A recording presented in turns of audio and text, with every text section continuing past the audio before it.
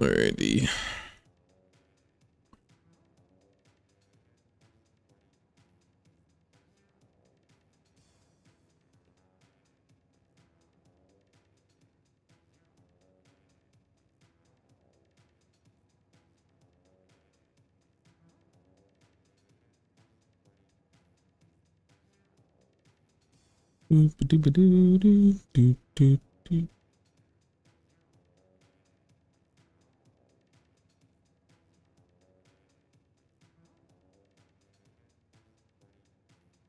Alright, um,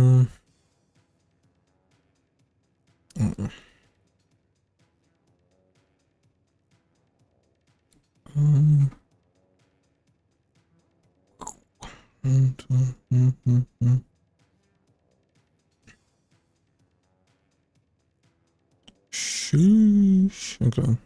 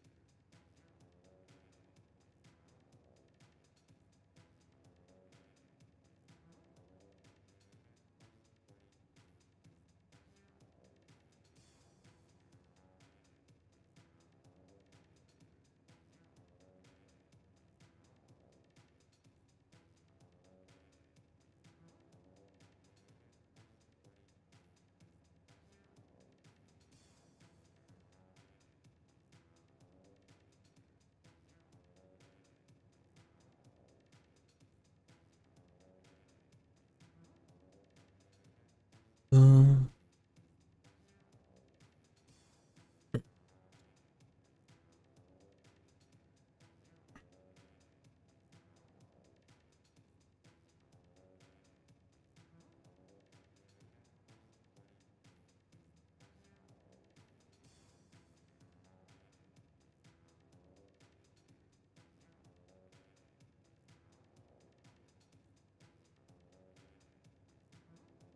alright.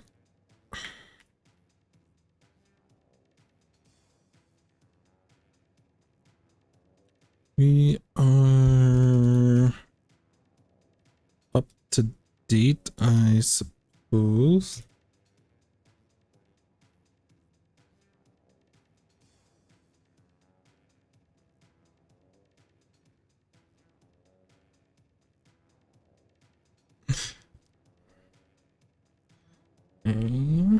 Welcome in, welcome in.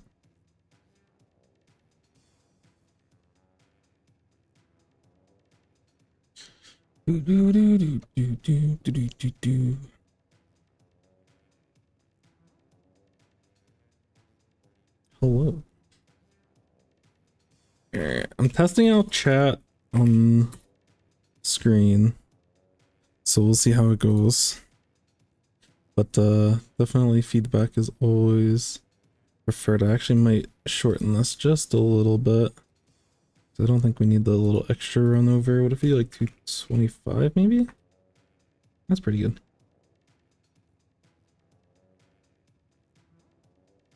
Can we do this 225? And we're chilling. Text is too big. Yeah. I was working with it because I'm using like, there's some like JChat thing that does this. And to get things perfect, it's a little bit of fine tuning, I have to say.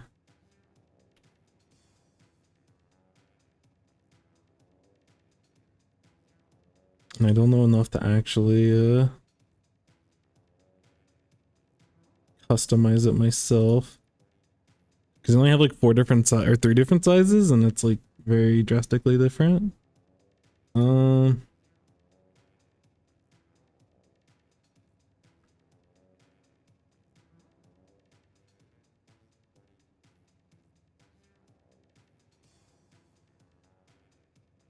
The furry now. We just center it instead, and we're chilling. Alright. Although we probably can make it a little smaller though. Sorry, we are most certainly doing it live. Okay, that was too small. Like 215. No, it's still too small. Oh wait, I went the wrong direction. Hooray. It's just gonna have to stay. Come on. Alright. They're totally gonna give us a zones rotation, right? But how's everyone? Did everyone do their turf war stuff? The challenge? Wait, there's literally no zones. Who made this decision? Who did this? Who did this? Anyways, I've been playing a little bit of the Rapid Blaster, so I'm gonna play a singular game of Rapid Blast, and then we will head into reviews. This bowling shirt is very cool. Wait, this other shirt's kind of cool. We'll do that one.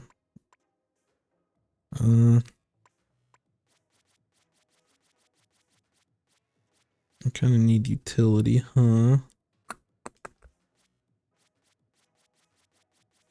What if we did a full main of this? These shoes are unreal.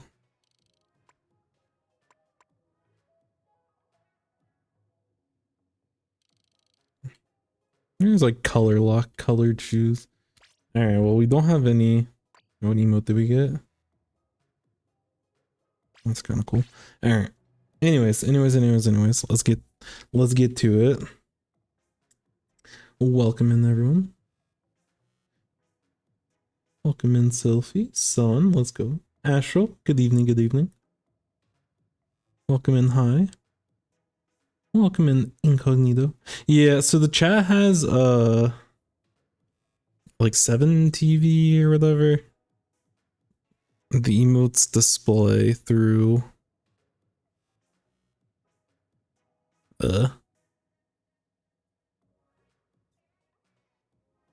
through the chat. I finally enabled some of it, so there's a lot of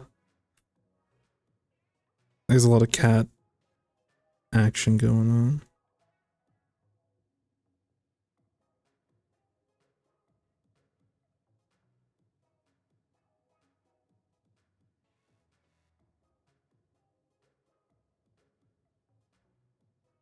Sadness. I can't see emotes, feels bad.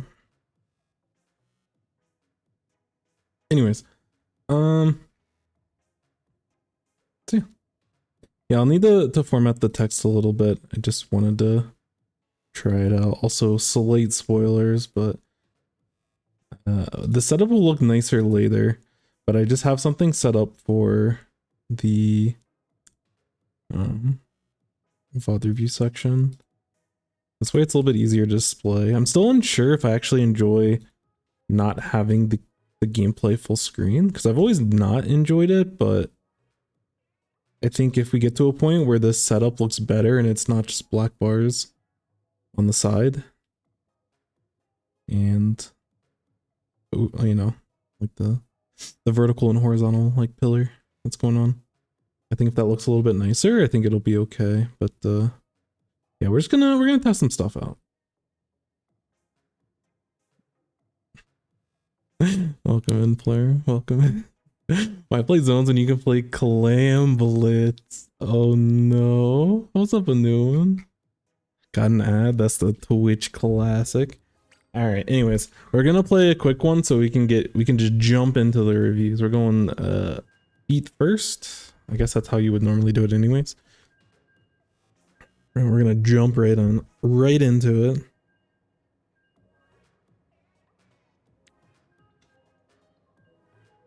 I had a cheese steak today. I think it was delicious. I haven't had one I didn't have one my entire life, but I had one like many years ago. And then I had a second one recently. It was very good. Hello, hello. Welcome in, everyone. Again, I'm still working on the formatting. I don't love the way that JChat formats the chat. Like if I size it a little bit better, it will definitely look better, but I want like a more system, like a more structured look at stuff. So we'll get there. And then again with like the overlay stuff, like I'll get the text to look nicer. Hopefully we can get some branding. We're gonna work on it. But until then, we're gonna work on our gameplay. Had a good run in the NA Open today. Oh yeah, who played in the NA Open? I didn't even know that happened until I was already out and about. You qualified? Nice, nice. Alright, so I'm really bad on this weapon.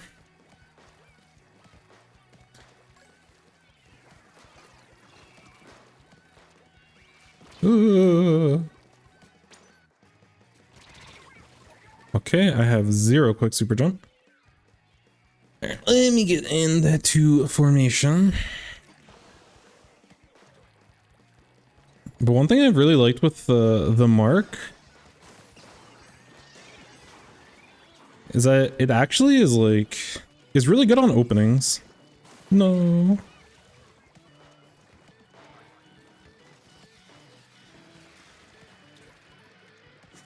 But the hardest thing about this weapon is understanding spacings.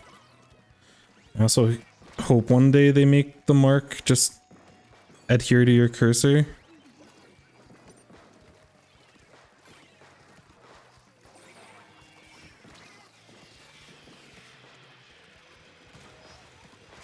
I'm gonna get pushed on left side.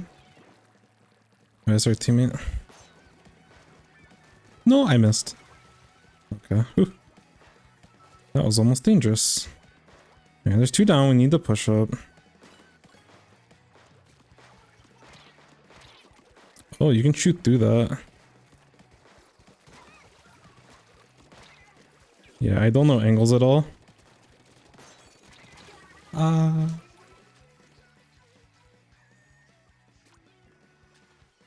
So I'm gonna have to work on that, but it was interesting they had an angle through the little pillow.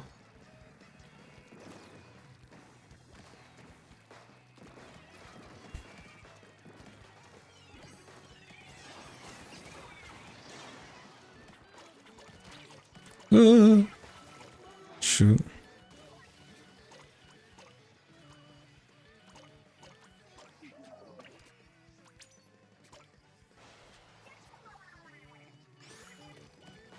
One thing I will say playing this weapon, oh shit, is that no one likes to paint. I hate how miserable it is to not be able to have agency over the paint in the map.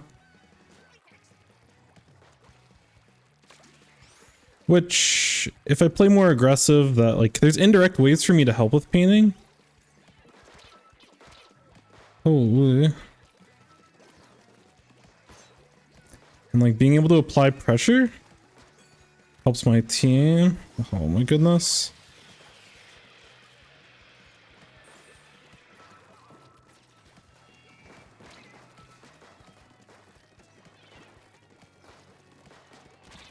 Oh.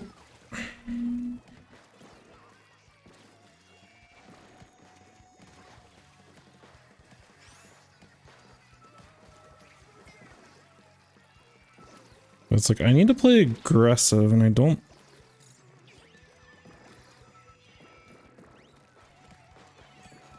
know how to approach doing it.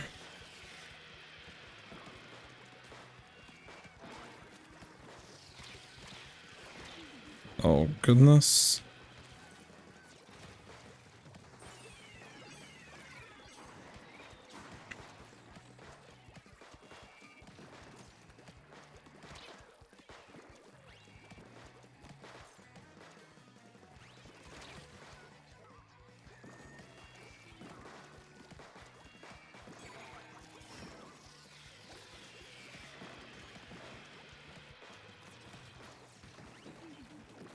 This is not a good push. I am very dead. I have no confidence when I'm like moving forward with this weapon. So it feels awful. Like it seems like I should be totally fine to very good on this map, but... yeah, should not be pushing forward there.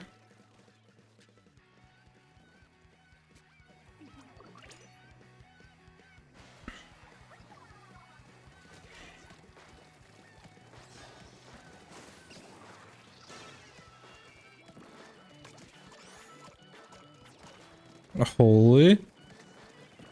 I also miss a lot of easy shots. Oh my god.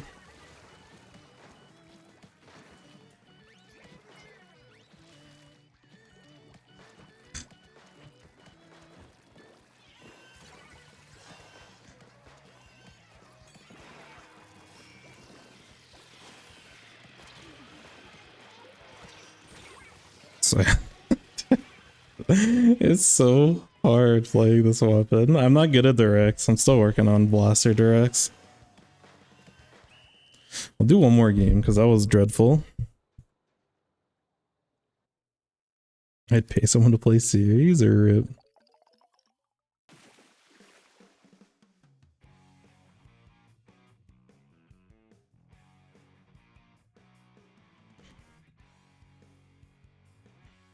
Okay, I want to move up on that map, but I don't know. I think it's also important not to throw early on. It's like really important not to throw. Because I try to play this weapon a little bit too offensively. And then once you start like going down as a team and you lose a lead, it's really hard to get back into it. Like the enemy rapid blaster could just sit back and just chill all game because they were able to push. But if I get that map again, I'm just gonna play like charger bridge spot. But it's like it's these ranges that feel really awkward. But that's just like a blaster thing in general. Sometimes you just have to be able to hit your directs. And I played like probably 30 games of it yesterday, and in certain cases I hit directs, and then in a lot of cases I did not. Do you still do game reviews? Yeah, we'll be doing reviews after this. Also welcome them. Yeah, if you want to submit a code, you can use !review. We moved it to a more centralized location.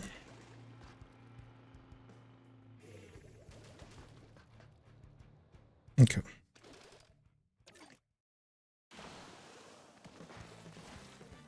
Alright, so we actually have a charger now. We have no front line. We have double missiles against single missiles, and we're playing against a tent. Oh boy. Yeah, I can't be sitting in that kind of position. Or I can't watch anything.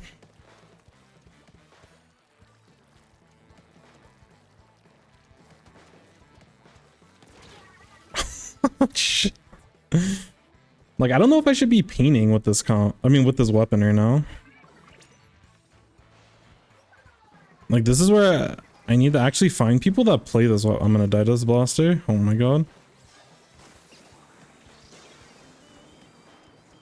Because, like, obviously I want to be harassing them and not peening, but... Oops.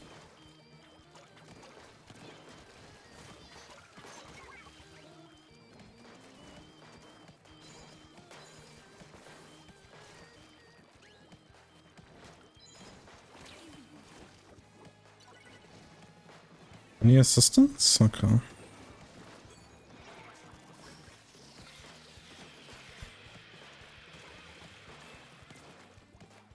Ooh.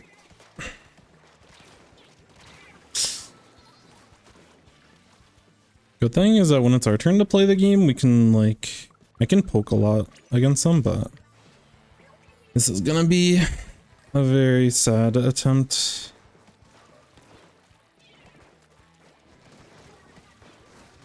Still another one.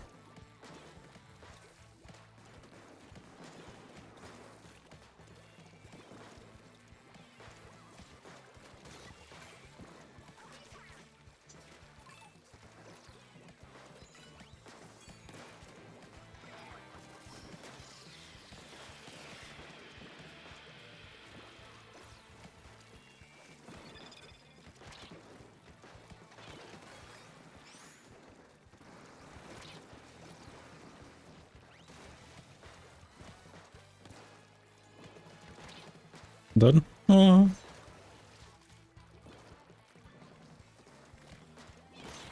Holy.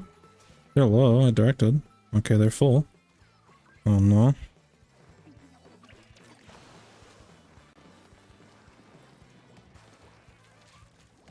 Like trying to establish my role in solo queue with this weapon has been probably the most awkward thing. That and understanding positioning.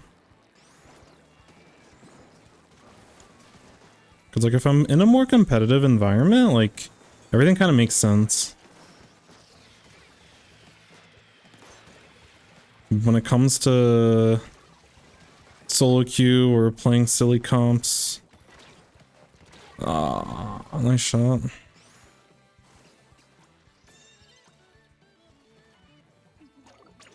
I think I also get too greedy to go for ouch. I get too greedy when I'm trying to like get picks. Like I'm more focused on securing kills than I am like holding space.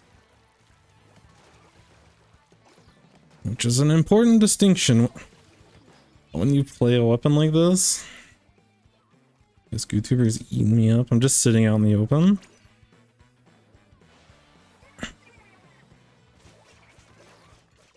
Like these are spots where the mark isn't too bad.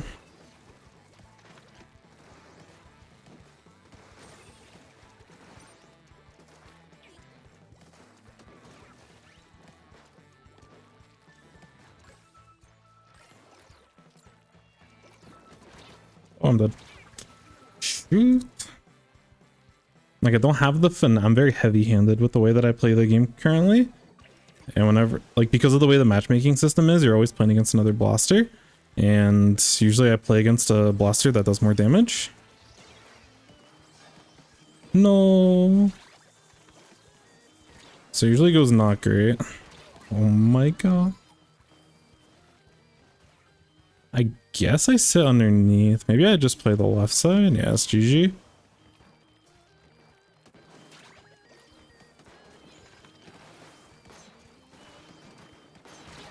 Ouch.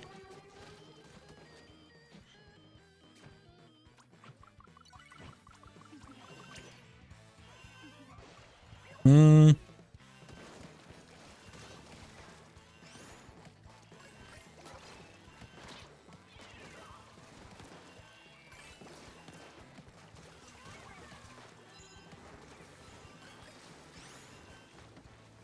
I'm not gonna get in time. So sad. Alright, I'll play a couple more.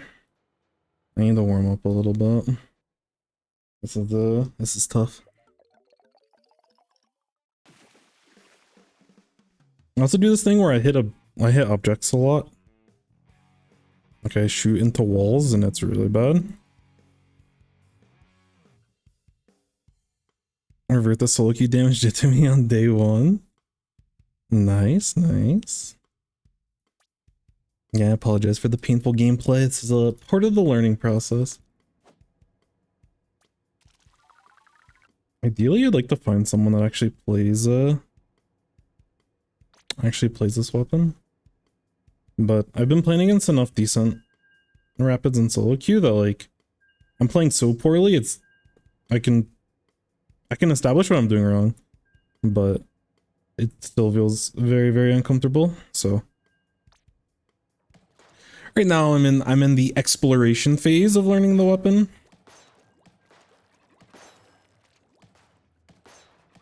And like one of the things with the exploration is like when you have to get creative and like when you have a team of like double backline and someone that wants to paint, I have to be very creative, but I should be more comfortable in the front line and not die. But like I'm still in this scenario where I'm like trying to get picks, but I'm just gonna do my calcs, so 3 more games. But yeah, I think that's been my biggest downfall. I went I went 0-5 in the Rainmaker on my calcs yesterday. I ended up like at 2k. But I think we got it back up to 2250 by the end of it. I just switched back to Splash for a few games and then I just threw a couple series, but yeah, this is gonna take a little bit of time. But I think this would be an interesting like thing to document and explore. So maybe I'll get like maybe this can be a series. 0-5 in Rainmaker, we've all been there. Fair. Thank you, thank you. Also, what's up, sons? Welcome in, welcome in.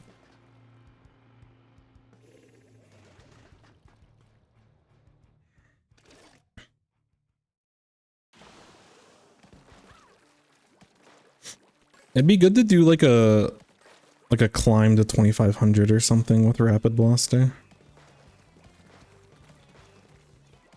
Just as like a proof of concept. It's like I don't know where I'm supposed to position. Because like ideally I'd want to blast over like a lot of these ledges. Like there's a bunch of ledges that I know I can hit. Okay, when they overcommit, I'm very much in control.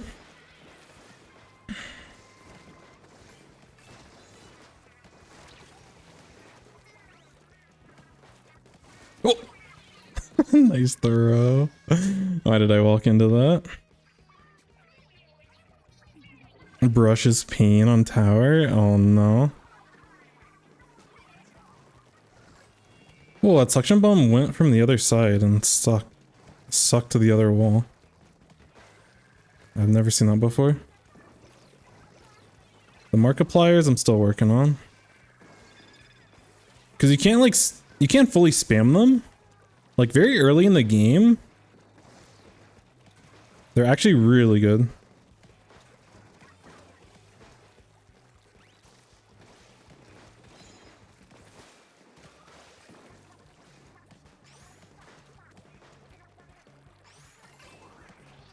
Alright, I must have special. I'm gonna focus left side, because as a team we're gonna want to hold that. I'm just taking a couple of shots between everything. But something that's really cool about Rapid Blaster, and like, I think people can do it with Splatlings as well. But like when your team has to push back, like you have the opportunity to hold like an aggressive defensive spot. Because if someone starts running forward like this,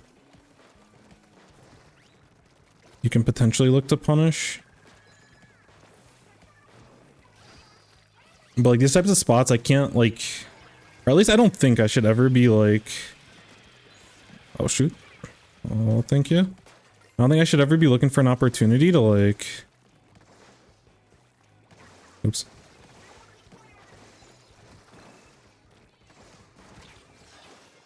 Push my luck. Which probably the more confident. No, that should have been a pick. I shot the wall at the end.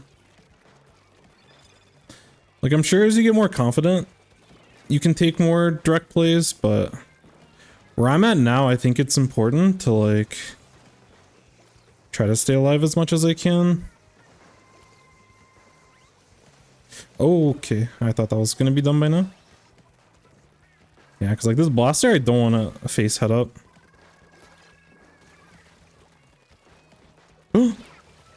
Shoot. Oh no. One shot. Okay. How can y'all not get this? Oh, that's tough. I got one with the Markiplier. Let's go. Alright, last one's bottom mid. They're probably going to be retreating a little bit. Yeah, they're backed up all the way.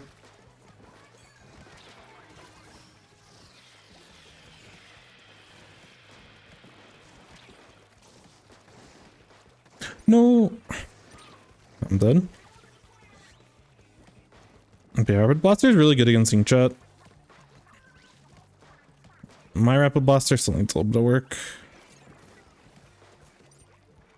If I aim that better, I had the pick. I should probably not be pushing up like this.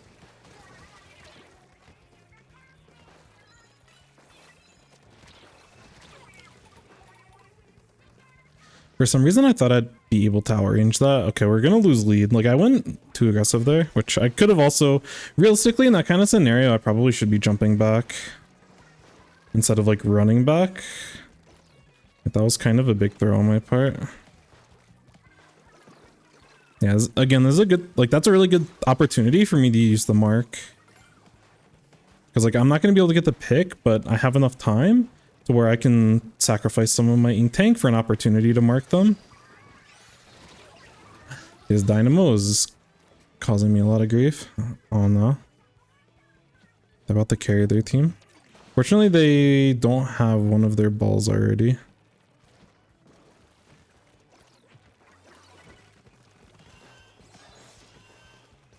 Oh my goodness.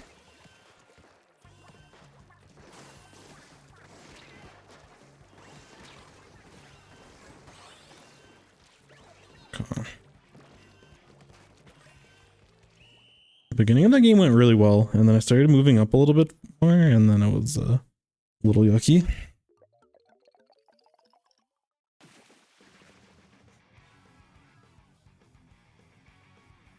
I don't know what it is about brush and humpback. Yeah, I've seen a little bit of it. It's a paintbrush is definitely quite scary. I would agree. A lot of people try and run head on toward hydras. It happens. Sometimes it just happens.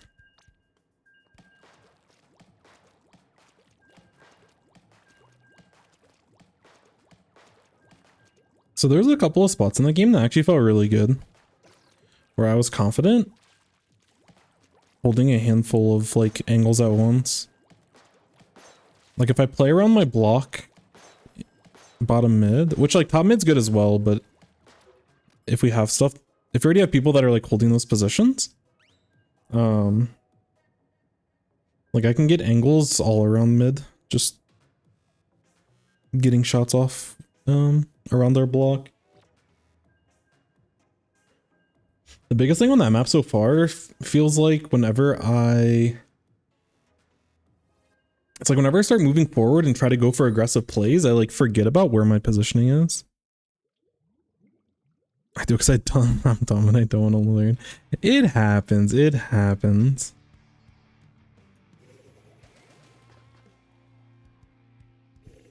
I think the other thing is there hasn't been a ton of splatlings, and especially not Hydra. And if you don't see something for a while, you'll get punished by them quite a bit. Okay, I should not be back here. I'm dead. I really need quick super jump.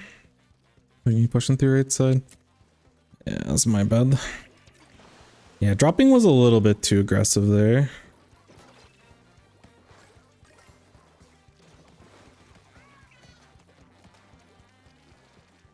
Like if I drop through right side, it's a little bit less scary because it's easier for our team to defend. But yeah. It's interesting I can hit the other side of mid through here. Isn't there someone like right here? Yeah. I'm so sorry, teammate. Oh, someone's desing. Okay, I need to make a ball and just I can use 2 Markipliers before I special, just because why not?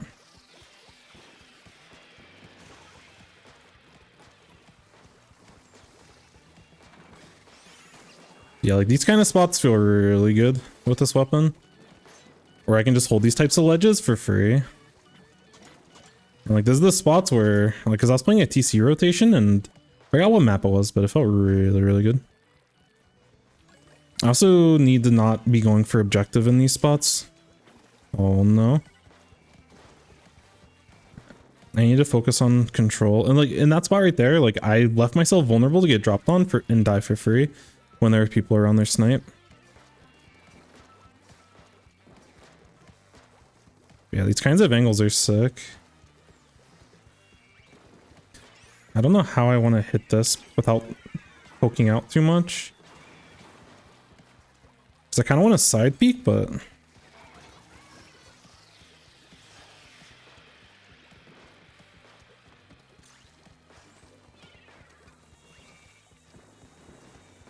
Oh, shoot.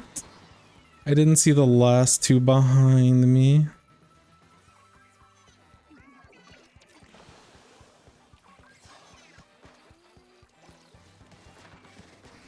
No, I didn't the direct. If I had a direct, we would have been chilling. They're low.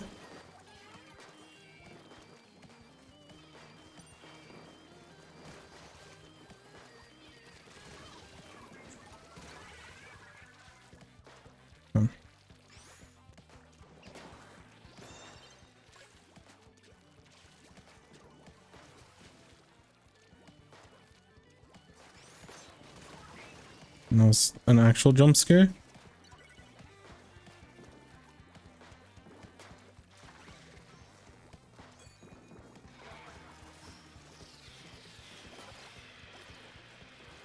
Nice.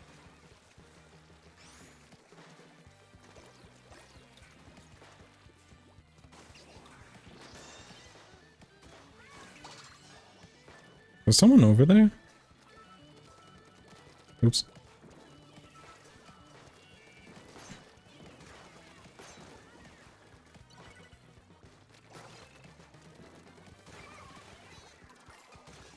One thing I will say with this weapon, I've experienced so much lag.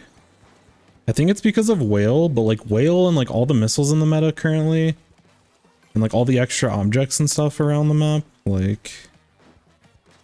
Oh, I didn't know someone jumped, my bad.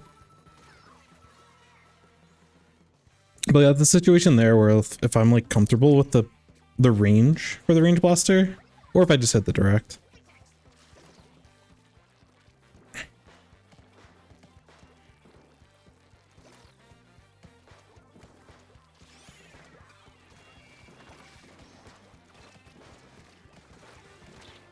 No.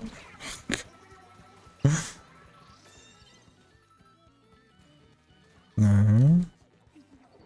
Unfortunately, my teammates are carrying me this game. I could be jumping in at any of these points. But...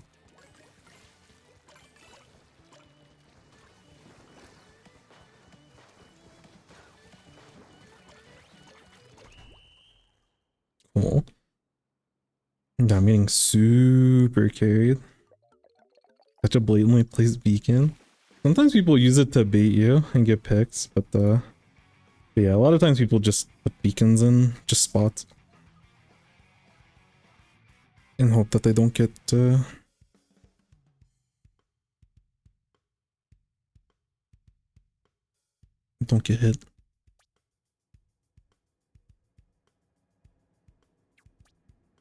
Yeah, there's certain parts of these games I feel really okay, and then there's certain parts I feel really uncomfortable.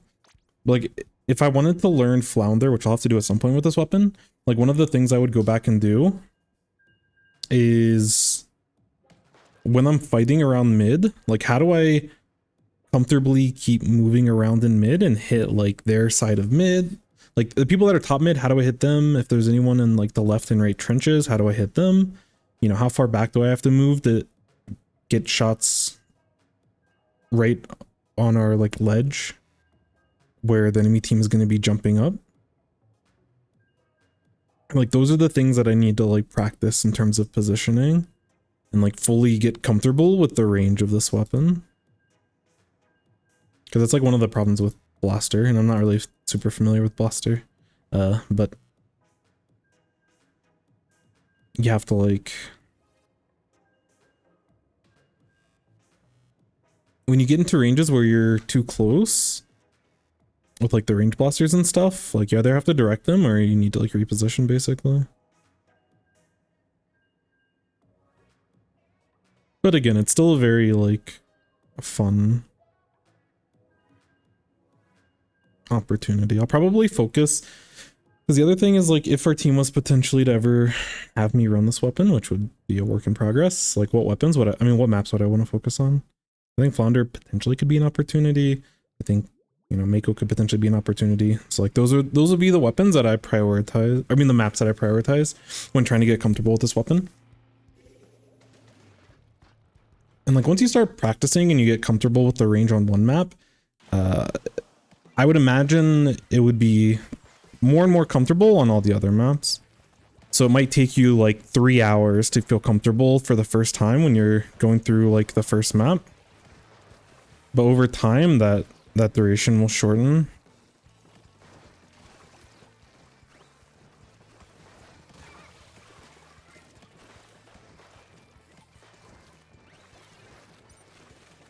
I'm so dead. If I had quick super jump, I would have jumped out there, but I knew that if I went for a jump there, I would just die.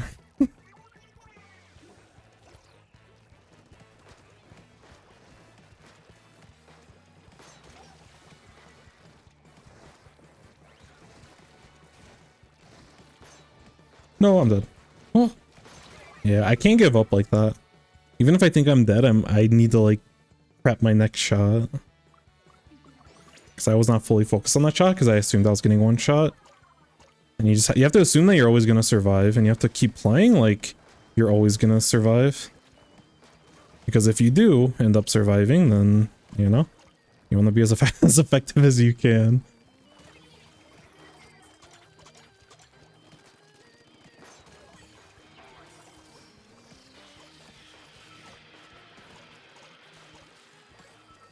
There's like someone right here.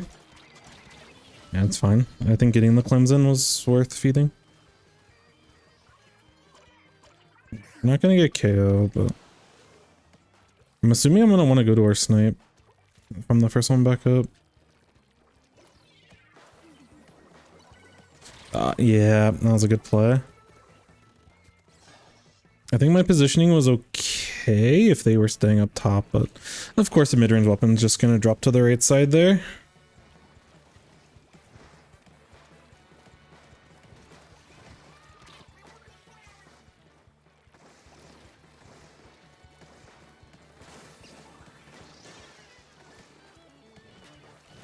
No. They're so low. No. We're throwing.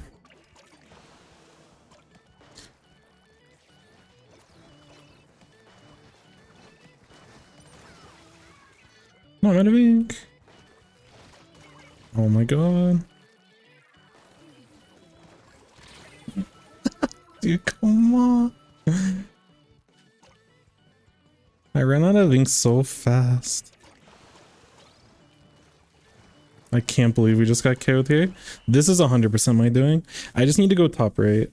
There's no reason for me to be dropping left side. This was silly. I also keep throwing the markers kind of for fun, and you run out of ink pretty fast. Like, they're not super draining on your overall ink, but you can't... It's like the same thing as when you're... I mean, it's the same thing with all subs and stuff, but like, you know, something like a burst bomb isn't super draining on your, like, overall ink management, but... Hey. Feeding for 5 games, not too bad. Anyways, this is still a work in progress. I am gonna spend some time, probably tonight, between like editing videos and stuff. I think I'll just sit in recon mode. Alright, so we'll get to reviews here in a second. I'll catch up on chat real quick. But yo,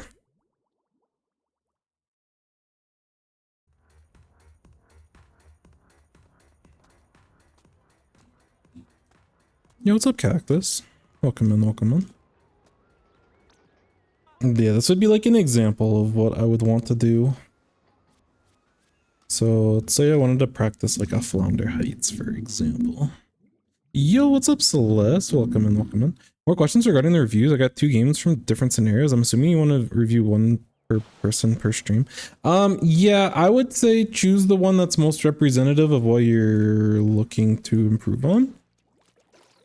And then we can continue to look at stuff. Like, you can submit another review once you have, like, because the idea is for you to have time to try to work on stuff between reviews. And then, like, the next time we see a code and the next time we see a review, like, then we'll be chilling. But, yeah. I was thinking about it because, like, I can talk about one game of Splatoon for a long time, but like, you know, in certain cases, like having a second or a third game may not be the worst thing in the world. It's just really, it's really frustrating with like the Splatoon interface with like having to switch between games and stuff.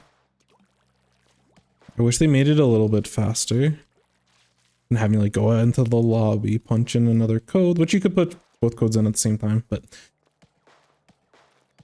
yeah, for right now, at least I would say just like submit like the one that you think is best representative of where you're at now, or has, you know, there's specific scenarios that you want to highlight and go over. Didn't see that. So yeah, if I was trying to learn this weapon on this map, like the first thing is to figure out, and again, I wish you could just like, I wish you could just place like the dummies. Like I wish I could just place a dummy on this grate and practice ranges, but Nintendo moment. I can't complain too much about recon mode, but it's going to be about the most bare bone experience you can imagine. But like, you know, I have to get comfortable with like hitting these shots, because like, you know, where are the common places that people are going to be?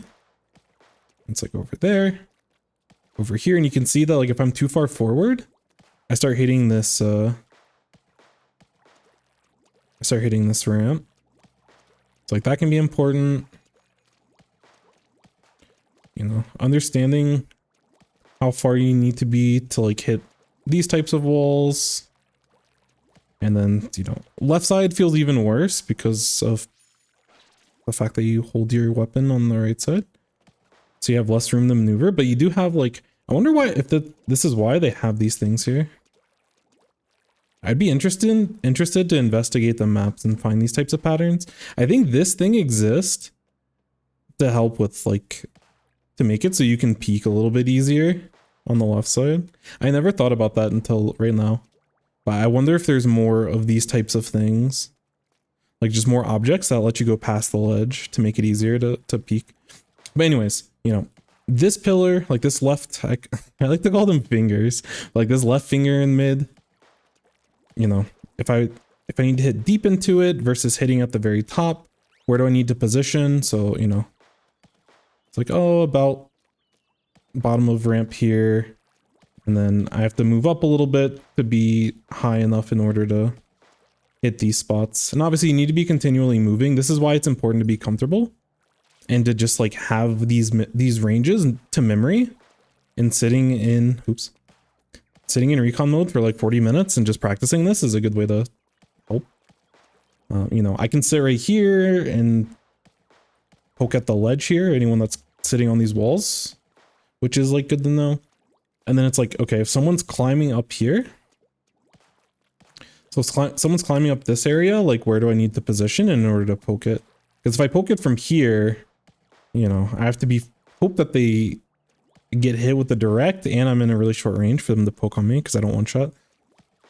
So then it's like, okay, I'm going to be a little bit deeper into the zone. You know, maybe I'm playing from over here And if I sit, because I wasn't playing over here before, but if I sit over here, you know, I can hit all of, you know, all along this right wall at least. And I can hit up there.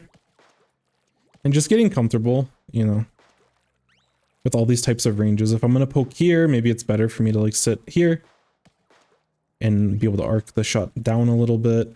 If I'm on great, how far does it go? And get some ideas there. I actually don't know, like if someone's here, can I don't think it's gonna do an indirect there. This is where having those dummies would help to like know these ranges specifically, but you know, at least you can see little things like, oh, I can paint this wall from over here. That's interesting to know. And if I'm here, like I can hit on the other side of this wall easily, but I don't necessarily want to poke this. You know, lean on the right side to hit these shots at max range. I can stand in the zone to hit it at max range, because if I'm shooting shots from up here, then it's like going way past, and I'm like, this is just, I have to hit directs, otherwise I'm doing no damage. And like, these are the little things that help you maximize, you know, just all these little areas that you want to hit, you can constantly like rotate. And that's ideally where you want to get with this weapon over time.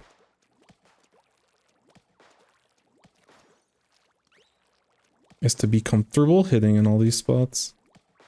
And if I'm fighting on this, like if I'm a splash and I wanted to fight on this wall, I would be obviously closer because I have short range. But against it over here, like I can play it all the way back here. Like obviously they have to commit. I don't have a good, I can't really chase all that well. But it just goes to show like the amount of range that you have. And also like if I'm trying to approach back into mid, like where do I have to be to hit shots on mid? And when, like I saw during the game, it's like if I'm on this ledge, I can hit the opposite finger or whatever.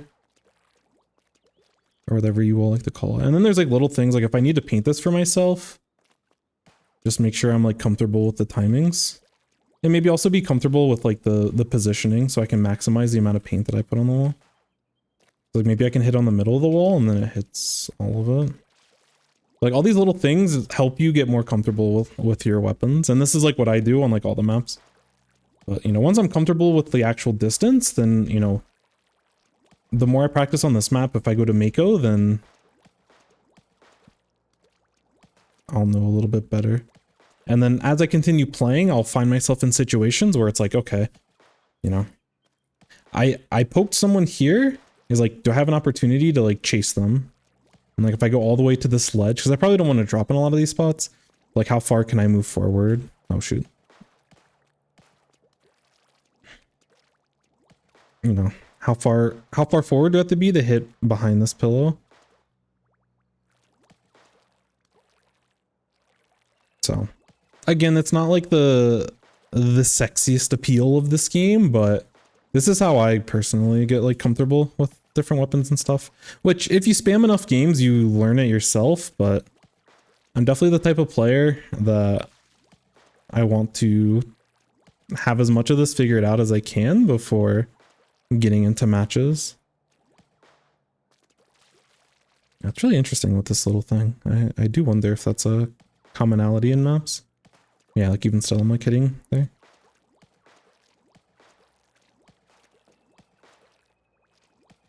This might be an acceptable spot for me to like jump shot potentially. Like if I want to hit up here, I can hit up here without having to jump shot. But if I'm trying to hit on the other side and get some poke here, and I don't want to like, if I don't want to commit all the way up here to hit this, you know, because this is a better angle, but obviously I'm more exposed. But like this might be an excuse to do like jump shots and stuff. And, you know, maybe I take some jump shots and just on average, just kind of see like, which I'm running intensify action right now. But like, how does this look? How does this feel? And just get comfortable. And then as I get more comfortable with the ranges, I can start establishing like the different rotations. So like, oh, you know, I want to check this. maybe I can poke this area. You know, if there's someone, if the last person alive is up here, I can stay alive. I can continue poking this and start really just figuring out, you know, where I need to be to hit everything.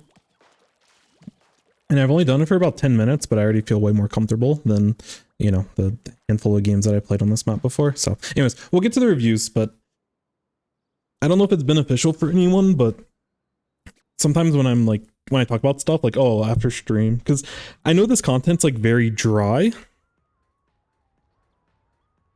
So it doesn't make for the most interesting of streaming content. But I at least like to talk through the process if someone wanted to like, and it's not to say that like the way that I do things is like the most optimal, but it can't hurt. I can tell you, you will be a better player for implementing this, especially for learning like newer weapons. But yeah, I don't know. I find it fun, but I know that it's not good stream content. So I'll kind of show the process, give a little bit of an example of what I do, you know? And if you play like an Inkjet, if you play Zipcaster, if you play Crab, like if there's weapons that are very range dependent and like situational in certain respects, I mean, most specials are basically like outside of missiles, but even with missiles, you can like awkwardly practice it and just figure out where what positions you should be popping missiles in order to like be able to hit the most people, if that's what you're looking to do when you're using missiles. But there's ways to min-max a lot of things, and for me at least, and maybe I'm wrong, if there's anyone you all know that like really harp in on the min-maxing, some people do really good guides, like the Pika Daves of the world have like really good guides on a lot of this stuff, but this is just like me playing other games and stuff. This is how I get comfortable like with a weapon, and I get comfortable like so that I can actually focus on decision making when it comes to actually playing the game. So again, I hope people find it beneficial. If you don't, then we'll get to the replays here shortly. I also need to get Epic Pin opened. Oh, so Mizu, there's a new Discord server. I need to make a note in my old server, but there's a new server to post replays. We're trying to put them in a more consolidated area.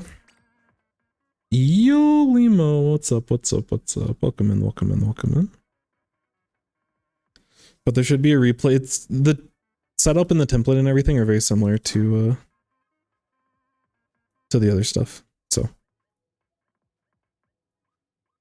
hopefully the process isn't too bad for you, but yeah. All right, real quick, let me catch up with chat.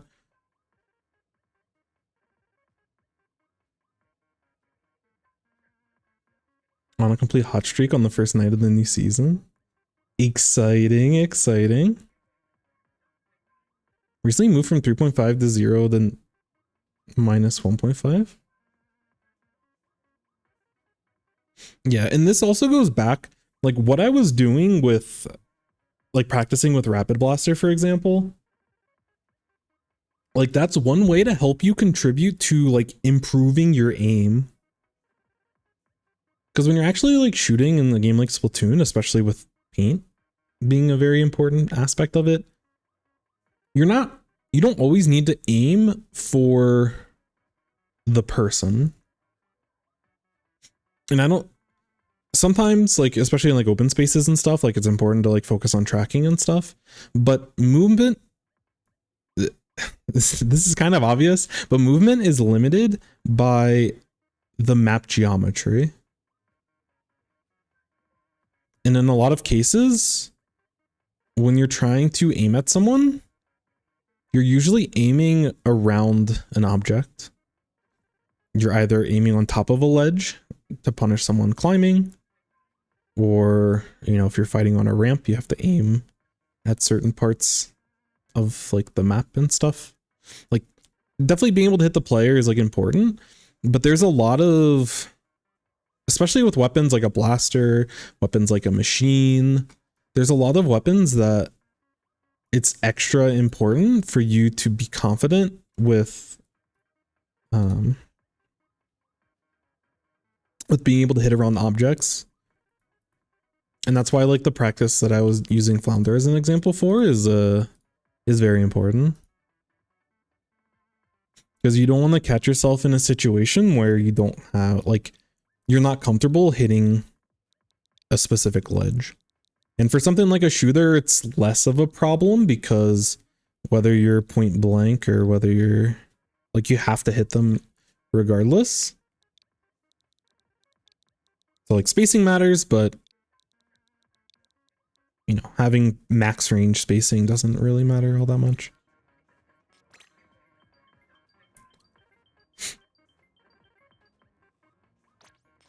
Nice, someone else is playing rapid.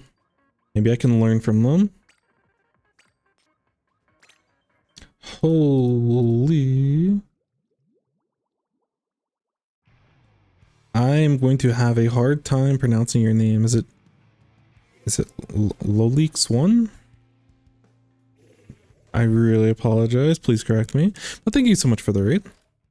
I can give you a little bit of a shout out here. I'm assuming you were playing some Splatoon. You were. Let's go. But hopefully your games went well. I don't know if you're doing Salmon Run or Turf War or playing in the Nintendo tournament that was happening today, or if you did challenges. But there's a lot to enjoy right now. So hopefully you had a nice experience, nice stream, nice weekend. Well, today I just drove because we recently moved to this area, so I just drove to a bunch of different places and I was just like picking out random food from, I'm like, oh, this place looks nice, and I just like chose like a little something from there, and then as I kept driving, like, oh, this place looks interesting, so I bought like different things from like 4 different places, and it's been really fun trying out. I don't know why I even brought that up, but I think it's because I'm seeing food on the other side of everything, and even though I'm full, I'm still hungry looking at the food. That's when I had the cheesesteak.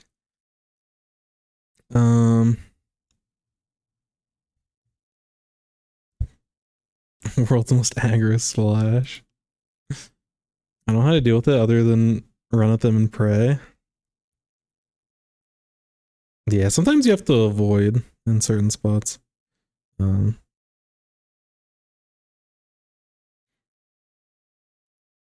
Yo, welcome in Sam Gaming. 55th in the Nintendo tournament, first tournament experience. Well, hopefully it was a good one. That's a totally, especially for your first tournament, that's totally respectable. Because like the top probably, because I think only 16 qualify, but like the top 30 are probably like very sweaty competitive Splatoon players. And I know there's like hundreds of teams that like sign up for those tournaments, so 55th is very respectable. But yeah, I hope you had a good time. I'm sure you probably, you know, in those early rounds, you might have played against some of the best that Splatoon has to offer currently in terms of competitive players. Boston here. Oh, you played versus Pro Chara. Let's go. That's hype. That's hype. Yeah, Chara's team's really good. I don't know who qualified. I was watching a little bit of Vapor stream, and I think they were like 8-0, and they probably were chilling. Pro car. The Pro Chara. I see the vision. Thank you, Bob. Oh yeah, speaking of, I need to swap over. So yeah, I need some feedback from you all with a lot of this. I'm testing, like, obviously, where's that big pen? Hold on, give me a sec. So like this area down here is like very bland. And then this area up here is very bland. And I want to work to make it look a little bit nicer, some more interesting font over here, maybe some graphics, some colors, but I'm not that kind of person. So I will slowly improve on all this, but the biggest thing that I'm just interested in hearing people's opinion. Are y'all okay with the game being in this kind of like not taking up the full screen with? Because I used to hate it, and when I watch, like I still watch streamers that do it, but I'm like, oh, I really don't like this, but I think it's okay. But I'm interested in everyone else's perspective because I think I've slowly changed a little bit as I've watched more people that have worked with some sort of overlay, make the overlay smaller. Yeah, I'm with you. I definitely think we can shorten it. Like the chat size over here is pretty big. And this is something that I'm gonna have to like I have to resize it and stuff, but I kind of just like slapped it together just to have some a proof of concept. But no, I'm with you.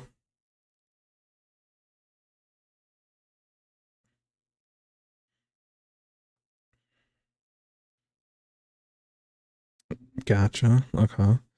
Do you think the text would be visible on mobile if it was smaller? I guess I can just go back and watch the stream on mobile. Okay, cool. Gotcha. Text is used. Okay. It definitely is big. I just want to make sure that everyone has like a chance of like being able to see stuff. All right. Well, definitely. The feedback I've gotten is definitely make chat a little bit smaller.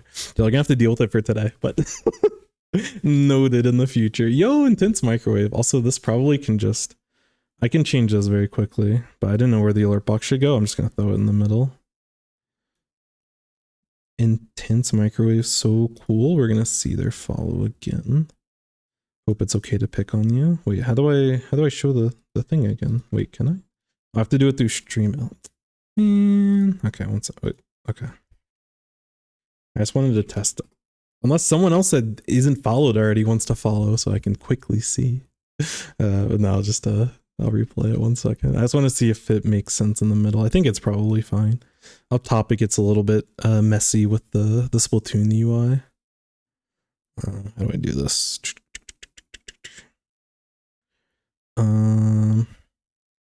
Where is this thing? Bro, I am too boomer. Oh, alert box. Oh yeah, okay. Alright, yeah, that's fine. That'll do. We'll fine tune it, but all feedback is definitely appreciated, and feedback definitely noted about the size of the text. I thought it was definitely a little big, but it's frustrating to deal with the sizing and stuff, and I'm hoping for a different solution that makes this look a little bit better. But yeah. But at least it's definitely readable today. Maybe too much of a good thing, if you will. So let me update the little VOD thing real quick, and then I'll catch up with chat, and then we'll be chilling.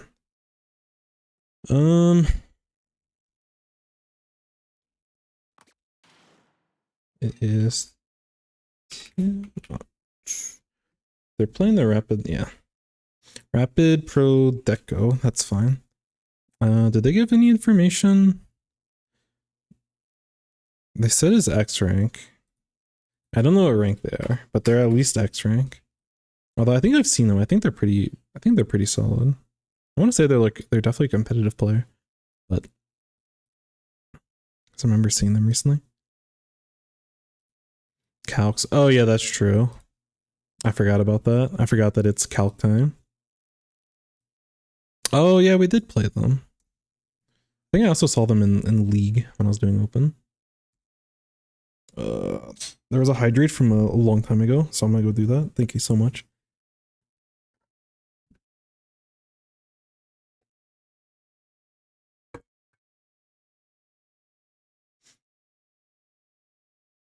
Does this command work? Yeah. Right.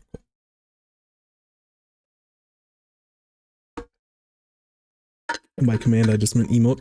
Anyways, I love a huge water bottle. Thank you. So. You affiliate? Oh yeah. Thank you. Appreciate that. And welcome in.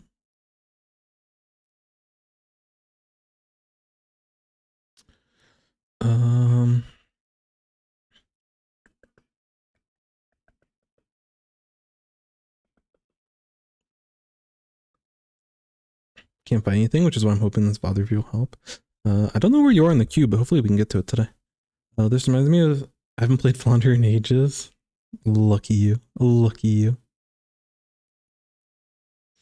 I've been playing backline for so long, I kill all the time when someone ran at me. It doesn't work when I run at them, yeah. It's always interesting being on the other side of things. Yo, Lomo, welcome in, welcome in. Also, congrats on all the 9s. Y'all are popping off. The lossless. I think Lurk still works. I don't even remember.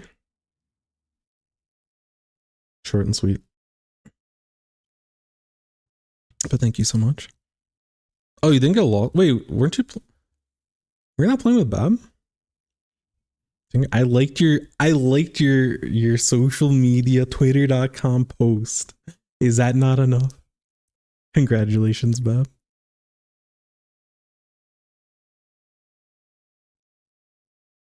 Oh, started freelance. I see.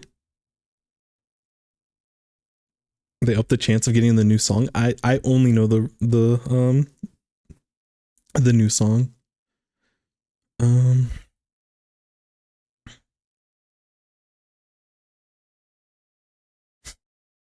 Oh, it's prioritized to play the song for the next 7 days, and then it goes back to the normal pool. That makes sense. That makes sense. You and Dynamo had the ink struggle. I was playing a game yesterday, Blaster v Blaster, and we were just like sitting next to each other without any ink, just like jumping in circles and missing shots. It was so bad. Oh man. Dude, it's always funny to catch up where I was before, because sometimes I just pop into random parts of chat, and then when I catch up to it, I get excited. Am I a one-trick wiper now? Didn't think it was dropping machine. I mean, machine's still fine. If you want to play machine, I think it's good. But for someone like Saf that I don't think has a ton of machine experience, I don't know if it's worth spending a lot of time learning it. If you're already confident on it and you played a lot, and like you played it a lot in 2 and stuff, I think Pocket Machine's always going to be good. But yeah. Yeah, I don't want to play Wiper on Mako or Flounder. That's fair. Yeah, we'll have to figure out the whole figure out the whole setup. Like maybe Tri-Slosh is an option. I don't know. We'll have to think about it. That's why I'm saving the challenge. Making me be very careful. Think about how I want to use my angle shooter. That was a good opportunity to use them without secondary subsaver. Fair. I've got one which shows my main struggles. Awesome. Thank you. And I think I saw that you submitted it. So appreciate that. I don't know if the death was on purpose. It totally was. Any death I have is calculated. Surely. Certainly. Too bad we can't go into recon with friends. You can. You can enable recon in a PB. So that's definitely doable. It's just finding someone at like 1 a.m. that's like, hey, do you just want to like sit here and do nothing so I could practice stuff for an hour? I don't know if that's I don't know if I would subject anyone to that kind of testing. A lot of times I'll poke at someone if there's something very specific that I'm interested in testing, but usually I'm not like, I'm going to test everything. So it would be nice. I was thinking about using a second switch in certain cases so I can test it myself. Stamper does nothing for us. I mean, Stamper is always good, but you know. Needed to do the stuff in Recon with Zipcaster. Yeah, the other thing that I would recommend, if you can find someone that is also playing your weapon, that like streams or makes videos and stuff, and you know, they're trying to be competitive or they have the same interest that you do with playing the game, Definitely watch other people, like bouncing ideas off of others in terms of like how to get value out of like Zipcaster, for example, with Tetras. Collaboration is really important. Even though you're not specifically collaborating with the person by what, you know, it's like a parasocial collaboration. Is that a term? Did I just make up that term? Parasocial collaboration. Oh, but yeah, that's like the best way to learn.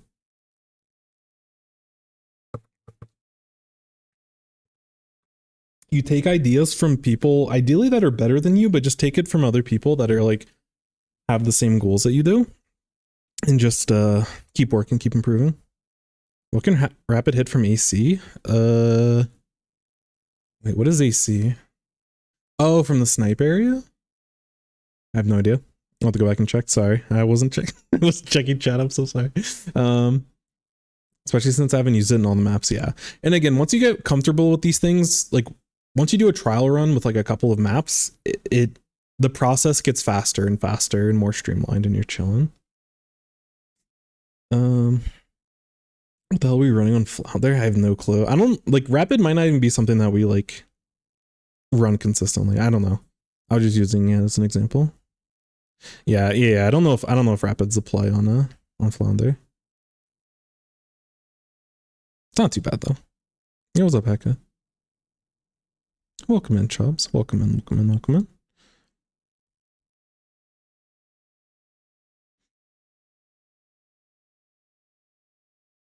Sometimes the boring way is the best way to learn, yeah. I think it's important. I try to, if there's something that's very dry but I find will be beneficial, I like to sprinkle it in. But I don't want to do like 3 hours of just sitting in recon. Only I find enjoyment out of that. I wonder the strengths of it has over BP machine. If people are running it because they're bored. I think Rapid Blaster, like it can comfortably hit a lot of areas from a very safe distance, in my opinion. I think, and again, other weapons can do that as well, but it also just kind of depends on the type of comp that you're working with. I still need to see a lot more competitive blaster gameplay because I'm still kind of new, but you know, like it definitely has a niche of being able to handle other inkjets very well, but it has a lot of mobility, and I think it's like an anchor type weapon that can keep up very well with a more aggressive like frontline option. And its kits and stuff, I think its kit's actually kind of nice. I think Whale is a nice option. Not that it's optimal always, it certainly is not, but I think it has its niche. But we'll have to dissect it, you know, in terms of our actual team of when we want to use it.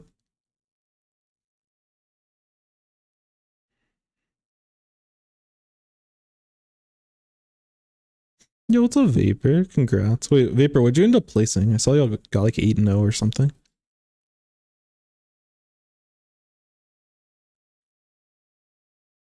Yo, welcome in, Exploding Kids. So if you do exclamation point review, that should hopefully answer your question. If you have any additional questions, definitely let me know.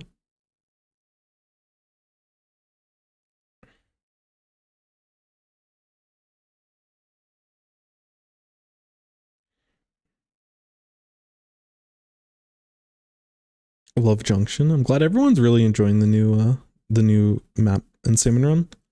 I only played it for a few games, but it seems really interesting. Paintbrush. I keep thinking people are misspelling paintbrush whenever I read paintbrush, and I'm like, oh wait, there is paintbrush. Why not just Rapid Deco? Wait, what's its kit? Isn't it like torpedo? Torpedo inkjet? Oh wait, I don't even know what its kit is. Hold on. Rapid bullet. Or wait, it's just Rapid Deco Splatoon 3?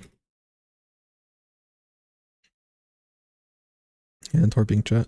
I don't know. Don't you get additional range with the pro? Like I think Rapid Blaster Deco is like interesting. Like we're still at a point where how would I phrase it? There's still a lot of experimentation going on. So obviously people are gonna have some sort of favoritism toward like newer stuff because it's more interesting because it's new. In terms of what sticks, we'll have to see. I actually think the new line marker is really interesting.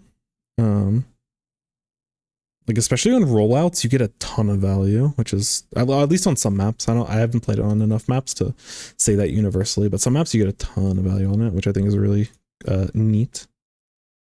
But I mean, you might not be wrong. I don't know. I don't think anyone knows where the dust is gonna settle at the end of the meta. So it really is just like trying stuff out.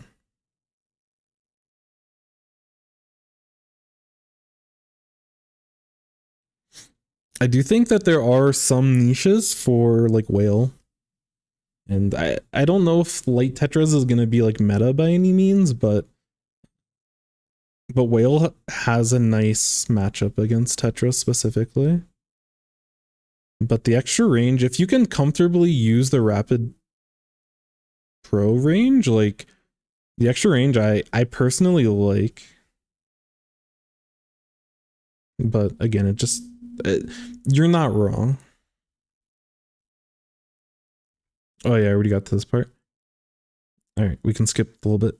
Oh wait, I talked through a lot of this. I think we're caught up. It's 2 a.m. for me. Someone needs to reenact the charger from the trailers to Zippa. Give Splash a Zipcaster, please. I recon one time since patch. Let's go. Great, needs a stream so I don't have to leech off of the rare fuzzy streams. Yeah. Dude, I think there was a gray and fuzzy stream not too long ago. That was pretty epic. People that are smart talking about the game. We love to see it. Yeah, no problem, no problem. Is the call for paintbrush just pain? I don't really know. I haven't figured it out.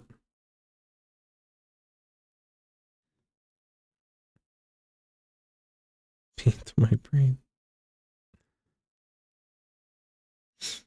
I'll probably just call it brush unless there's multiple brushes on the team.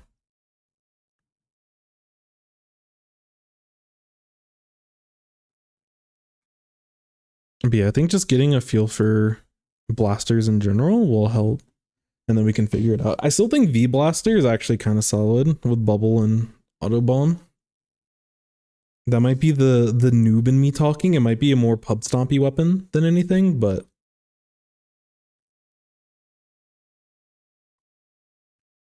V Blaster seems like a real struggle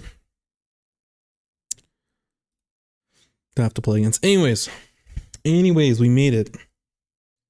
Everyone pat yourself on the back. Woo! We did it. All right. So we're playing Rapid Blaster here. Just gonna call it Rapid Blaster. We know there's the only, but yeah, Rapid Blaster Pro Deco. What do people abbreviate Rapid Blaster Pro Deco as? I have no idea. Yeah, Rapid or Rapid Pro, that makes more sense. We'll just go with that. Thank you. So clams on Humpback, which means honestly a lot of these weapons are really annoying. Dynamo has an interesting niche on this map. It can handle a lot of these ledges pretty well. It also can do well with the weird terrain on mid as well. So both teams having Dynamo is actually kind of interesting, and I think tactical or especially with buffs, it makes a little bit more sense in a mode like Clam Blitz. Both teams have a blaster.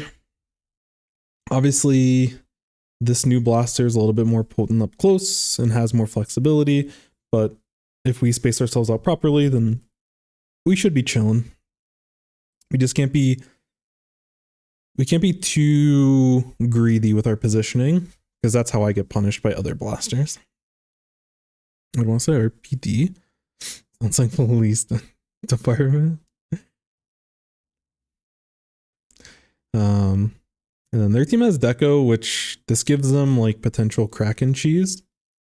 So I want to keep in mind that, especially if it's a close game. As we get later toward the game, we want to make sure we have an answer for that. So we don't just let them Kraken and win. And then Paintbrush, I'm still learning a lot about this, but it effectively is like a longer range bucket, and it's just a pain, as the name implies. It can get a lot of value just either hitting over ledges or hitting from ledges. And I think against your comp, it has opportunities. Because we are a relatively, especially these two are relatively slow. Ballpoint's flexible and it's pretty fast if you're comfortable on it. And then this swiper is probably going to want to farm missiles. I don't know in terms of like how aggressive you want to be with the new wiper, because you don't have a sub, which really limits a lot of its aggressive playstyle, but it's still a very hyper mobile weapon that deals with a lot of frontline. The one thing I will say against enemy comp is that this wiper doesn't have anything specifically that it can like bully, because Wiper really likes to bully short range shooters, and there isn't any short range shooters on the other team. So we'll see how it fares, but for the most part, it's quite mobile. So I think it can get in and out of ranges against the blaster, the super scope, and the I guess people are calling that the 92, the super scope. I don't know. I'll call it 92 for now, but we'll see how that goes. And then like the paintbrush and stuff. Obviously these things kind of outrange it a little bit, but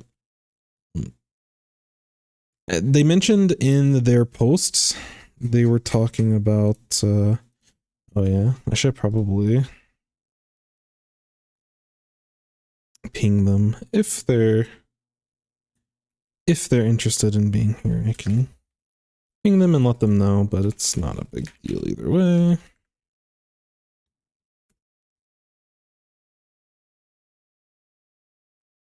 Oops.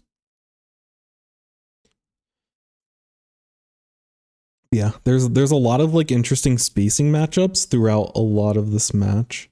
I think both both sides have a lot of weapons that deal with ledges very, very well.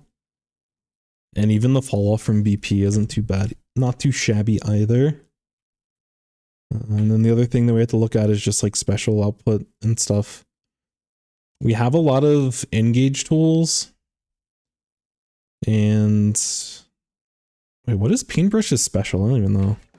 I always forget. Wave breaker. So they have some like, they have a lot of like control-y kind of tools. This will be an interesting kind of dynamic. But overall, I think we're definitely a little bit of a faster comp than this team.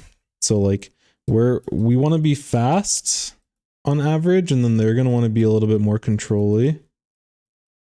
But obviously this isn't like set in stone. Like the control team's going to want to play fast when they have the opportunity to do so. But on the breaker. Yo, what's up, Mr. Meow? Welcome in. Oh wait, is this your review? I know your name is Meow on Discord, so if this isn't you, then no worries. Oh, it is. Awesome. Welcome in, welcome in. So yeah, if you have any questions or any feedback as we go through it, just let me know. Otherwise, we'll get to it. Yeah, because it came out in 1992. Gotcha. Thank you, Vapor. Bagged the hell out of a wiper with angle shooter the other day. Yeah, angle shooter is awesome.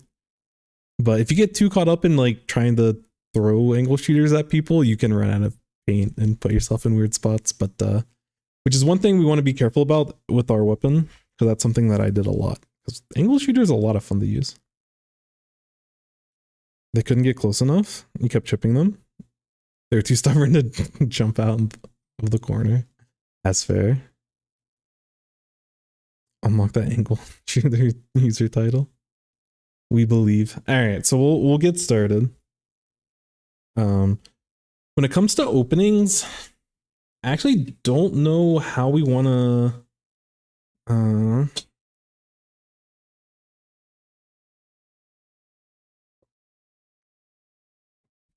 Sorry, if you're using some of the 7TV commands, they may not all work. I just randomly threw some that were on the popular section, so if you wanted to look through those, you're more than welcome to. You can like add to them and stuff. I don't know. I just threw it on a couple minutes before the stream started, so. Anyways, but yeah, I think we can play around mid toward the beginning. But again, this goes back to like what I was saying with when I was doing the example on Flounder, especially with this type of weapon. Like I want us to play around mid, but I don't know exactly where we need to be positioning. Like if we can get to the sides, we can definitely like poke behind these common areas. We have to go a little bit deeper, which is going to be a little bit dangerous to be able to get behind there. But there's definitely some interesting angles that I know that we can hit as a as the rapid. So I don't know how comfortable you are with the weapon and how comfortable you are with your ranges on this map, but that's something that you'll continue to improve in time.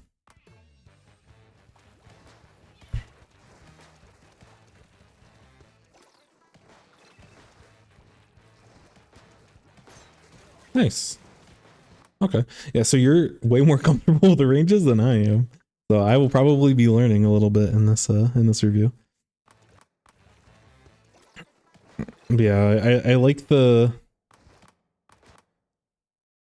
So like in overhead, I was showing this type of angle, but you know, this is like way better being up here and being able to hit this kind of spot as well. Cause like people, if they're gonna poke off of top mid, they're probably going to be taking this kind of angle on either side. And obviously we can't hit this side, but we have to assume that our teammates are going to be able to hold that. So we get some opportunities to hit this here.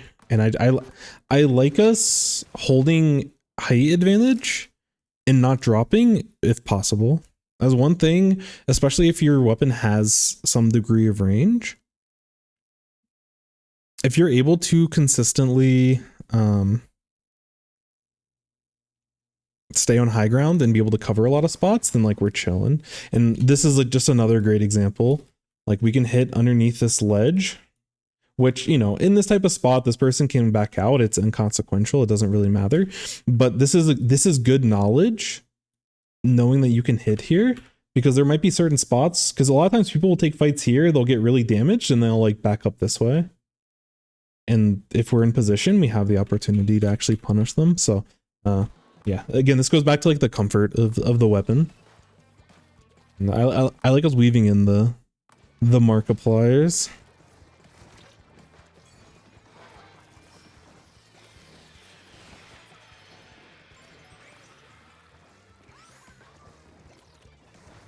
I'll let you cook a little bit. Yeah. So a couple things here at the beginning. I think most backline-esque weapons like opening bunker. Yeah, bunker definitely, like, in general makes sense, yeah. Like a splatling or something would definitely feel chill up here. But it's good to know, like, if you are on bunker, it's good to know like what you're able and capable of hitting. Or I guess you have to like maneuver a little bit. And just having that understanding of like what can I control when I'm in this type of spot. But no, for sure. So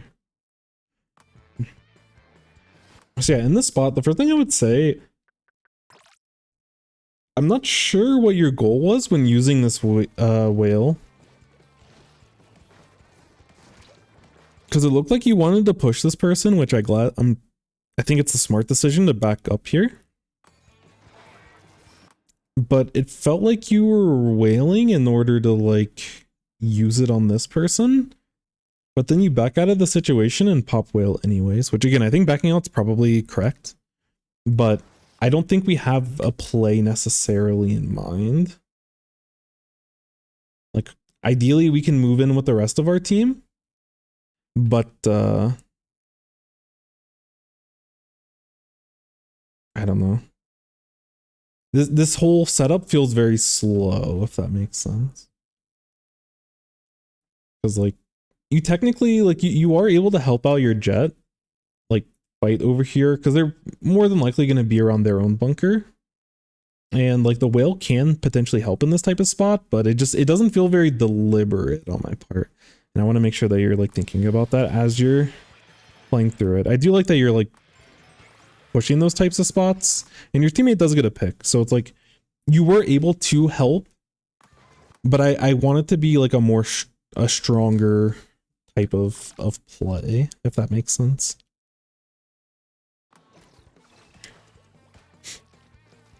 Because like you'll have a numbers advantage, and like once you back out in this spot, which you probably could have just pushed their bunker beforehand, but I'm okay with you zoning off the dynamo.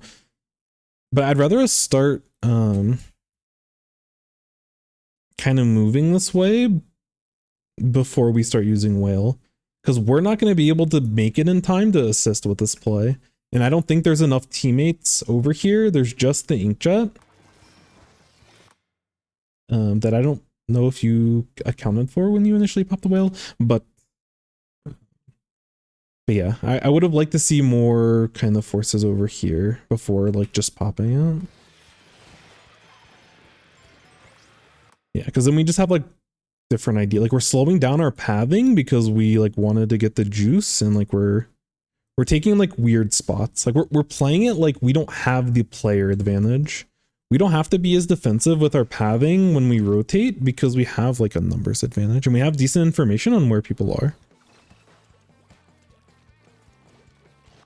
I'll just go into the overhead here, which like granted, when you're playing the game, you don't have perfect information, but with the paintbrush getting splatted here and you see that the dynamo is like flanking around this way, like there's a good chance that the rest of their team's going to be somewhere around their bunker, because that's real, like unless you see them jump, like that's the only real places that they can be. So I'd rather, like if we're going to start pathing and stuff, I'd rather us take like a more direct approach, or you can go across mid if you want. If you poke, you have to be a little bit careful about heavy and stuff, but I want us to be going with the rest of our team, because especially if your teammate has inkjet out and stuff, like they're going to be taking most people's attention because they have to like maneuver around it or jump out. So that's an opportunity for us to be a little bit more aggressive. Like you can see them, like they're both bunkering down in this kind of spot. And I'd like us to be a little bit more aggressive than pathing around and like being all the way passive in this type of environment. Because we could totally push this way, like take this rail and just kind of, we can poke over this ledge. Like we can still poke at the dynamo. And then I guess this paintbrush is also coming off of spawn, but like we know the dynamo's still there, and I'm okay with us like continually just kind of poking at them so that it gives the rest of your team confidence to like continue to move forward and like be able to take the space. But there's just kind of like a missing opportunity, and you're allowing the dynamo and you're allowing the paintbrush to maneuver, and they can start taking space forward when you're playing this far back. And our weapon does a really good job of playing around ledges. As long as you space yourself properly, you play around the ledges very, very, very well. So I want you to, when you have a numbers advantage, that's when you really want to take advantage of your strengths as a weapon. Because like we got that pick, and we're not really going to get anything for the pick, you know. Like we even got a second pick with the inkjet, but it's like as a team, like we don't have like some sort of forward play. And because we gave up all the space and allowed the paintbrush to just kind of take mid for free. No. It's important for us to have a clear picture of the higher level of like what we're trying to do in this kind of scenario. And like getting a couple shots here is fine, but even if you don't know, which the paint over here would probably scare me a little bit. But even if you don't know that the paintbrush is coming from the right side, I still think that you should have a little bit more spatial awareness in terms of like, you know, I'm sitting out in the open when I'm going for all these shots. And it's really important to like, just make sure that I'm doing this like safely. And I was getting punished for this in the Clan Blitz games before this, because I was like, I would continue poking at someone and I would be sitting out in the open and get punished for it. So we'll see if this is a continual trend in this match, but you know, when we're going for these types of pokes, even though we can be pretty safe, we have to be a little bit careful about the vertical flick, but you're doing a good job of maneuvering around it. Like you're playing this 1v1 against the Dynamo like fine, like you're holding space in mid, but you just have to make sure that you're mindful of everyone else on the team, so that you're not able, like, so that they're not able to just kind of run in and catch you here. Like if you know their whole team is like back here, then feel free to bully this. And before, a few seconds ago, we kind of did know that because the paintbrush was down. So like in this kind of scenario, if we move this way and we're doing the poking that we were doing as we continue to rotate left side, then this play works out a lot better. But this time that you waste here to rotate around more safely, it's just unnecessary, and it allows for this opening for the paintbrush to A, get paint down, and B, be able to kind of swim through. And this is why you end up getting picked here. Is that we're missing the bigger picture in some of these spots. But died with cooler, so not too much harm.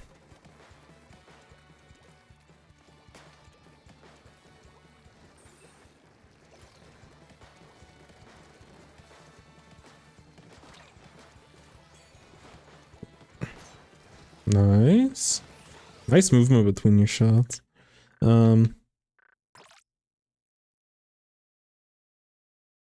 It's kind of hard to hear through audio cues.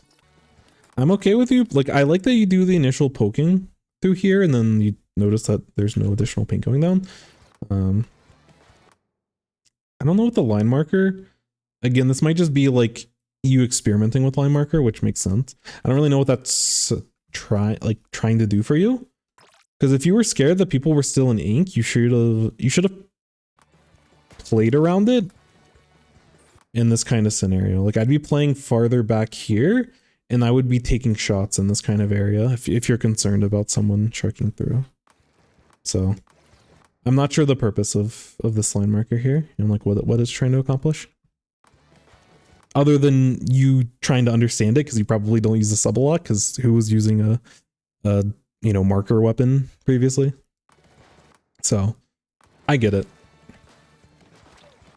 But yeah, this is another scenario where this blaster could have potentially picked you off, because you're super focused on the person that's at max range and you're not focused on the rest of your surroundings. Like you see this brush over here and I don't think we necessarily see the blaster specifically, but if we're going to sit here and like take 3 shots, it leaves us open to people pushing through in mid. Because like while we're doing this, we don't know what's happening over here, and we're just trusting our teammates are covering that for us, which we can't always do. The other thing about going for this type of poke, like this is a big wall, but there is an opportunity for the heavy to actually appear up here. So we want to be a little bit careful. If they did do that, you could take cover over here, but even with this 1v1 that you're taking, even this is a little bit sketch in this kind of scenario. But again, I still think it's fine. Like I think your 1v1 how you're positioning for the 1v1 is fine, but you're not positioning for the macro, like what's going on in the match. But I like you slowing down, getting a good direct, continually moving between shots. This is all super, super textbook.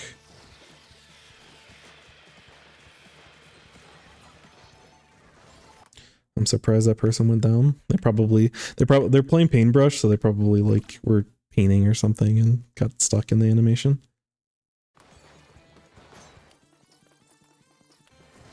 But after this pick,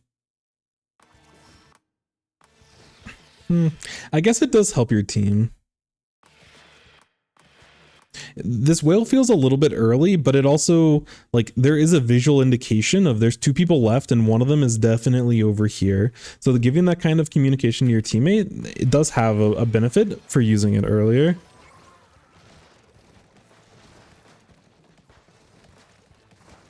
Nice. And yeah, you're poking at this person here and it's a lot safer because you have your teammates with you. And you know that 2 of them are coming out of spawn. Like paintbrush is down, heavy's coming out of spawn somewhere.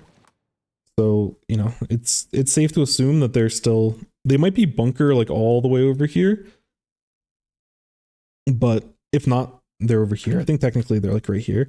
But even if we didn't know that, like they're behind this wall. So we know that there's nothing that can flank us from the sides in this kind of scenario. So this is a good example of going for this 1v1 poke. You have your teammates with you, they're painting for you. You know, you're able to get shots, you can maneuver, and you don't have to worry about additional threats.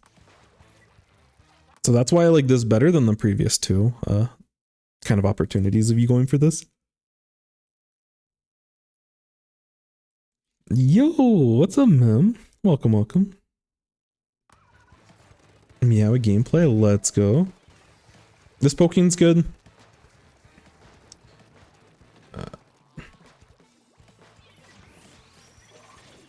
Yeah, throughout this whole play, I really like your I like your constant repositioning. Oop, I went a little bit too far back. I went a little bit too far back. Be like, oh, this is good. I like you using this cover when you're like poking and taking shots. Like, this is good. Unfortunate that we hit the wall here, but yeah, like you see your teammate go down and then you're still poking while repositioning to the left, which is a good thing. I would be a little bit careful about taking shots at this person because if this heavy was ready to peek out, you're like stuck. So I like your goal of moving all the way to the left side. I don't know if we can necessarily get the pick off the heavy if they were poking out there. So I don't like us being out in the open as long as we ended up doing. But like we were able to reposition so we don't get punished by the paintbrush. And it also, like, because we kept moving left, it gives us the benefit of not dying to the blaster, which is currently chasing us right now. So all this is really good. I like the pressure a lot, I think, even if it's not for indirects. Yeah, and that's a very effective strategy. It's something that like machines can also do really well. And in certain cases a lot safer against like splatlings and chargers because they can be directly underneath the ledge. And that's part of the value. But yeah, definitely as a rapid, you want to go for those types of plays. Because when you take those shots, even if you don't hit someone, you're still letting them know, hey, my presence is here and you have to be worried about me. Which as a blaster is really important. And if you pair that with a lot of rotations and comfortably hitting a bunch of different spots like you kind of were there, like you were poking at the heavy and you're also poking at this person over here. And I like all of that. And if your team wasn't down at that point, like your team could probably push because those people are going to be suppressed by behind this cover over here. So the game plan still is very, very good. You just want to be a little bit careful about your positioning so you don't get caught like out in the open, so that if something like a heavy starts shooting at you, you can immediately get behind cover or immediately move. Don't have permissions. So I need to, after the stream, I'll make a note. We move the review channel to a more centralized location. Vapor and I are working and we're trying to get some more staff and people to help with reviews and help with some other ideas and projects that we have in mind. So this is going to be the new place, the same format and everything. No, you're totally fine. I didn't do a good job of communicating this in the Discord. So I'll update. I'll keep the posts that are in there, but in the rules and in the submission, I'll update that to reflect it. So I appreciate that. And thank you for your patience with me. But no, you're totally fine.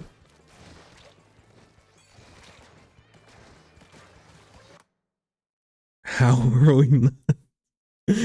Dynamo is crazy. Poor Dynamo. Hey, what's up, Cupcake Alina? Welcome in, welcome in, welcome in.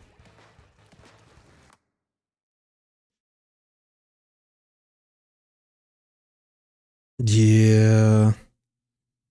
No, you're totally right. I was so sad. I had time carved out to get through the rest of the codes before the patch hits, and the patch hits. I was so sad. I forgot that they actually implement the patch, so it messes up replays before the new content drops. So I won't make that mistake next season, but yeah, unfortunately I kind of messed up some people's opportunities to submit replays, and I definitely apologize for that. I keep going back too far.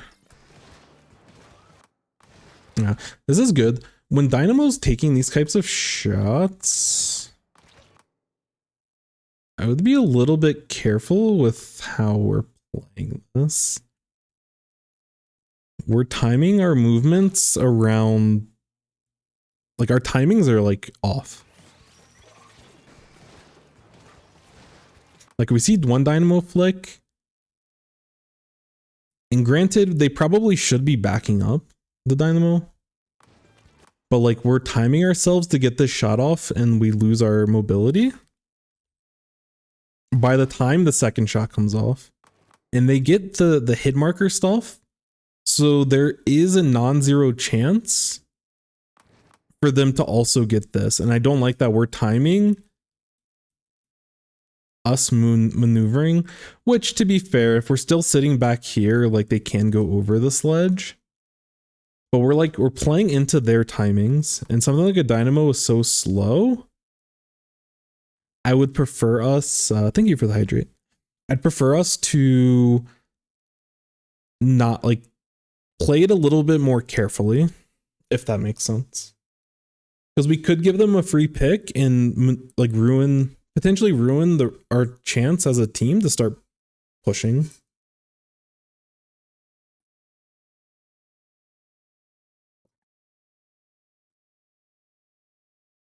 Like our probability of getting splatted here goes from about like 20% to like 60-80% by trying to take these types of fights. Because we're going for a trade here, which the Dynamo moment. The fact that you don't get splatted here is kind of lucky, I'm gonna be honest. And we almost gave this Dynamo a chance to get a, like, it was a 4v2 and then they would have made it a 2v2. Like we could have potentially, like we could have slowed it down a little bit and used our whale on the fight with the Dynamo just to make sure that it goes well. The other thing that I wanted to mention, hopefully I didn't go too far back. I did go too far back. These timings are so deceptive, but I love your kiting between shots and like continually repositioning against threats that you are dealing with. Okay.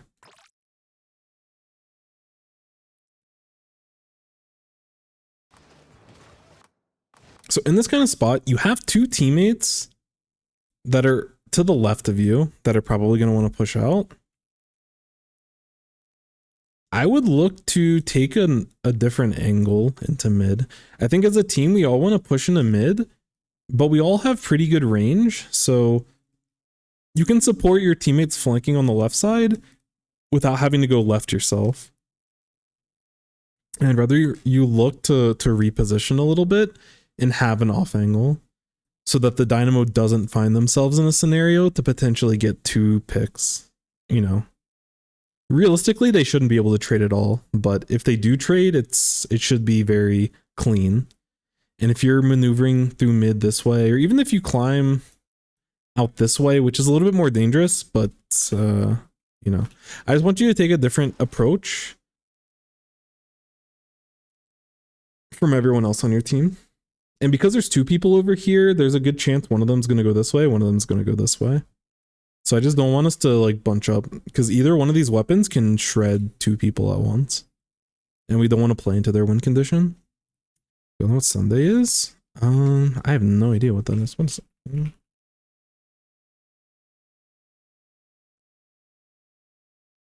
Oh, wait, is that Kirby related? I'm not super familiar. But feel free to enlighten us.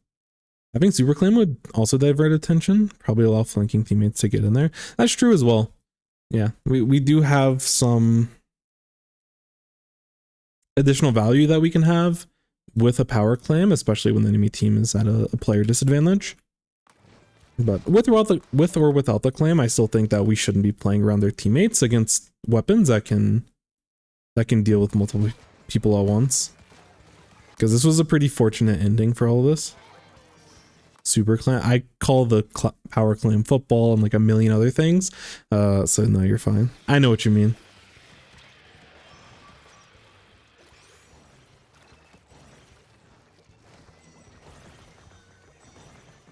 I like the adaptation.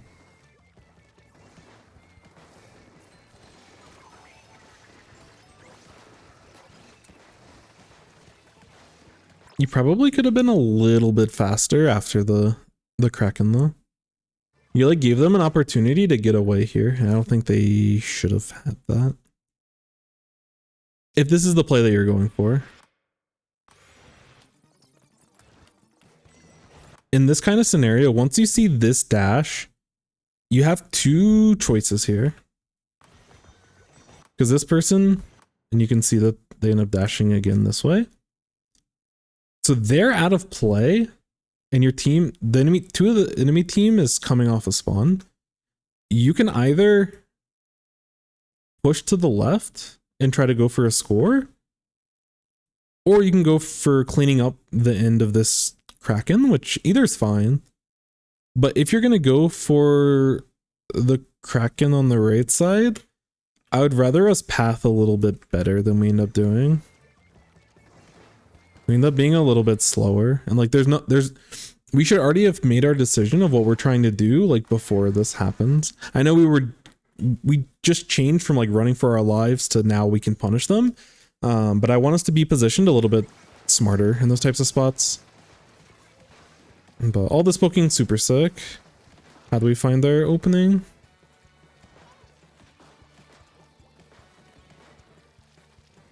Yeah, we're wasting a lot of time going for this play. Nice shot, so. Oh, unfortunate. Okay, teammates are able to clean stuff up, but it looks like we're gonna get score. Oh no, they missed. They were getting pressured, so I resonate with them. Magalore days every Sunday. Well, hey, I learned something.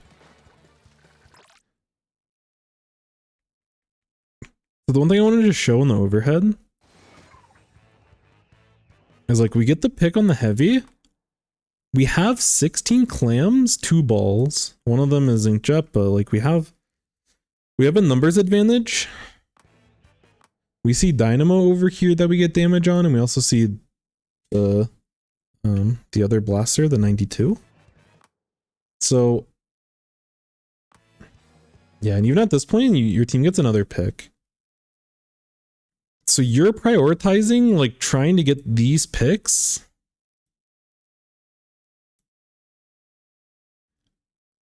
instead of doing the objective. And I feel like we should probably be taking this time to do the objective. as we're going to the objective, if we want to poke at these areas, if we want to, poke at these ledges to make sure that we're not going to get immediately splatted as we go to score the clam, that's totally fine. I'm okay with you taking a little bit of time. Like, you don't have to immediately just swim and score, You play a weapon that gets a lot of value underneath ledges. And I want you, you can take advantage of that, but our overall goal here, and especially in a 4v2, we should be scoring here. This should be a huge score opportunity. This is a blunder play, IMO. And we're too focused on these splats. And, in a different scenario, there's time and place. In certain scenarios, poking at these people is totally valid. But 2 of them are down. We have power clam, and our team has a bunch of clams to continue the push. So it's really important for us to score in this type of spot. And our team is ready to help us. If this person starts rotating to stop you from scoring, you already have a dynamo in position to deal with it. And they have a wiper that's painting this whole area in case the enemy, the dynamo gets shot. The enemy dynamo gets shots. They can contest paint, and they're basically laying down, a path for you to score. But this whole play doesn't work out because you don't rotate fast enough. And it's really important for you to know when it's time to do objective.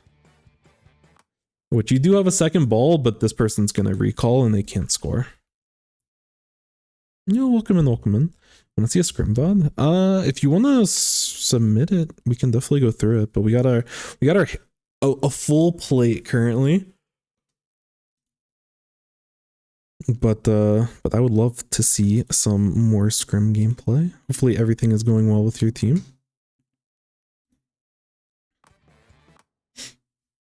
I feel safe with the stringer. Just don't give me. And just this whole offensive opportunity. A lot to go through, yeah, for sure. And this whole opportunity gets missed, and we end up potentially giving mid off up for free. So this is important to see the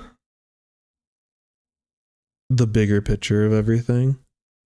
Because throughout this game, with whatever target that you're looking at or whatever objective that you're going for, that I can very deliberately see with your positioning and your play and spacing and everything, you play that really well. But sometimes you get too tunneled onto one specific idea, even if it's not the most important thing right now. And the second that we get a pick, we have, especially after we get the second pick on the paintbrush that was sitting over here, this play that you're looking for and over here, something should go off in your head when you see this person down and I think it was this person down. That's oh, okay, score time. And you need to be able to do that immediately. There should be a switch that flips in your head that's okay, we're doing that immediately. Thank you for the hydrate. Much appreciated. Because y'all should have a 50+ point lead. Potentially a KO opportunity.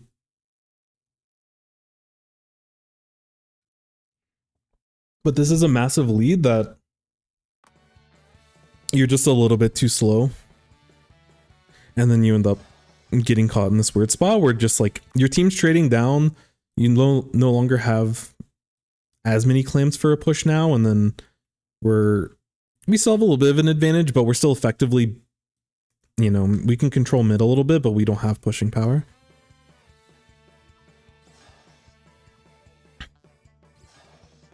Poor Dynamo. Poor Dynamo. Yeah, our teammates are going down, so it's still okay for us to be in mid, but we need to be very considerate of all of the angles. If we go for a play over here to poke at someone, we have to be careful about people flanking us from mid. It was a very dangerous spot, but I like us being a little bit aggressive to try to hold space. Because I think if we space ourselves properly, we can get value. Yo, welcome in, Grave. Welcome in, welcome in. Or is it Graveyard again? Well, thank you so much. Really appreciate you. Hope you're doing well. Nice line marker. That was sick. Yo, Starcole. Thank you so much for the follow. Really appreciate you. That's the pronunciation. I like it. I like it. It reminds me of the show Backyardigans. which I love that show. It's a more grim version.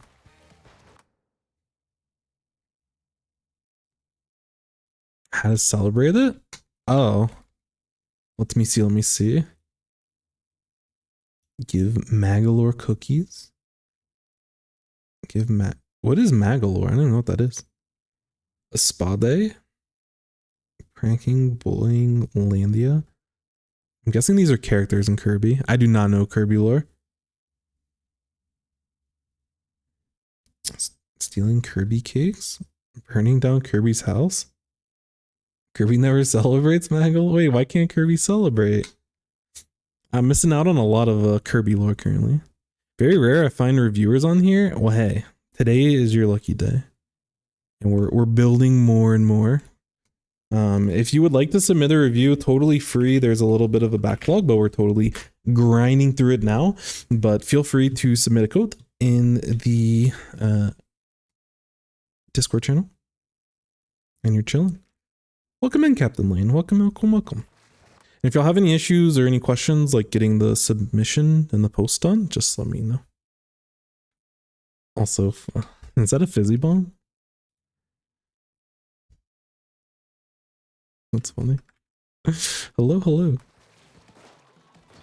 Yeah.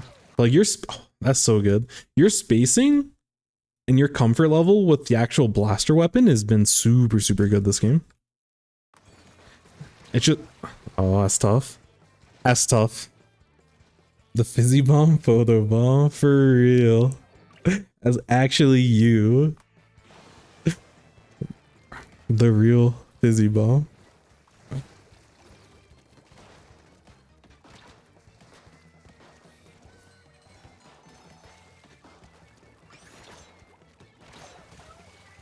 Nice shots. I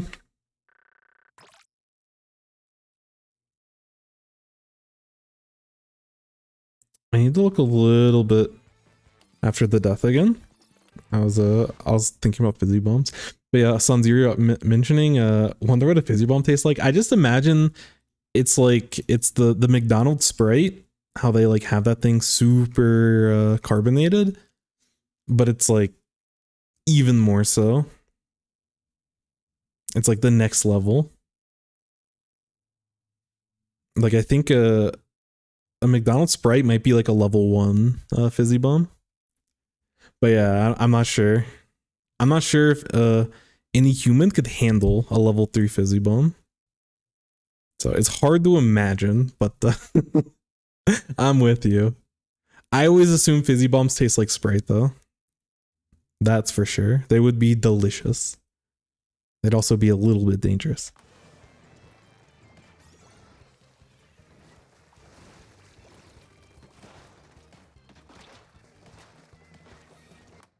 Because in this type of spot, and I'm not sure exactly how you want to play this out, but I don't like us just dropping here, if that makes sense. We're like jumping into enemy paint, and this whole play feels very scary. Like us navigating this way feels scary. Which, like, I think it's a late reaction. As we get vision when we're going up this rail, I think we notice that the dynamo's potentially fighting someone and we want to go support it. But this feels like a really scary way of doing it because everyone in mid knows your position. So even if you, like, maneuver this way, there's still a decent chance that they can rotate and, like, punish you. So I would be a little bit careful about this type of play. If you wanted to help, I'd be okay with you in this type of position, you know, being in bunkers, also not a bad spot. You know, I like us poking around mid, but I don't like us like dropping off high ground, giving away our entire position and then like maneuvering forward. This just feels very like forced, and it doesn't feel like a careful play, if that makes sense. And then we kind of double down on the play by like pushing it. I don't know if we necessarily want to push this. I feel like this blaster should beat us in this type of close range fight that we're trying to press in this scenario. Like you end up hitting 2 directs, so we're chilling, but it's probably not the highest probability play in this type of scenario. I think we can probably slow it down a little bit. And throughout this game, like we've had a lot of plays started through our inkjet. So I don't think we need to force this kind of play in this pick on the 92 in this spot. I think we can slow it down a little bit and just play off of the rest of our team specials and just making sure that we're maximizing the value when our teammates do use specials. Because they're able to consistently get picks, but you know, we haven't gotten any scores this game because we've not been in position to follow up on them. Again, in the vacuum, I think your plays, both mechanically and with like your spacing and stuff, has been pretty solid. But in terms of the bigger picture, you haven't really gotten value out of your good plays. Awesome. Yeah, you know your ranges really well, and you're popping off because of it. I'm jealous of your knowledge playing blaster. I'm not a good blaster. This feels a little bit scary, but it still feels in control, but it feels a little scary. This is good. Unfortunately, your teammate goes down.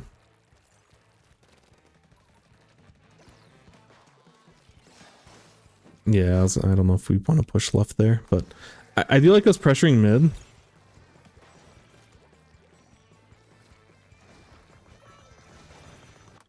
Yo, Despacito. I think you're the Australian Dynamo player, I think. Welcome in. Hope you're doing well. I don't know if you're in that Frostbite tournament or whatever, but hopefully, if so, good luck. Gotta go. Nice to pop in. Inkling and Octoling save water.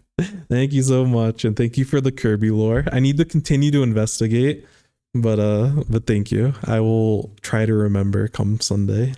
Wait, is it already? No, it's today's Saturday, right? Come Sunday, we'll celebrate the Magalore Day. I'm the Australian. Let's go. Hopefully you're doing well.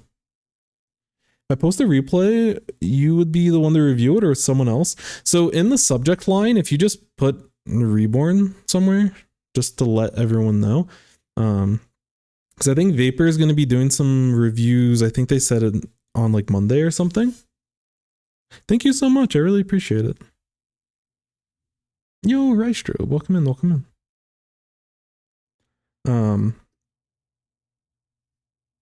But yeah, if you mention me specifically, I can do it. But you know, if you want, which currently it's myself, Vapor, and Echo. I'm another competitive player. All have good experience going through all of this. But if you want me specifically to look through it, just note it in the subject.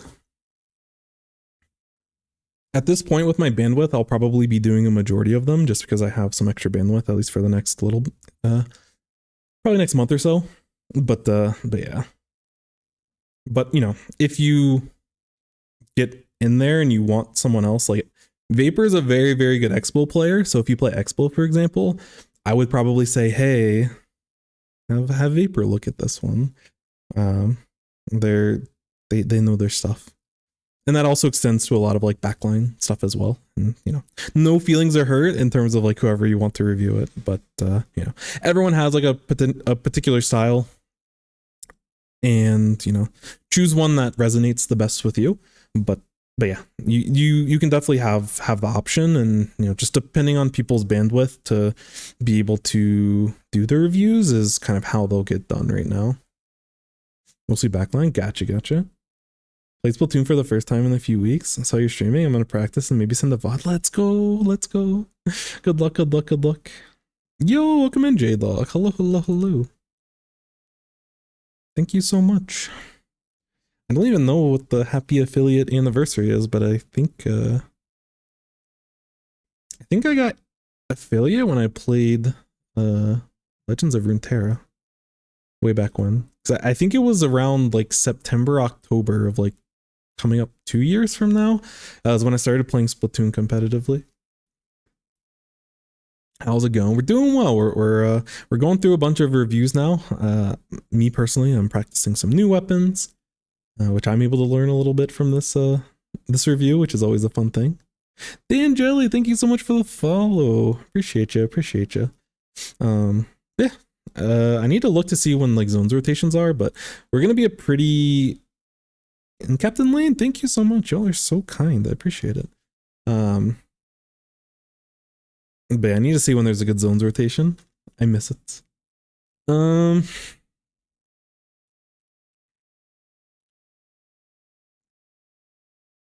need there to be a good zones or clams rotation. I feel ya. I feel ya.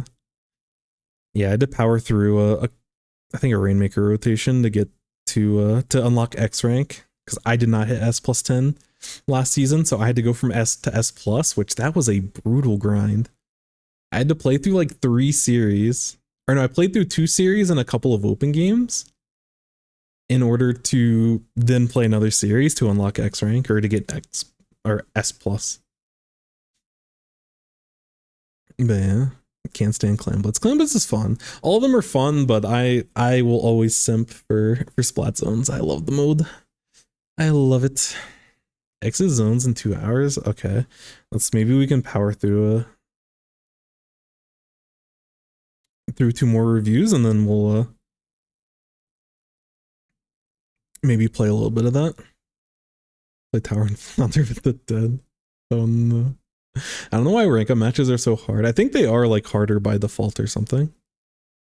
Picked up the new Tetras. I've heard a lot of good things about the late Tetras. Rainmaker boy for your life. I miss Splatoon 2 Rainmaker, but 3 is still fun. I think the pedestal is really interesting. Yo, what's up, Jamie? Happy affiliate anniversary. Wear green. Do you want the dark green or the light green? Do you want a Jamie chat colored green, or do you want something a little bit darker? Also, there was a comment. Where was it?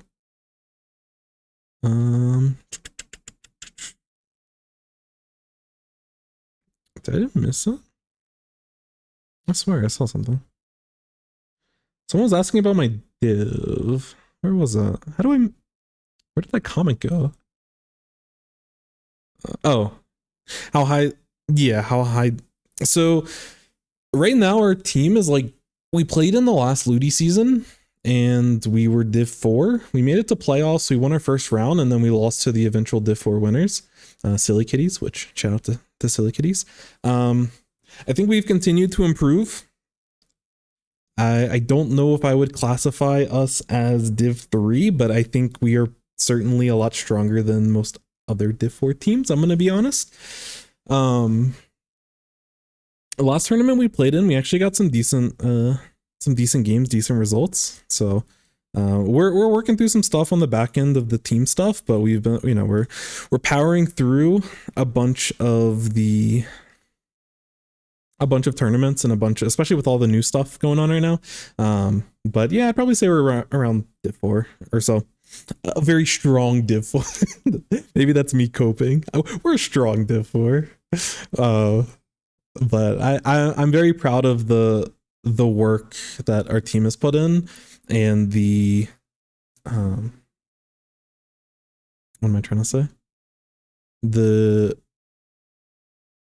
reflection of that work so far. But yeah, I don't know when the next Ludi season is. I'm excited. But I can't confidently say that we're in Div 3 because I don't think that we have. I think we have the skill to definitely be Div 3, and we can definitely, like, when we're firing on all cylinders, like I think we can compete against Div 1, Div 2, which, all teams can like fight up, up a couple ranks. It's about the consistency that matters, and I don't think that we've shown our consistency to be a Div 3 team at this point in terms of tournament. In terms of the effort that we're doing in the back end, for sure. but we often will go up like 1-0 against teams that would be like not great results that you would like want to celebrate, but you know, good solid ways to gauge improvement. And sometimes we just drop the ball on it. So our end game is something we have to actually work on so that we can actually secure a lot of those. But we played pretty well recently. Anyways, I don't want to go on a tangent, but yeah, round Div 4, we're like mid-level, a solid mid-level team. Oh yeah, sorry, I need to know what color green. I'm so sorry, JP, but hopefully that answers your question. Light green, let's go. I was about to say, give me that Jamie green. Let's go. Low key look like a tennis ball. All right. I like Rainmaker, just don't like the people that play it. I think, okay. Rainmaker is one of the maps where, I mean, one of the modes. Certain maps I think play really well in Rainmaker, but doing playing solo queue Rainmaker and just getting whatever they throw at us, there's some rough maps. I do not like playing Mahi Rainmaker. I had to play that yesterday. It was like Mahi and Umami, and I'm like, this isn't for me. Like a Scorch Rainmaker, even Undertow, as I don't know. I kind of like Undertow. I think Undertow is the guilty pleasure for me of Splatoon 3. I'm not very good at it, which is why I don't place it higher, but I kind of like the map. Honestly, Mincemeat Rainmaker, low key kind of. I'll mess with it. But yeah, something like Zones, I'll play whatever. I really don't care. But the other modes, certain maps, just I don't enjoy particularly, but Rainmaker specifically, some of them just feel really yucky. Hello, Jamie. Keep wanting to call the late Tetris the Gum Gum pistols. What is that in reference to something? I have no idea what that is. The fairest way I can judge the mode. Real. Yeah, Div 4 I think would make the most sense. Around the line, yeah. Like, I don't know when the next Ludi season is. I would be a little bit sad to still be Div 4 for the next Ludi season, but we haven't put in enough results to justify being it, even though I think we can hang.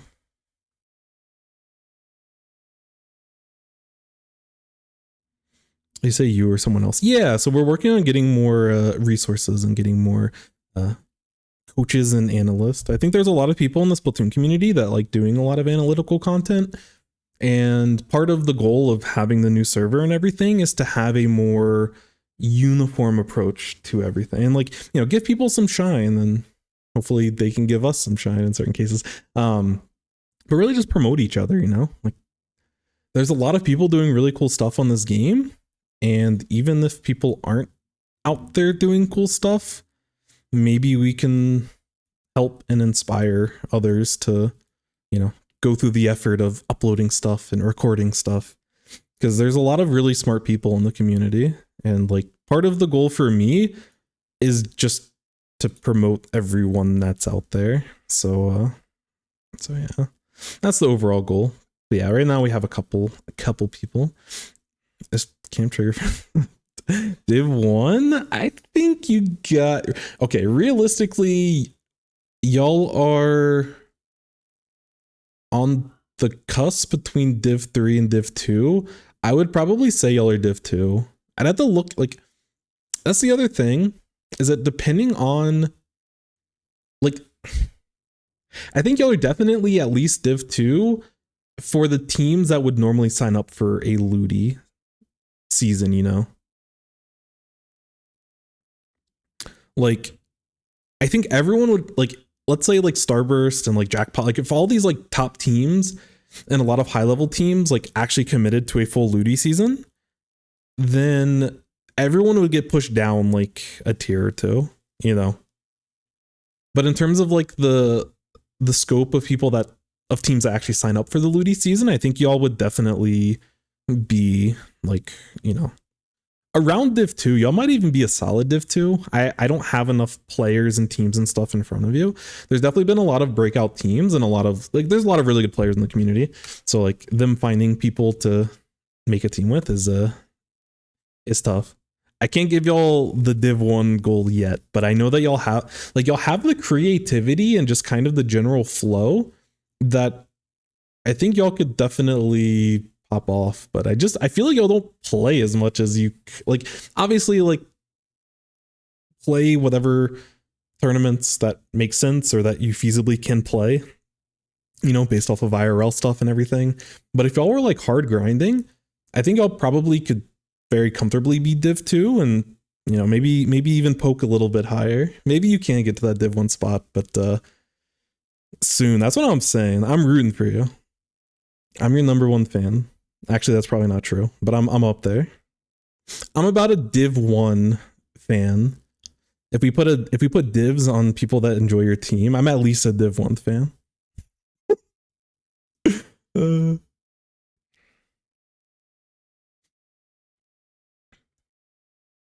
Hope you're doing well.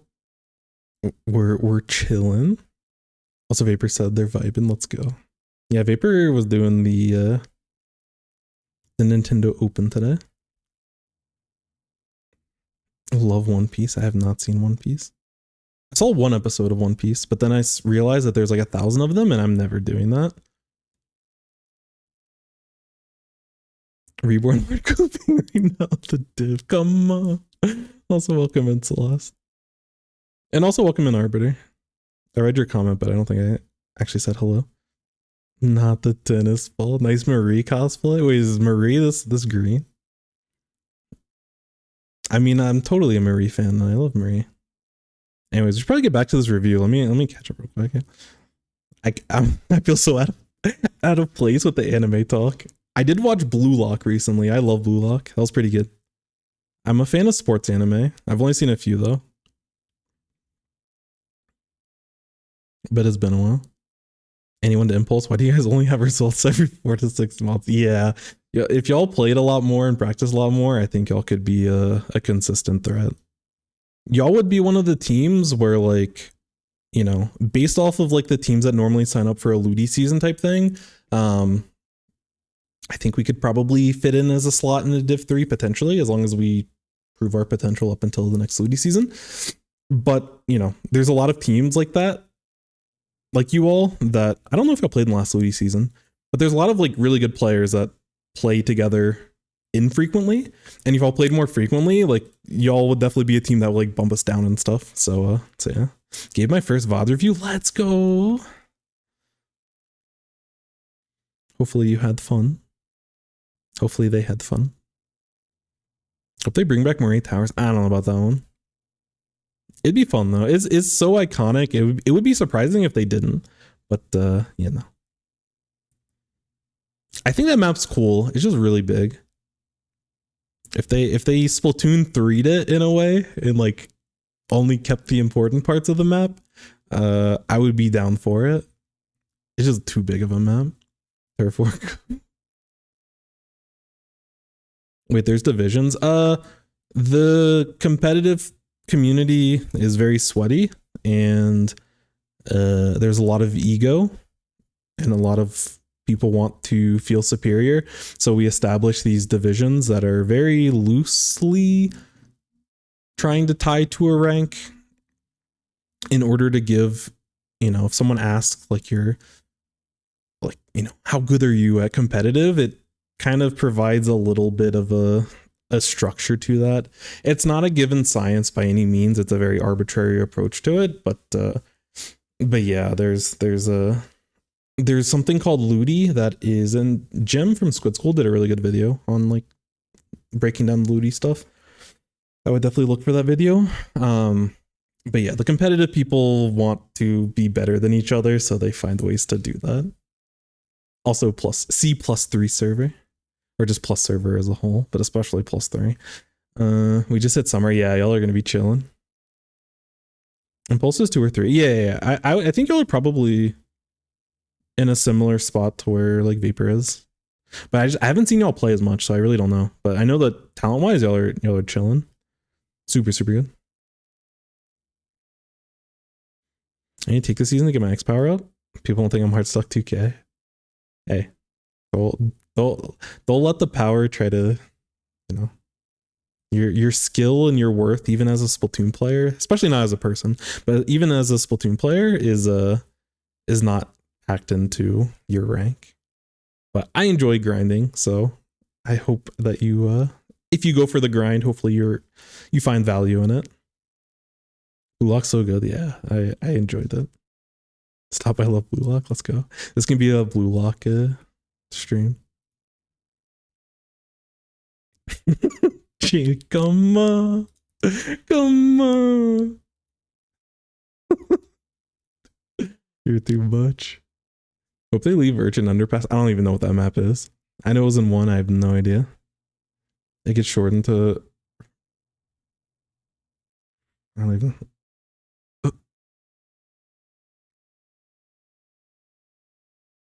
Oh, the map. Sorry, my brain is short circuiting currently. I have a Vodison. Let's go. Let's go.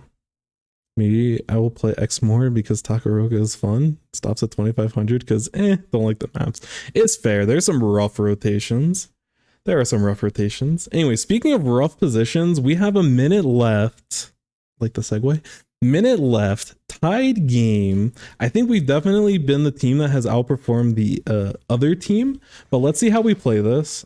Takaroka is... There's 2 divisions. The NA... or I think it's just all of the Americas, and Europe is Tintatech. And then I think it's like Australia, Japan, Hong Kong, some other regions. I apologize. Oceania. And there might be some that I'm missing, but all of those are technically like Takaroka. Just to like, the goal was to separate so that you don't have to play with people from the other side of the world. But yeah, Takaroka is the more serious competitive division, which I was using Tintatech because that's my physical location, but I ended up changing it because I couldn't find a match. When you hit a certain power, you just like can't find matches, and I don't want to be in a region where that happens.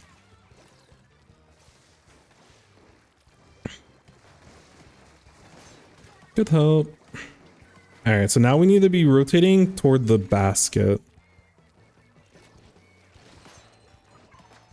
Again, your shots are nice. So we need to cash in all of the work that we put in. Okay. We're chilling. I don't know about all this. Yeah, we're taking another close range fight with a blaster, which we out-mechanicked them and we did it again. But this is another spot where this whole scenario, we didn't get any value out of our initial picks. And we want to get value out of our picks. Your team has to work overtime in order to actually, which speaking of which, we might make it to overtime here. It says I don't have, yeah, so in here, this is a different Discord, or at least it should be a different Discord. So we're doing the reviews. I need to update the current, like my personal server, to reflect that. So I'm gonna make a change after that, after the stream, but I can't do it right now because my brain can barely process this one a single review without going off topic. So yeah. But again, it's like our team has full control in mid. I don't even think you need to go for this pick over here, but okay, you get the pick. We need to be cashing in. You'll have a 4v1, potentially 4v2, because you may not know where the paintbrush is if you're not tracking it up here perfectly. So, you know, worst case, 4v2, and we have full control of mid. We need to be taking that immediately. Teammate goes down, but we still have them. Oh, what the heck? Okay, so it was a 2, if not a 4v3. Replay kind of bugged out on us and it didn't show the 92. What to say, wasn't there a 92 that reef slidered in this spot? Did they jump in? Why is the reef slider? I don't know why this person's bugged, but either way, long story short, like we're playing around the right side too much in my opinion, and that's what's causing us from not being able to actually score. I like us playing the right side because you're finding good angles, but at a certain point we need to transition to start looking at objective.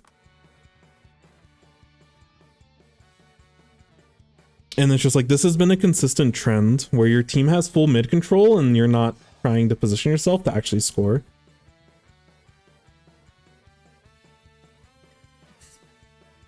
Because the game stalls out because you're not being aggressive toward the basket. And then both teams just kind of trade down and then there's no clear opportunity for us to actually get value.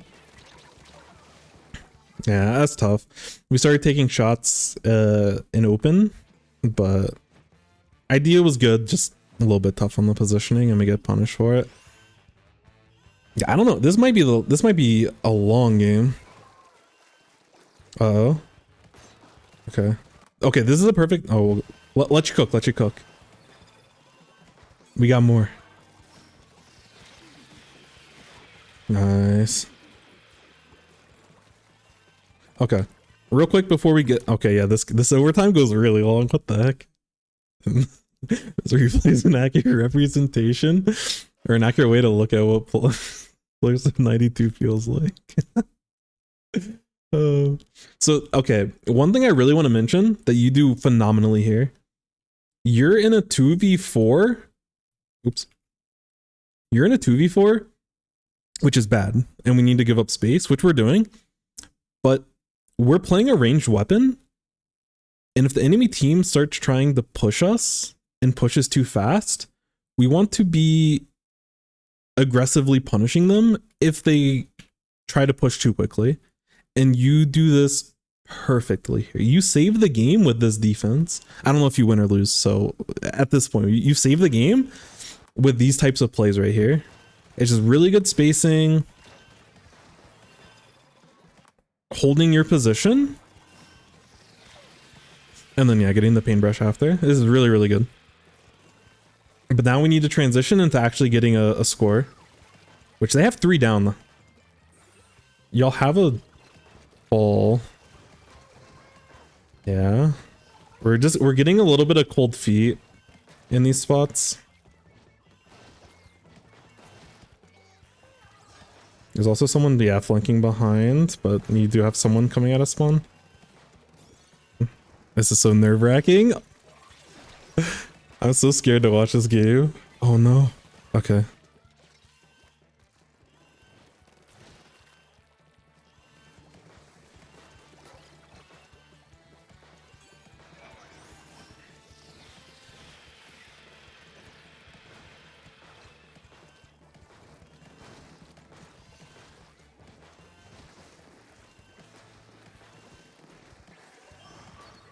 Oh.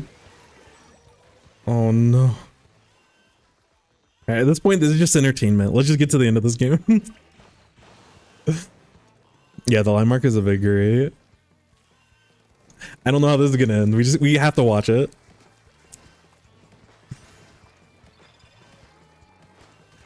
No. No. My heart. So sad. Yo, welcome in, Inkura. Do you know which VOD my replay was on YouTube? So I need a second to know exactly.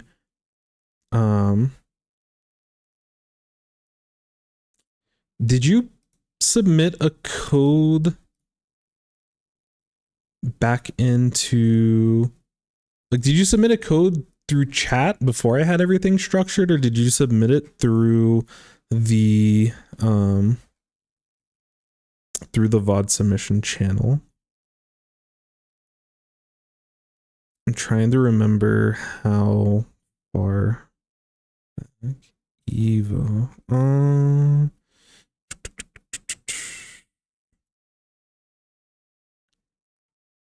Oh, was this the Stamper Flounder?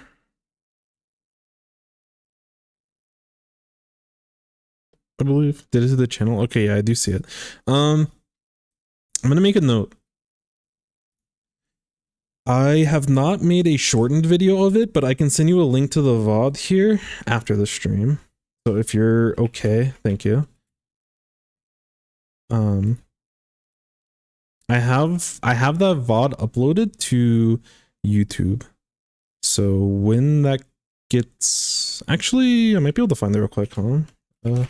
I need to get the timestamp. I'll send it after.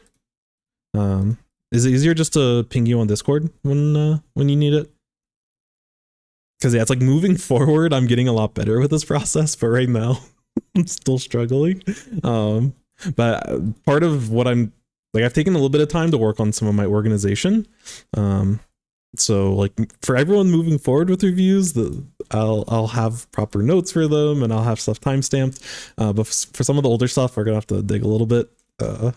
Y'all are a little bit of guinea pigs as I kind of get everything figured out. But I've made a note.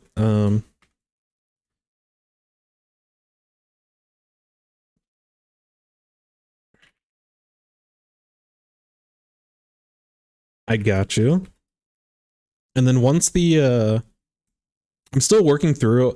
I've been a little bit slow on the shortened condensed versions that are going on YouTube. Shameless plug. Anyone that wants to show a little love, always appreciated. But I'm making condensed versions of all these replays through there. And I'm going to be probably doing 2 a day starting. Well, I have one working. I released one today, but I have some more time, like starting this weekend into next week. So I have more bandwidth to like get those out because I need to like catch up and everything. So for yours specifically, the condensed one hasn't been done, but when it does get done, I'll update the channel post that you have in there already, and this will be for future posts as well. I will ping you with all of that information so that it's right at your fingertips, whether you're here or not here, either way. So anyways, back to the end of this. So really unfortunate that we were not able, oh my god, 1.5 minutes of OT. So sad. It was a fun game to watch. Very exciting, very fun game. But I'm going to quickly go through the overtime, but it'll go back to the biggest thing that I've seen with a lot of your gameplay is like when we have good plays, we need to cash it into the bigger picture of the overall game, which in Clan Blitz is scoring the power clam and having big pushes. But a lot of the reason why we didn't get any of these pushes this game is our fault. Like, whenever I say these things, I don't try to be mean, but it is your fault as a player that you did not score. And a lot of that is because you were the one holding the ball. Like you did an amazing job. I'll get to this in the notes section at the end, but you did an amazing job of creating opportunities, but you need to work on executing and actually scoring when those opportunities happen. Is it Old Man Gel? Or I don't know if it's pronounced differently, but thank you so much for the follow and welcome in. Welcome. Hello.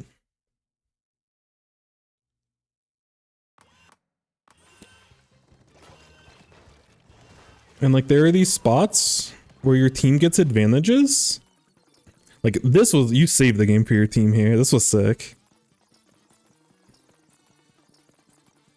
And then this is just chaos. This is just a scramble at this point. There's no point in like being super picky about this, but they just went 3 down. And I understand that you need to be careful about them picking this ball up and scoring.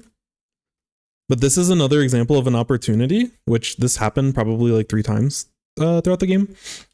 This needs to be when you're looking to be forward. You need to be aggressive. You need to start looking to push the basket.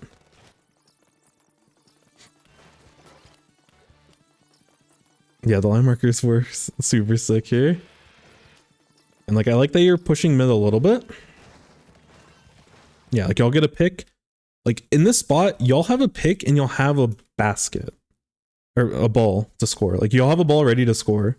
Like I want you to just go for something. If you want to go for the sneaky play, I don't think it's optimal, but I'm totally fine with it.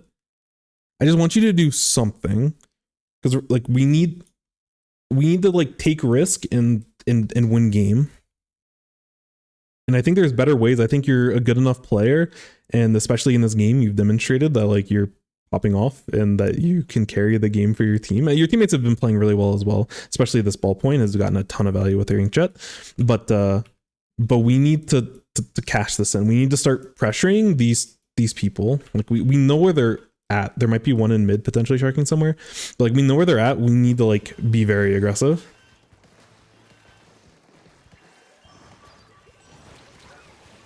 But yeah, that was unfortunate. That was a much better job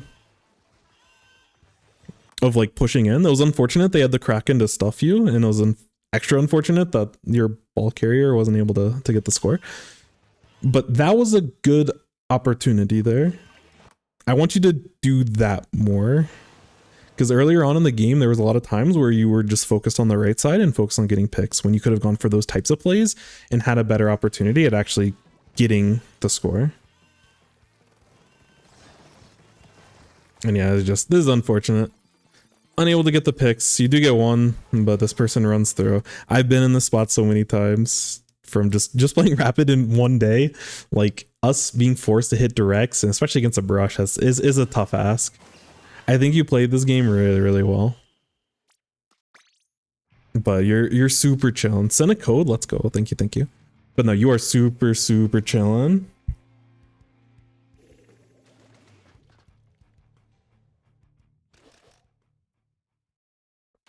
So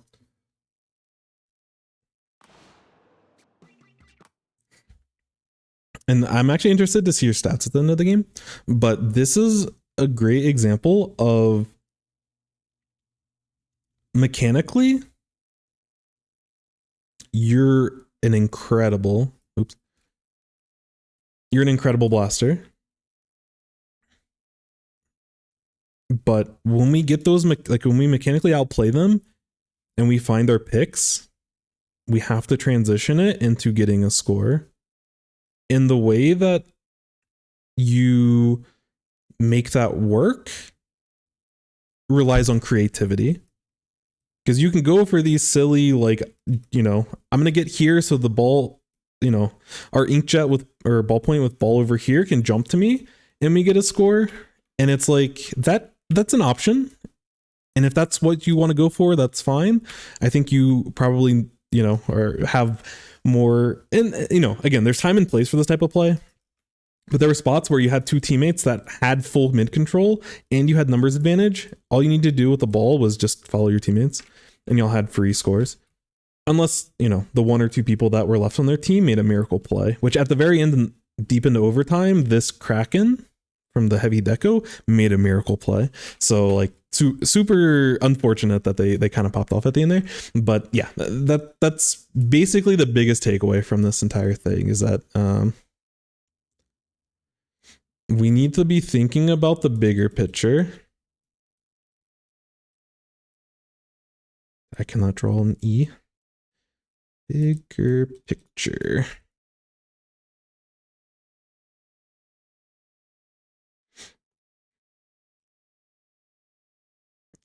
Because the create opportunities, you get like 5 checks for. Your rapid play is incredible. Very, very good. Your spacing, your positioning, top notch. I learned a lot from watching this gameplay. But once you have an advantage, you need to focus on advantage. Where do I position? And how do I take risk when we have an advantage? Is really important for us to play around the mid. Very specifically in this game, you focused on this right side of the map, even when you already got your picks and you already had your advantage. And you need to be rotating way quicker into mid so that you can work with your teammates while you still have that player advantage to get the score. How this plays out on different maps is going to be different, you know, but very clearly on this map, you were focused, because you did a really good job mechanically of playing around this right side, whether you're up on bunker, whether you're playing it over here, like, you know, rotating over here, like this whole right side, you played it super, super well. But at a certain point, especially when you have like a 2-player advantage, okay, time to move in, time to start scoring. And if you want to push this way, like I know early on in the game, you went for like this dynamo play, and I think, you know, you pushed them back. And I think you made the responsible play of backing out because you didn't want to like run into them. And I think that was good. But you ended up like rotating slowly around this. And like the enemy team has had time. Like in that time that you took this kind of rotation, like this is the problem here. This whole play, getting this dynamo into this position and then rotating back toward mid is super, super sick. The mistake is that you're taking these very long approaches where you're always playing super, super, super safe, instead of, you know, playing around the sledge or like pushing through mid. There's different ways that you can path yourself, but we don't need to go super defensive. We already have our advantage. We just have to capitalize on it. And, you know, sometimes we'll mess it up, you know, like at the very end there, like we got our picks, we went for our push, heavy deco went cracking and we died for it. And that's tough, you know, but I love the idea and I love the play and the timing of that, of, oh, we got our picks, time for us to go. Perfect. We just need to do that more consistently. And y'all would have won this game very decisively if that play at the end there was more consistent throughout the rest of the game. You know, as you get very comfortable, because like part of this is just like, I think the other thing is just like speed. Some of this is speed of which you need to rotate. Some of this is speed of your awareness.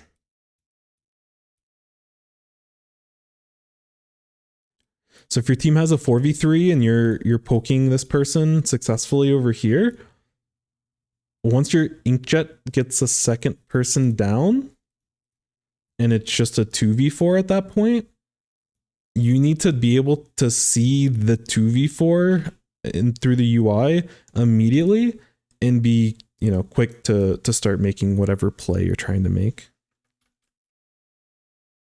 That's really the only thing that I think you need to, like, there's a lot of parts to it, but that's kind of the biggest thing. In terms of the way that you played it, I was super, super impressed with everything else. Just work on being a little bit faster and like try to take some more risk once your team has the advantage. Because you did a really incredible job creating those advantages, but once you had the advantage, you didn't, you know, put the gas pedal to the floor and like really speed up the pace of the game. Because the enemy team in these spots, if they're in a 2v4, they're chilling. They're happy that you take it slow. But as the team with the advantage, you have to understand that like you need to press them. You don't want them to be comfortable like playing defense. Like, yes, you do get mid control, but you know, if not now, when? When is there a better opportunity to really find this type of play? Which, yes, if you wipe the enemy team, it's technically better, but you know, part of continuing to improve as a competitive player is knowing how to squeeze the advantage of any advantage that you have, squeezing the most out of it and just min-maxing every advantage that you end up having, which I think you're, you know, a smart enough player to do that. I'm not sure if you're just potentially nervous about like feeding or causing an issue. If you're the same Meowie that I'm thinking of, you definitely play other weapons. So maybe it's a little bit of like discomfort in your role as a blaster. But, you know, in this kind of comp, you're going to have to be the one that is the catalyst that's really speeding up the play once you have your advantage. And again, you did a great job of getting the advantage. So overall, super, super good stuff. And we get to do the fun part of checking stats at the end. Yeah, I was going to say, I think you popped off this game. And I was right. You popped off this game. But these again are the kind of plays or the kind of scenarios where someone with a more toxic approach to the game will take a screenshot of this and post this to twitter.com and say, my teammates are trash, this game is trash. However, we were the reason why we lost this game. So even though we have these incredible stats because we're a very incredible mechanical player, our overall awareness in terms of objective work did not get to capitalize on these 28 splats that you got. You might as well have had like, 5 splats, because for a lot of the splats that you got, you didn't continue to take space. And that continuation play after you get those first picks is where you can continue to shine. Because like you and the ballpoint played super, super well all game. I actually think like your Dynamo and Wiper did a great job of creating space. Like they put in the work of positioning themselves properly once the picks happened, which a lot of times happened through Jet or happened through your poking as a blaster with your really good spacing. So all in all, again, really good game, but this goes to show like every time, and I'm not trying to like put you into this category, but there's so many people that will have these kinds of stats, have a defeat and say, oh, my teammates are so bad, this game is so bad, so trash, my elo or my rank is gate kept because my teammates can't get picks and stuff.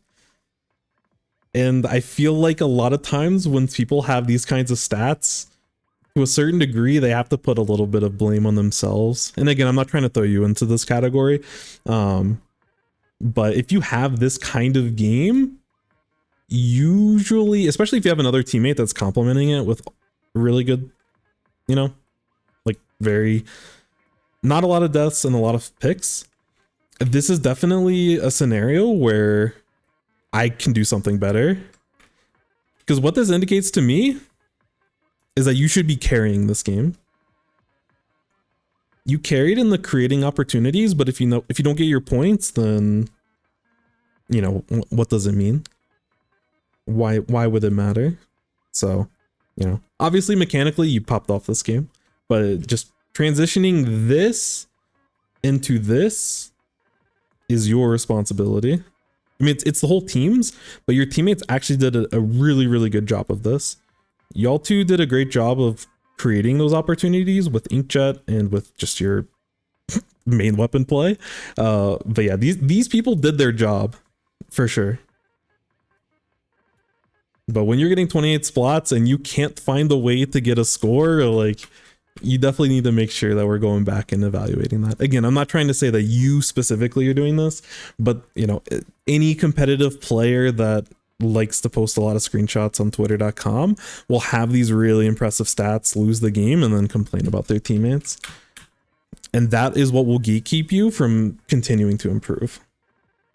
But yeah, once you clean up the rotations and just trying to be a little bit faster and stuff, you'll be super chilling.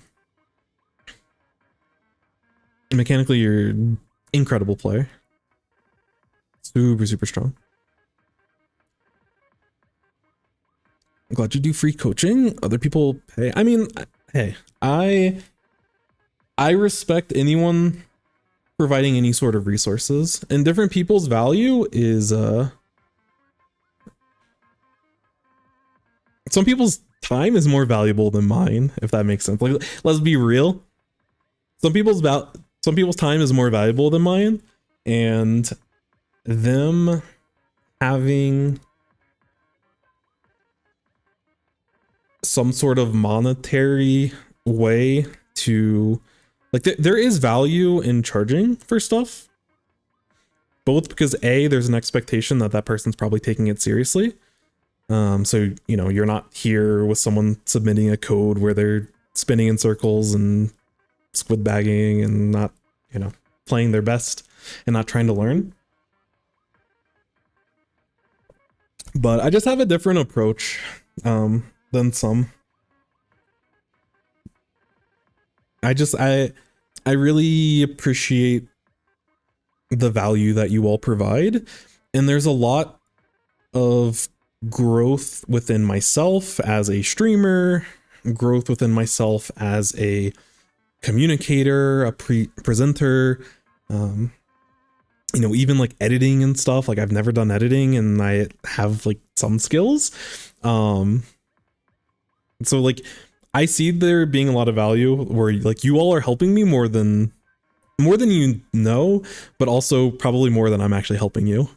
So like I like this kind of symbiotic trade.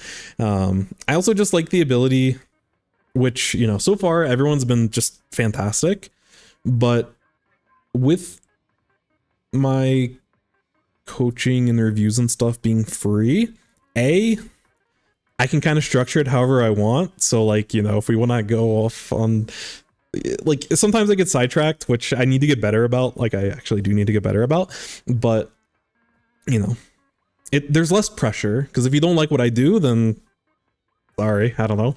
I'm sorry. Like it's not for you, and you have no obligation and I have no obligation. And I like that kind of relationship, because it can just be a little bit more loose. And, you know, again, part of what I'm doing here is like trying to figure out the best way to structure everything. So, you know, there's no right or wrong way for any of this, but yeah, my goal, if this was an opportunity where I continue to grow, when I've looked at other people doing coaching through like Twitter and sorry, I saw Twitter on the screen, through like Twitch and live streaming and like creating content and stuff, and like having it in that space, I really like the vision that like Wahoo has. They're like a Valorant coach, where like I think they recently like went full time with content creation and stuff, which isn't necessarily my goal. I mean, if I got to that point, but you know, that'd be a way different conversation because I have a family and everything. But that's not necessarily in the cards for now. But anyways, what Wahoo does is like, as he's continued to grow, he's able to, so like someone will get a review, and then if they implement the changes, so like if Meow ends up working on, you know, submits another replay that demonstrates that they, you know, just watched and absorbed the stuff and were able to implement it into their game, and we're able to take charge once they get their really good picks, then they could submit another replay kind of demonstrating that. And then like what someone like Wahoo does is like they'll give a gift card to that person. We're like, hey, you worked on this and I want to reward you for like working and trying to improve yourself as a player. And I would love to have that kind of model. Obviously, I don't have the funds for that because we're poverty chat. But you know, part of the growth of all of this is that I want to continue to give back to you all. And I think that's a fun dynamic from both sides of everything. So that's kind of the end goal of this all. If I am able to continue to grow, I want you all to see that continual, you know, I want to put it in you all's best interest to have that happen as well. So that we're, you know, people are just more enticed to learn the game. My overall vision and my overall goal with doing these reviews is I just want the competitive Splatoon community, or just the Splatoon community as a whole, but I know specifically for me as a competitive player, I just want to have more conversations that are like analytical about the game. That's truthfully my vision. I think the Splatoon community, and again, there's no right or wrong way to play the game or enjoy the game.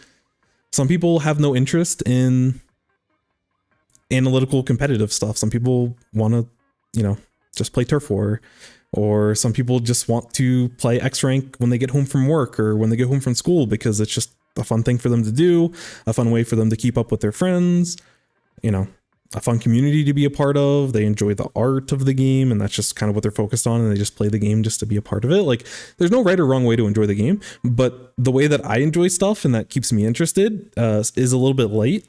So anything that I can do to help others and motivate others, it just makes me overall enjoy the game a lot more.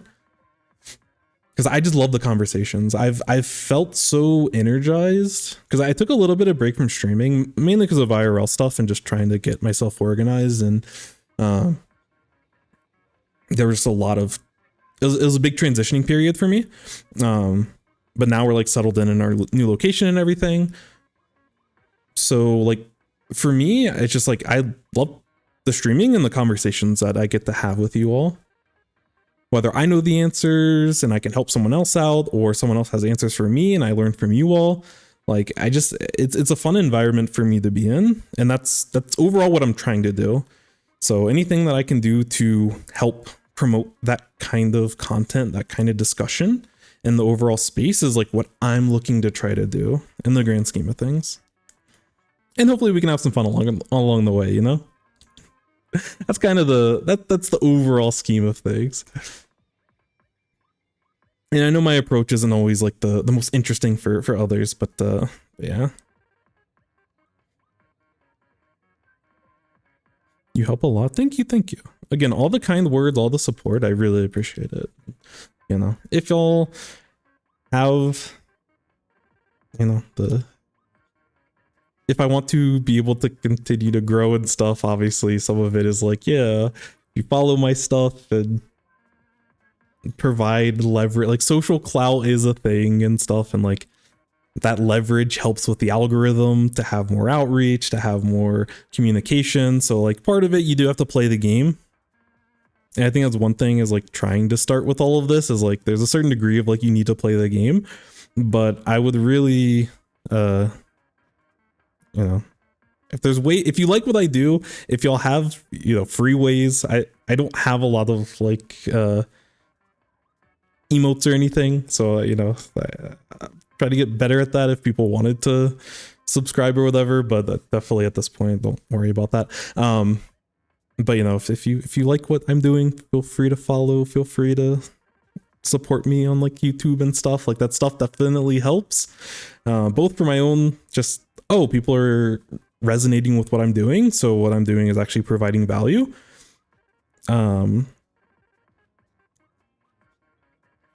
But also, you know, just to continue the outreach and, you know, more people that are interested in Splatoon, because I bought Splatoon 1 and 2 on release, and I played them both, and I dropped them both within a month because I love the idea, but there wasn't that competitive environment that I found myself in. So yeah, you know, you all are helping me. Like, I'm not trying to sound like super what word am I looking for? Philanthropic. It's not like philanthropy or altruistic, I think is the word I'm looking for. You know, I'm not trying to be like this perfect, like I'm trying to put myself as like this innocent, pure person in the community. Like, you know, everyone has to play the game and go through the whole social media and clout and the creator economy and all that stuff, which honestly that stuff is interesting within itself. But yeah, anything that you all, if y'all vibe with what I do, again, just having conversations with you all is the most rewarding part for me. So yeah, I just appreciate you all here and hopefully enjoying what I do. That's overall the biggest thing. But you know, the more that I can continue to grow, the more I can spend time on this stuff, have more plans for other stuff, and I can still grow without all of that. And again, that goes back to there's a lot of skills that I get to work on, and like editing skills and all this other stuff. Like this provides me a platform to just go out there and try stuff, which has been a really fun experience for me. But yeah, anyways, long tangent. But for anyone interested, that's where I'm at. But again, I really appreciate the kind words. I'll go to my it's so stupid. Some people on like YouTube and stuff, they'll like, I've only gotten a couple comments, but like some of them have just been so like nice of like, oh, like I really like what you're doing, like you deserve like more like support and stuff, and hope your channel grows. And it's just like so kind. I'm just like, I'm reading this like welling up, and I like go and like show my wife like, oh, look at this comment, this person's so nice. It's just like, long story short, I really appreciate what you all being here and supporting supporting what we're trying to do. Oh yeah, I need to catch up with chat while I hydrate. Give me a moment. I've always loved Humpback pump track. I'm okay with it. Some modes play better than others on this map, but I don't really like TC on this map, but I'm okay with the others. Got any tips on each three? Vapor said hold choke points, wall and bubble are good protection. Paint up around the stall and support your team with protection. I'm gonna be honest, I've never played H3, but it definitely has very high paint output and it has like some range. It's really hard to hit your shots, but at least from what I've seen back in like Splatoon 2 and stuff, it like Vapor saying, like use your range and use your paint output to hold space and control space. And if you can force the enemy team to not be able to move forward by holding a choke point and throwing down a wall and everything, like you're super chilling. But it's a hard weapon to use, I'm gonna be honest. It's hard to hit your shots. Which you, at a certain point you need, like you don't need to slay with that weapon, but at a certain point, in order to fight for the, to fight for space and everything, like you're gonna have to do that. But yeah, get a lot of paint out. Help your team through supporting, and then when you have opportunities to move forward, be ready to move forward. Run a bit of subsaber on H3 to put out more walls. Is there any other gear recommendation? Yeah, actually, I don't know. Would you say this is the other member's fault? I mean, everyone, so this goes back to, oh, Syncon, welcome in, hello, hello. This goes back to like the way that you want to approach the game. If I am Meowy in this game, I'm focused on this. I'm focused on this. And I'm focused on this. And this. I don't care about this. Putting blame on other people will leave you at a disadvantageous state in the long run, and it'll stunt your growth in the long run. But that being said, it is good to have awareness of what was going on here and like why certain stuff worked. Like a lot of your plays and opportunities to move forward were enabled through you all, which is reflected in these stats. But you know, when it comes to like blame and stuff, just stay tunneled in on like yourself and just focus on the decisions that you make. I think the other pitfall that people fall into is they look at a match of Splatoon as a win or a loss. In Splatoon, especially if you're trying to improve and, you know, grind for powers or grind for, you know, higher competitive placings or just grinding for a better understanding of the game, we don't like Splatoon isn't just win or loss. It's not binary of like defeat or victory. A Splatoon match is encompassed with thousands, maybe even tens of thousands or more decisions that are continuously happening. So it's really important to focus on the decisions that you are in control of. There will be games that your teammates let you down. Yo, Jet, what's up? Welcome in. The real gamer hours are in Jet's stream, but I hope you're doing well, my friend. Hope all is well. Definitely show Jets of love if you don't already follow them. It's been a bit, yeah. We're chilling. We're getting a little bit more analytical in this funny Squid Game, but life's been good. Been a lot of change and movement and chaos, but things are slowly calming back down and we're thriving. So I'm doing very well. Hope you're doing well as well.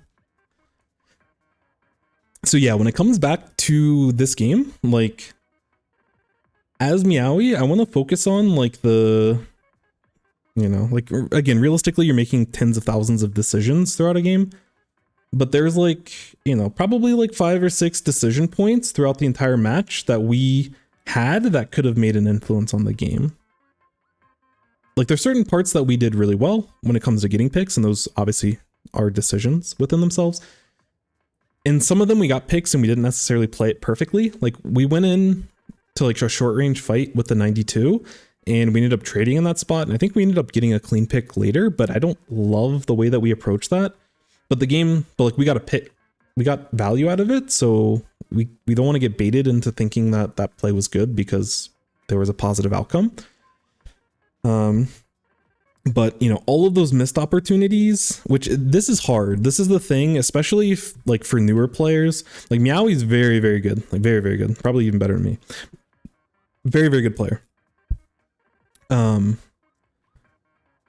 Certainly infinitely better than me on Rapid Blaster. That is without a doubt. But probably a better player overall. I think we played them in tournaments a couple times. They're really good. Anyways, but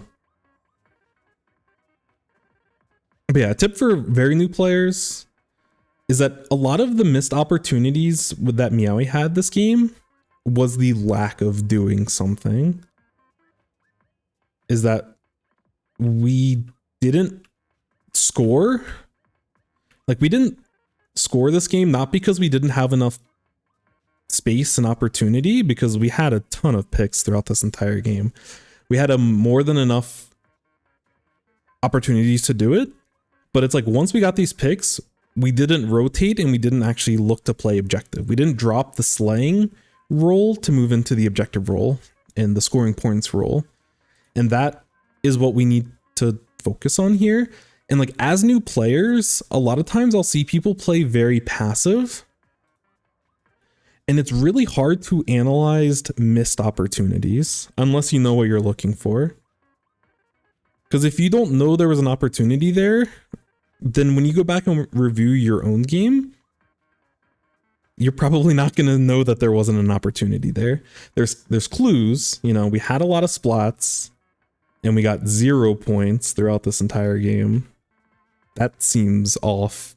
Like there's ways to have like some deductive reasoning on why this doesn't make sense, but it's important for us to, like when you're trying to learn, it's important to watch higher level gameplay and like look at top players.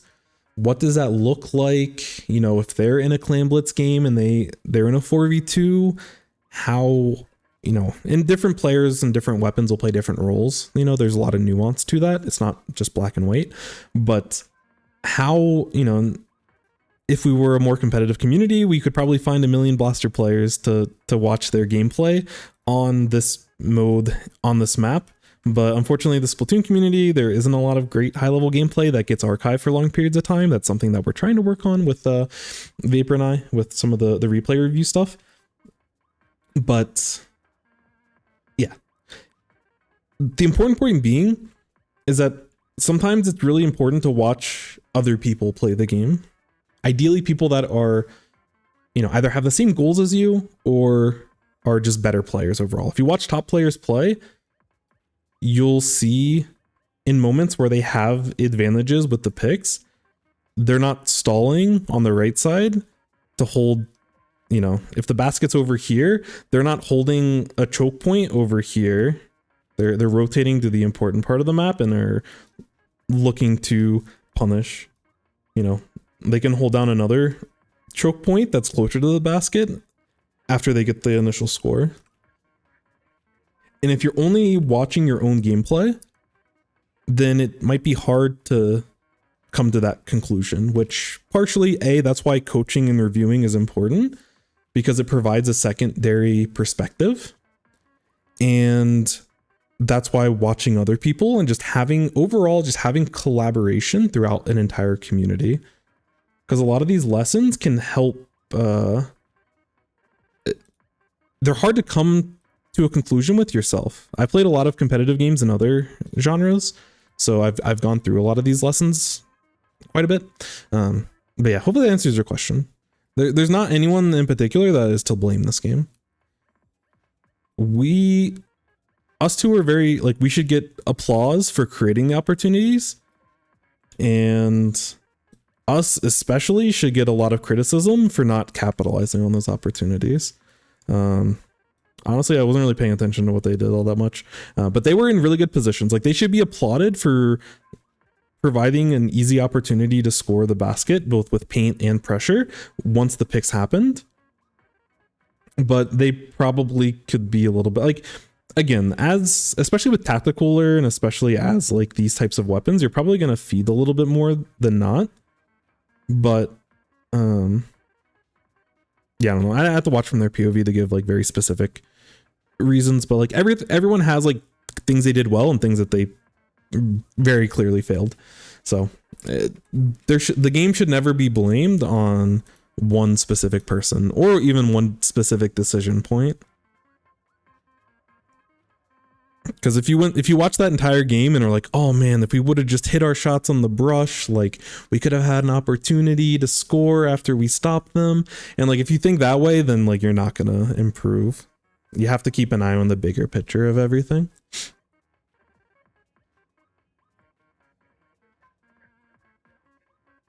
I should pay more attention on this. It actually applies. Wait, the blaming your teammates or what? Uh-oh. To throw this in, when I'm playing really good, usually I'll have stats not in the same proportion, but comparable 80 to 90% of the time I do win. Is that a sign that I'm doing something correct? Wait, so I usually have stats that, so you have good stats, but oh, you're saying 80 to 90% of the time you win? I mean, 80 to 90% win rate is pretty good.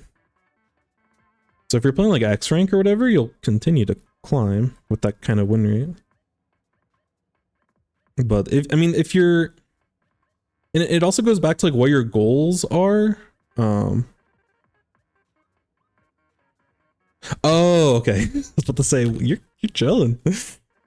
You want to take over this bike and help us all out? No, I'm kidding. But got you. So, but yeah, like, I mean, if you're able to win with these kinds of stats, like, I don't know if I'm fully deciphering exactly what you're saying, but if you have these kinds of stats and more often than not you are winning, like that should be expected. You know, like if a team's getting like 28 spots, like these types of stats should basically never lose. Like there has to be some really big problems. But in certain cases, the other thing could be like the platform that you're playing your matches. In certain cases, you may not. What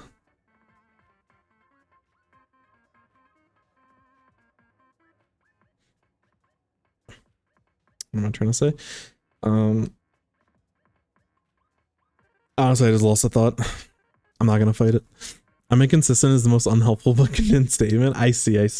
So yeah, if you feel like you're inconsistent, it really is trying to dissect, like, you want to dissect your gameplay and try to figure out what's the cause of that inconsistency. I would say 90%, 95%, unless you're like, if you're a very high level top player, then sometimes it can be mechanics. But if you're not DivX or higher, if you're not competing for Nintendo championships, it's probably not the mechanics. It's probably something related to the decision making. So you can use something like your paint numbers, or use something like, how many splats versus deaths, special output. These can kind of help give you clues to figure out what it is that you need to be working on. As I played Splash, like, my paint numbers looked really good in a lot of spots, but my when I went back and watched the reviews, where this paint was going was not optimal, and in certain cases was throwing the game for our team. So like, just looking at a number doesn't help. It doesn't tell the full picture. But if you are very inconsistent, that might be a, stats can help you figure out where to start. But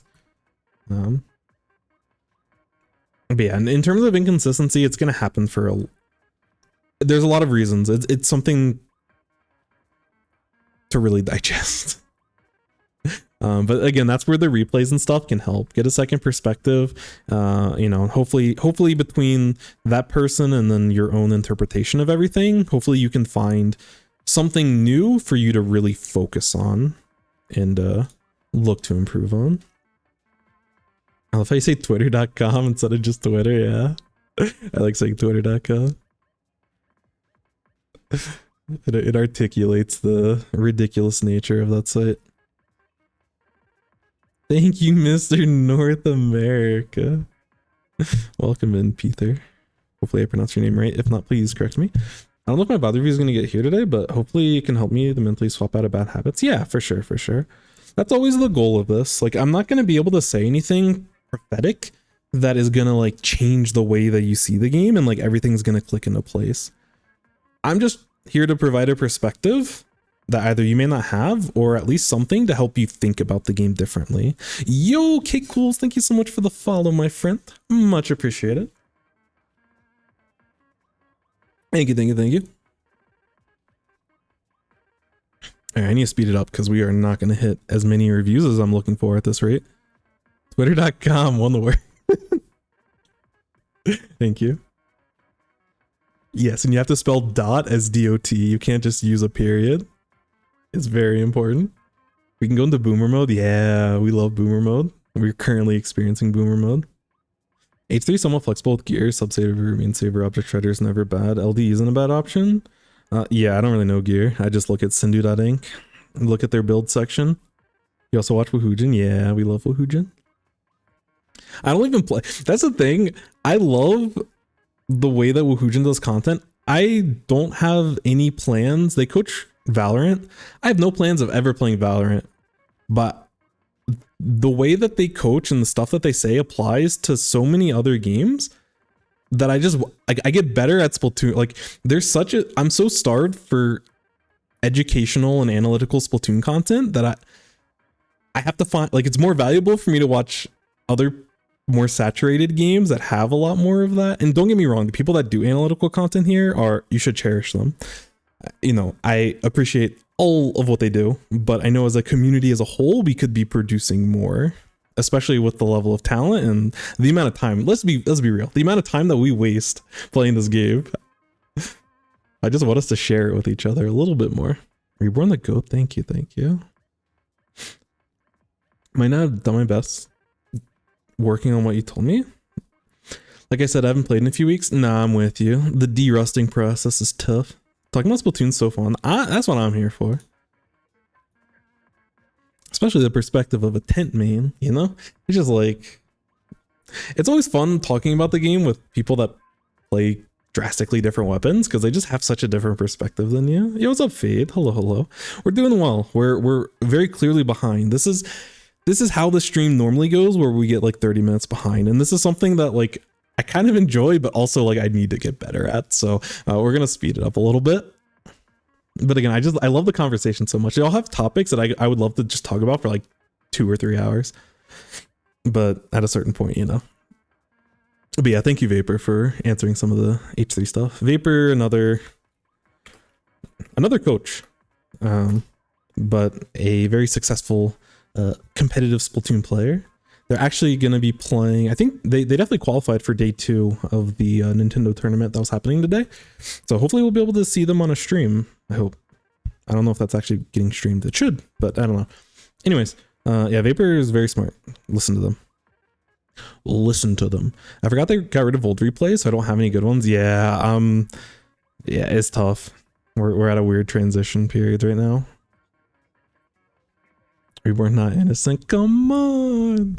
I'm just trying to help the community. All about the growth process. Yeah, growth in a lot of ways. For all of us, even Reborn. Well said, well said.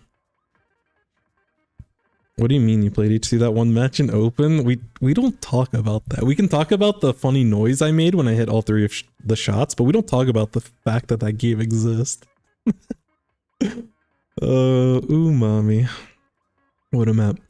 I like watching you react to VODs, even if it's not weapons I play, I can learn what their goals are and try to disrupt those plans. Yeah, that's a really good way of looking at it.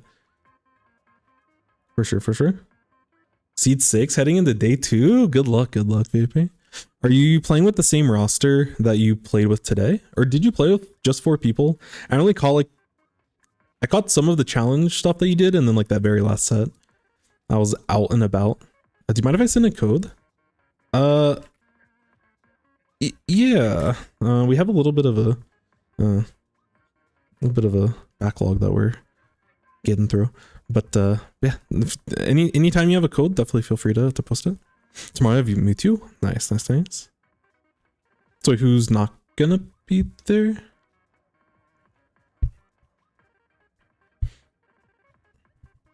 Overall, it's made you become a more versatile gamer. Kind of player that knows how to play against all weapons, can match against any weapon even if I'm bad against them. Yeah, that's definitely like the competitive mind. Like at a certain point, like there's a lot of fundamentals when you're first trying to understand the game, but at a certain point when you're playing competitive especially, it really is like person versus person, and you're more playing the person than playing the weapon, and like establishing the mechanics and understanding what makes a weapon good versus what makes, you know, the strengths and weaknesses of each weapon is important. But yeah, at a certain point, and that's like the fun part, is when you get to a point where you can actually have like the player versus player, you start looking, you know, even in the course of a 5-minute game, within like, in certain cases you can figure it out quickly, and in certain cases, if you're playing like a best of 5 or a best of 7, throughout the series, you can kind of start pinpointing like how you go about defeating the enemy and stuff, and they're doing the same thing as well. But it's a really fun dynamic. There's a lot there, but that's why I enjoy competitive.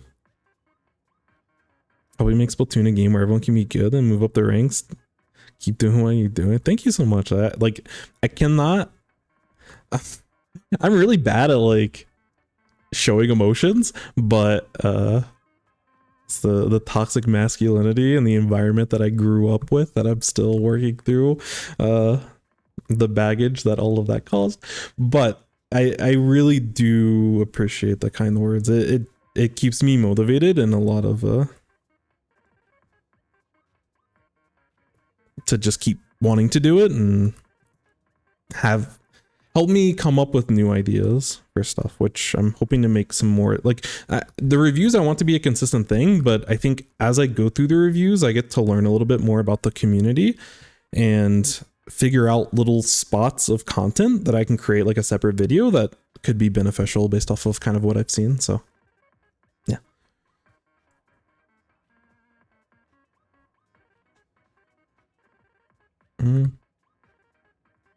What is it? I always play one way. I win when the team around me enables me. I lose. Yeah, no, that's tough. The ability to adapt is part of the consistency puzzle piece. For sure. Nintendo Championships. That'll be you. Soon to be Nintendo Champion. I think I'm also maladjusted to the new season. I'm also bad at impartially understanding what I do well versus poorly. Yeah, hey, we're all getting there. Even if some people are farther in their journey, or you know,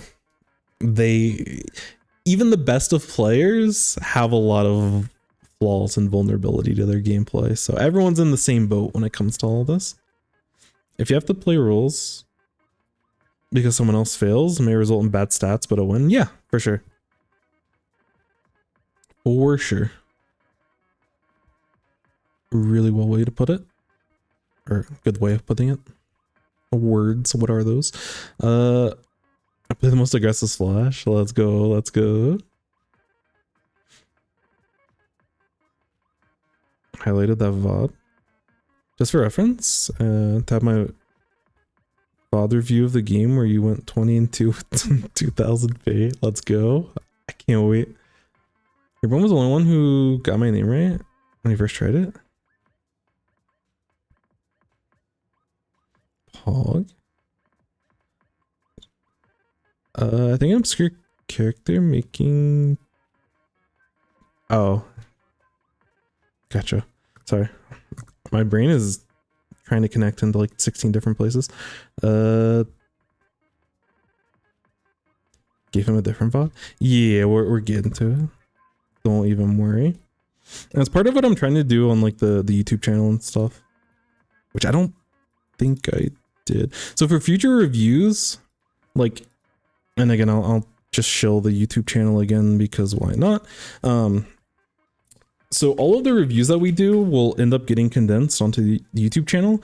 And my plan, which I haven't done so far, but I'm going to start doing moving forward, is in the description of the condensed YouTube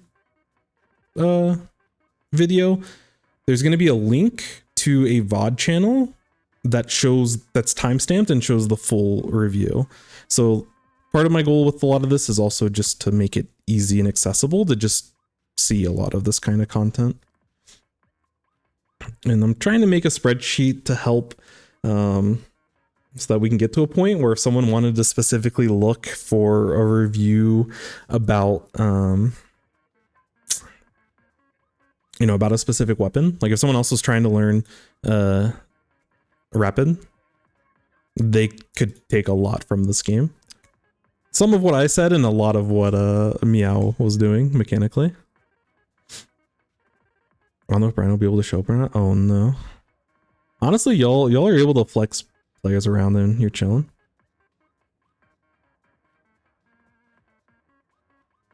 Next VOD review before the curse spreads. Hey, what's up, Akami? Welcome in.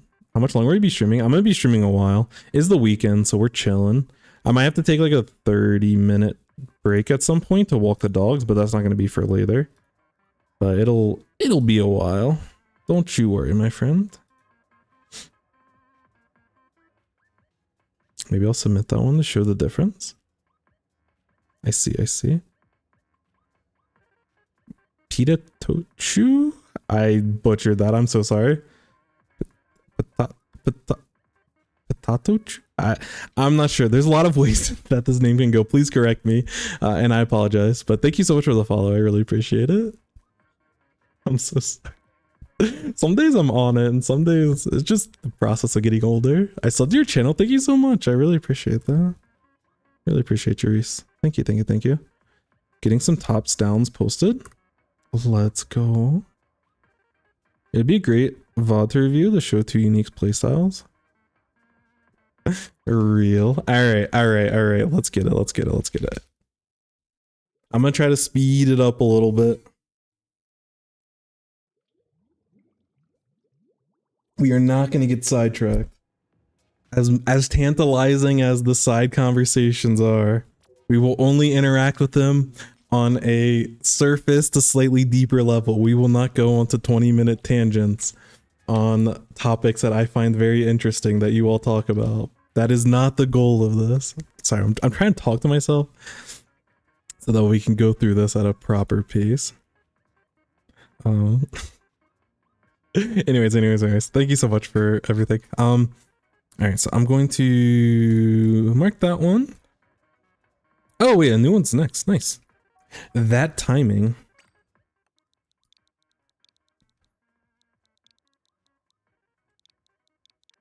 Because the other part of it too is that, like, I know that you know, I want to value you all's time. So if I go and, like, sometimes people have time to where they're like, it's okay for me to go on a tangent, but like, if I'm ANewOne in this example and I'm the next review code and then I go off on a tangent for 30 minutes, meanwhile, I'm about to go through the review and I'm here and I can, like, ask questions and respond. In certain cases, it can definitely be a frustrating exercise for you all, so I need to work on it.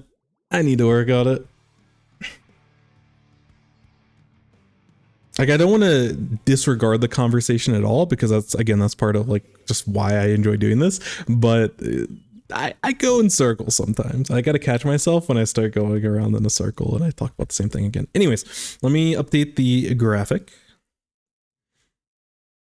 And we get to watch some Splash play, my beloved.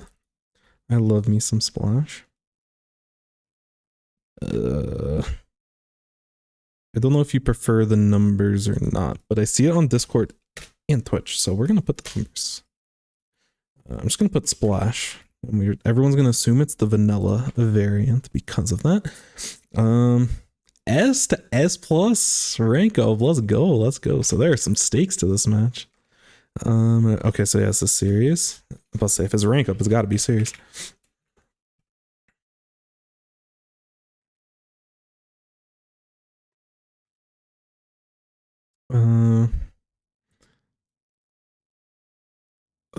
I might have to delete the numbers. I'm so sorry.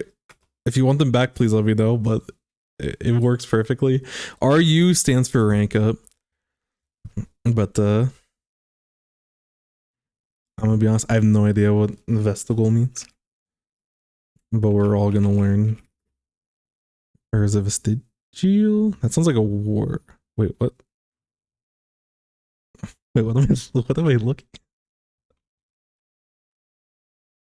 Wait. Oh, the non-biology. Okay. I'm about to say these images that are showing up, I'm confused. But forming a small remnant of something that was once much larger. I see. I'm gonna be honest, the context goes over my head, so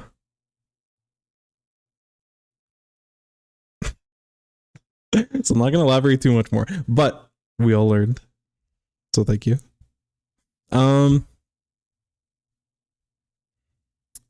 So match is about 3.5 minutes. Want to analyze the enemy splash as they're playing at a much higher level than me, and I want to see what they were doing that you're not doing, what they're doing right, and what I'm not, or what you're doing wrong. Okay, so this is actually an interesting perspective that sometimes I'll have to do in matches as well, where I play against someone that plays the same weapon as me and just like claps me. It's just like skill diff by far.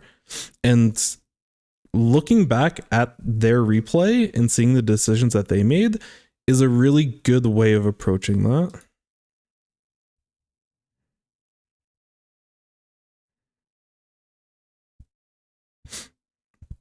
So this will be a good exercise. I think for the purposes of all of this, I think it would still make sense for us to start with looking at it from your perspective, but we can also look from the enemy perspective as well. My dog is eating the table? Uh-oh. Hopefully the table's made out of dog food or something, right? All right, I need to use the restroom real quick. I'll catch up with chat, and then we are laser focused. I will take you all on a laser focused journey. I think it's a coffee. I'm gonna drink the rest of my coffee while I get some more water and get a quick snack. But we'll be right back.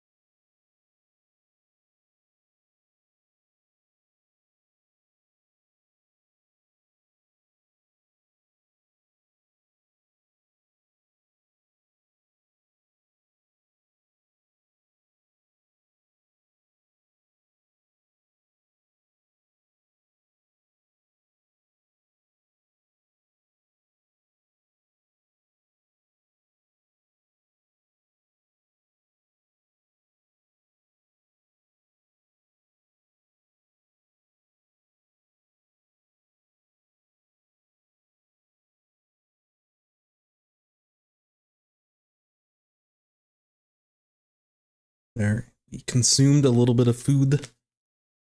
We consumed drink. We are chilling. We are going to be laser focused. All right. Once I catch up with chat, surely I won't go on to a tangent. Surely.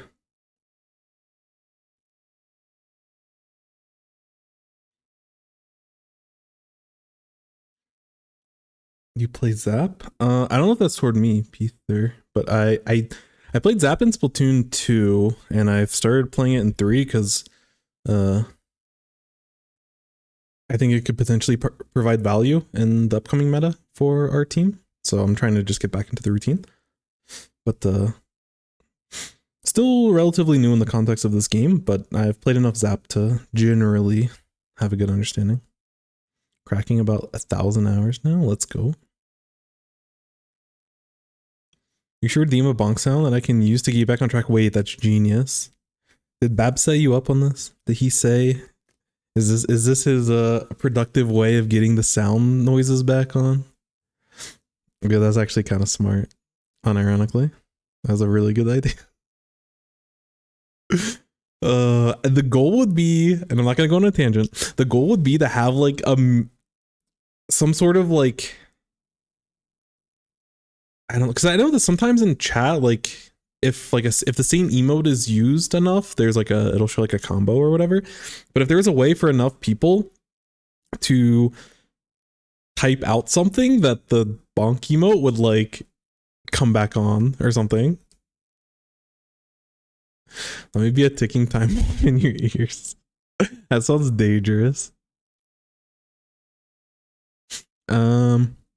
But no, that's actually not a bad idea. It'd also be kind of funny and actually productive.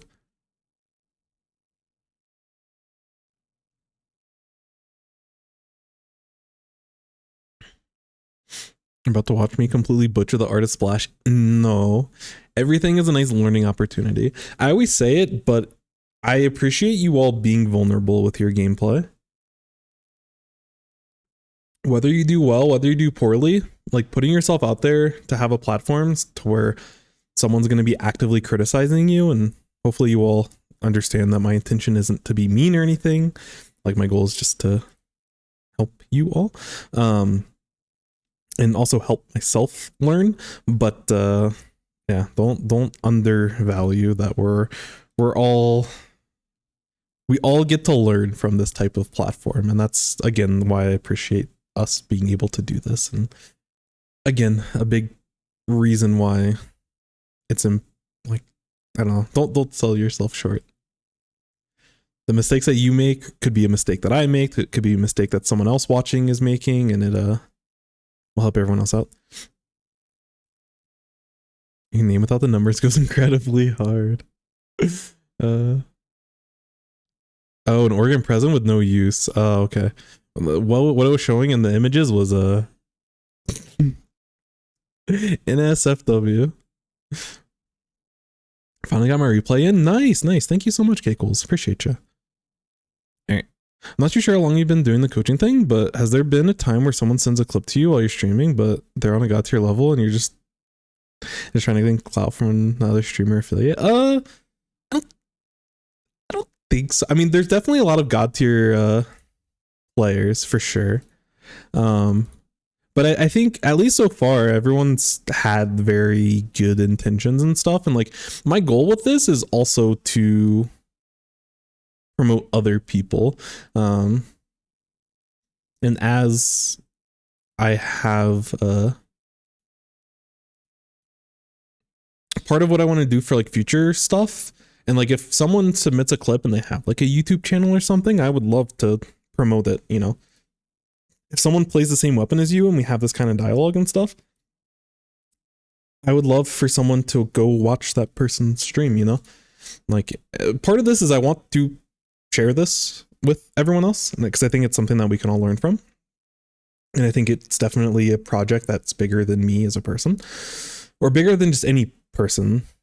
And I think in a lot of cases, if we can all work together to share that common goal, then we're chilling. But I tried to establish the rules because like I don't want games where someone's just like popping off, you know? And like that last game is a perfect example. The rapid like popped off, but we were able to get a lot of learning from that basically. So so far it's been very productive, non-toxic. But you know, if someone wants to potentially, I mean, there's not a lot of clout to be farmed here, but if someone wanted to use me to have other people show their work, I'm more than happy to do that. As long as you're recording your videos and we can find your stuff, like that's also part of the reason why I want to do this. I want people to give me code so I can do the work, or just like do the work yourself is like the overall goal. But no, so far everything's been pretty chill. A wood table, you stopped them. That's good. That's good. Nah, tangent incoming. Almost. I read your comment. We caught ourselves. I always like the bonk sound redemption. Bonk sound's pretty good. Either that or we need an alarm clock. No, that's like a jump scare for all of us. I don't know about this. I don't necessarily care about win or loss. I care about the process of playing well results in a win or loss. If the result of bad play is that I get carried, I'm apathetic. If the result of good play is that I lose, I brush it off. Yeah, that's a very healthy approach to just trying to improve altogether, and just like playing the game. Honestly, at this point, I'm about to hire Vapor to take care of you. Should try to ask people for replay codes for the Nintendo Top 4 for sure. Yeah. Yeah, I need to be a little bit more confident just asking random top players. Oh, I saw you play in this tournament. Can I have those review codes? I gave myself a self-review while you were doing a review. That's why I was away. You are all good. Hopefully the light Tetris stuff is coming along well. It sounds like a lot of fun. I guess there's also provide a bit of context. Oh wait, I already read this. I read this on the other screen. I've watched a ton of videos of higher tier players watching Splash. I'm also in the process of upping my sensitivity. I feel you. Yeah, Kiver is an awesome resource. I love Kiver. I watch Kiver to learn a ton. As a Splash player, we're also really spoiled. Melon is a YouTuber. I mean, they're a top Japanese player, but they stream their stuff on YouTube, and Kuro is another Splash player that is a top Japanese player that streams their tournament stuff and solo queue. Probably not all of it, but they do it pretty consistently. So yeah, those are the reasons, like Kiver and Melon, Kuro, and then like sometimes Jared if they're playing Splash. But Jared's a very good player, so like you can learn a lot from Jared just regardless of the weapon that's being played. But yeah, I definitely recommend. Kiver's fantastic. Bragging rights about not being a boo. I try to give a better eye on when he's streaming. Yeah, for sure. Makes YouTube videos as well. Yeah, for sure.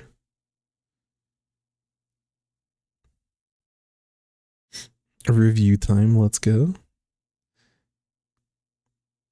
When I was learning Bucket, I asked Max, who was on Seafoam at the time, for his replay codes. Yeah, it's I think for the most part, and this is kind of the thing that I've learned just in a lot of communities, but people have also just said it in the Splatoon community, that like a lot of top players are like willing to share and willing to provide stuff. Some of them are a little bit weird about giving out certain like scrims and stuff before a big tournament, which yeah, I respect it. That's fine. But you know, it's one of those things where like all you have to do is like ask kind of thing. I just have to be more annoying and like ask.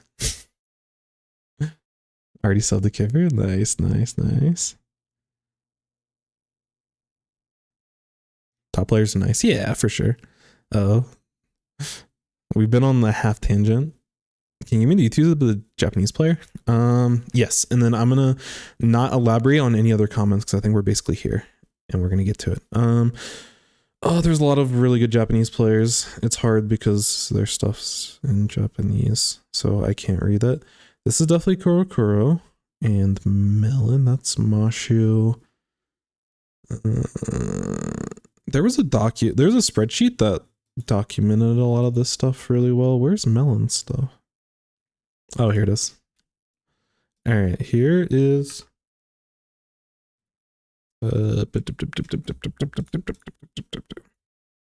Melon. And then Coro. I'm probably butchering their names as well, but very good players. And they upload quite a bit. They've also played with like Kyo in tournaments. I played against that team when Kyo was playing with Melon and Kuro, and I forgot who else was on that team. We got stomped. We got rolled. They were spawn killing us. Oh man, that was bad. Anyways, I should be watching more JP players. I could learn a lot. Yeah, it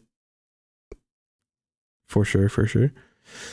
Zips are much better after 4-starring it. Win rates are around 20-25% higher on light Tetris than dark Tetris. Dang.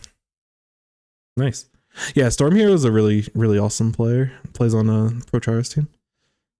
Also just really chill person. I like Storm Hero. Their comms are really good, and like mechanically they're also very solid. Thinking of biting the bullet and subbing to Storm for the free coaching. Yeah, Storm's good. I don't know if I've ever seen their coaching, but they're really smart, so I'm sure you could learn a ton. Never bought a single sub.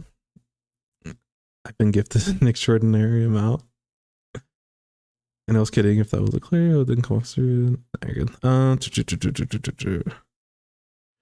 JP spreadsheet isn't really up to date. The last time I checked, gotcha. Okay. Sag. Yo, what's up, Trig? Melon, Kuro, and Shelton? Oh, probably. No, I think it was. Shelton. Yeah, we got clapped. I had a day where I was logged on and ran into Shadowwind. Next game, Kyo, and then Jerry Limey. It's always so funny. Gotcha. Thank you. Yeah. Yeah, if I'll have any like codes and like YouTube channels and stuff to share with each other,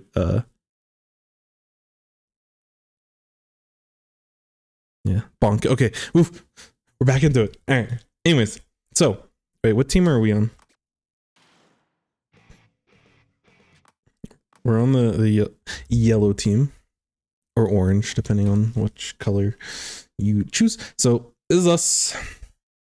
We are playing TC on this map, which is interesting for a couple of reasons. Brush Blaster and Blob. So Brush Blaster can do a pretty decent job around ledges, and they can also play like the verticals pretty well.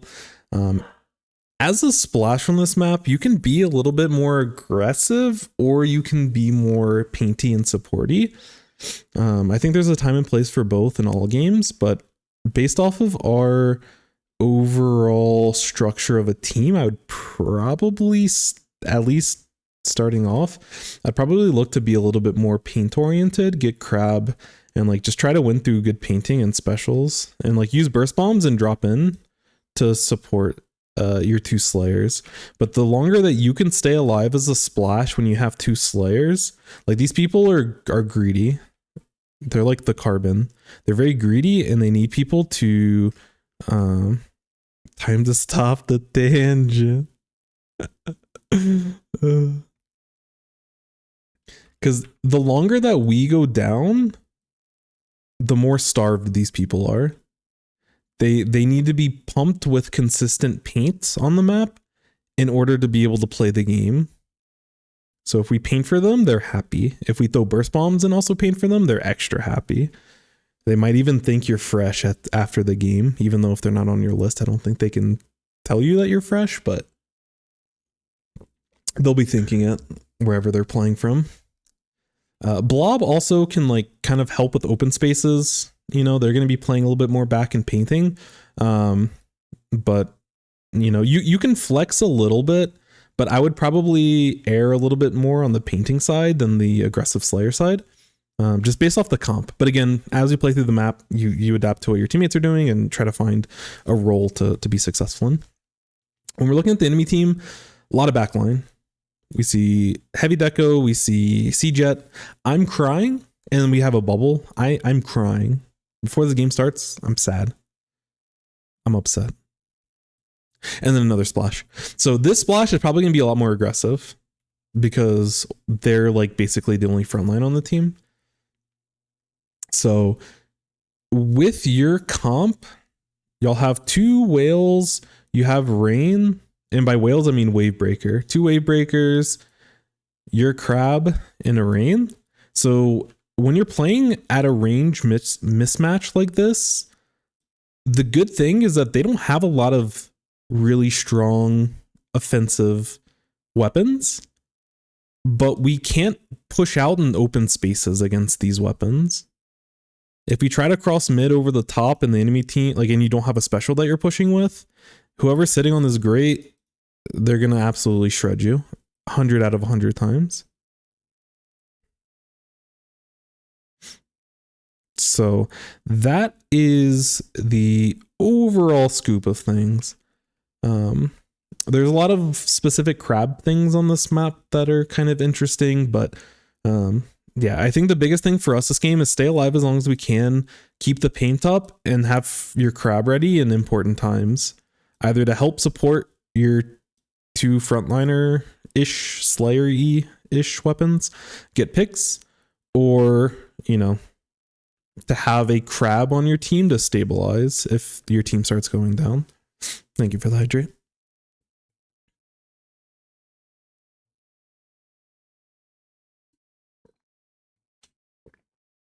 Because if you go very aggressive and your team starts getting wiped, you are in for a world of pain. This is just a very annoying comp for you to have to deal with. You're going to have to... Someone on your team has to be disciplined, and like Blob can't do enough with its weapon to do that. You're going to have to be the discipline. You have to be the adult in the room. So see how it goes. And again, I know that you mentioned that you wanted to also see it from the opposing Splash's perspective, but let's check it from yours, and then we'll check it from theirs. Either in between if there's an important play, but also I think we can probably watch your play and then watch theirs and kind of do a compare and contrast. Which, to be fair, y'all do have to play some different roles. They have to be a little bit more aggressive and be a little bit more frontliney and take a little bit more risk, whereas we want to play a little bit more stally, stabilize, and support the plays that our offense is trying to create. Yeah, and then you're running LDE on TC. I mean, it's like fine. I don't know if we need LDE. I'd probably rather have like special charge, or I don't know. I think there's other utility that you can probably use. Like Splash Neo, I really like LDE because we can spam suction bombs at the end, but I'd rather have like just more general utility. That's super minor. It doesn't matter.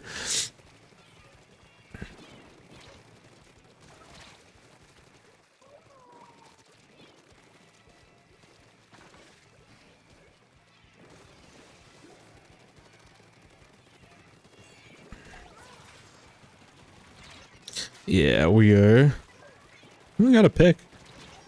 All right. So there's a couple of things to go through with this opening here. First thing I want to mention.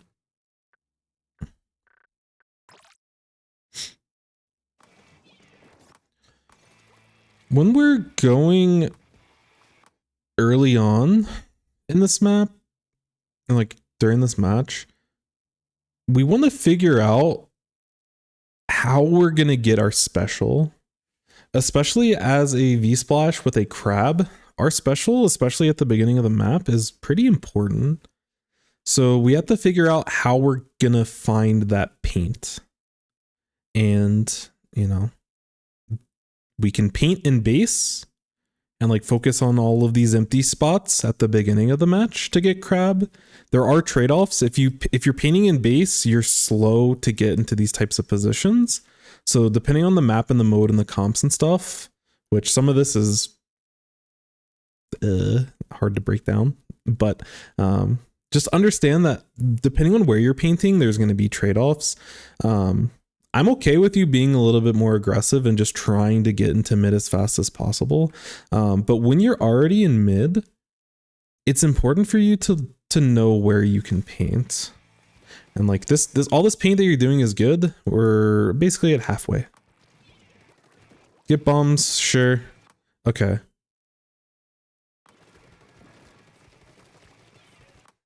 But now, like, we're closer to special, but we've wasted a lot of paint, and we're still not in a position, and we don't have the paint for crab. And I want us to be able to do that, especially with TC as a mode. And this is like, there is context for all this. It isn't absolute, but I would say generally TC, you can play pretty slow at the start. There's no rush of like, oh, I need to be the first person on the tower, because that doesn't really matter. You're looking for that overall control at the beginning of the game.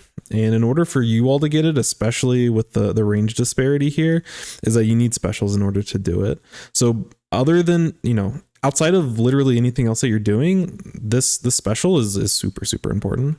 It's super important always, but it's extra important given the variables and circumstances here. So anyways, as I was talking about the paint, a couple of other things that I wanted to mention. If you don't get your, like, I've seen splashes like paint over here. I've seen people paint base. I've seen people paint over here as they climb up this way.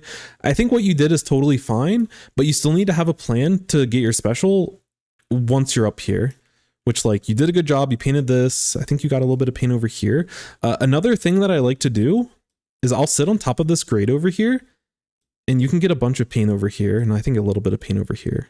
This would get you your special over here, but we need to have this as like part of our cohesive game plan of like what it means to get our special. And I like being up here as well, because this is like getting a crab on this grate is probably the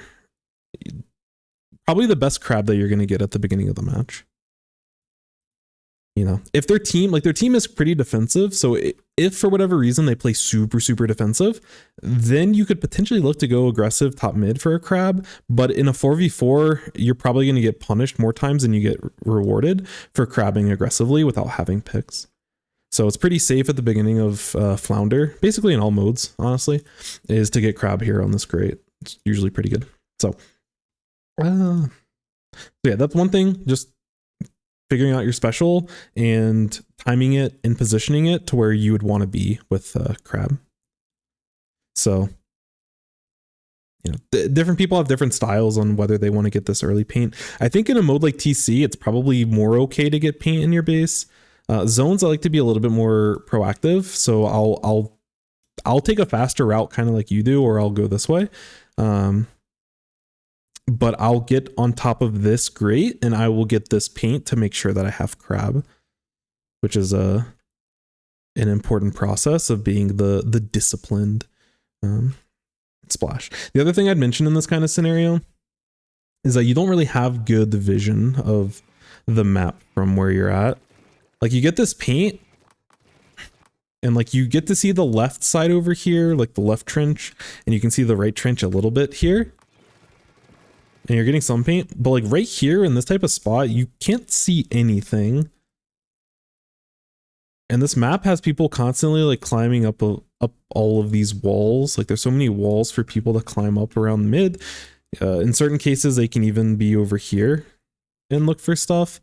And I want to make sure that you also position yourself in a spot to be able to check for those. That's another benefit of taking this grate area at the beginning, is that if you're sitting over here, you get a very clear vantage point of this, and you can see a little bit over here. So there's parts of the map that you can very much control, and part of like getting this paint also gets you special, but it also helps establish it's going to be a harder time for them to flank you. And if someone goes for this flank right here, you have vision on them. You can get paint, you can throw a burst bomb. You're not going to get surprised by something like this. You know, you may get surprised with someone coming up on the other side, or they might get surprised from someone coming through bottom mid and like climbing up the wall. But, you know, you're one person, but at least as a one person, you are able to hold something, basically. That's the important part. And this goes to like map knowledge and when it comes to positioning and all this stuff like this. Things I didn't consider. Well, number one, it's really ingrained to me not to waste time painting base, but I guess that's just me taking a contextual thing and turning it into a universal. There's also an issue with the rest of my game. Yeah, I mean, I think, and when I watch a lot of other players, like higher level players, they don't waste a lot of time Like they're not sitting in base and just painting. I'm with you generally in that case. But the other side of it is that at the beginning of the match as a splash, you need to have special. You need to be in a position where you know you can use it and get value out of it. And you want to time that to be as optimal as possible. Because realistically, like if you spam paint, like you probably can get special in like 8 seconds or something. But realistically on this map, especially with this awkward getting into mid, like if you get crab within like, you probably could push it if you paint optimally and stuff. You know, you probably could get into this type of position maybe around this type of time.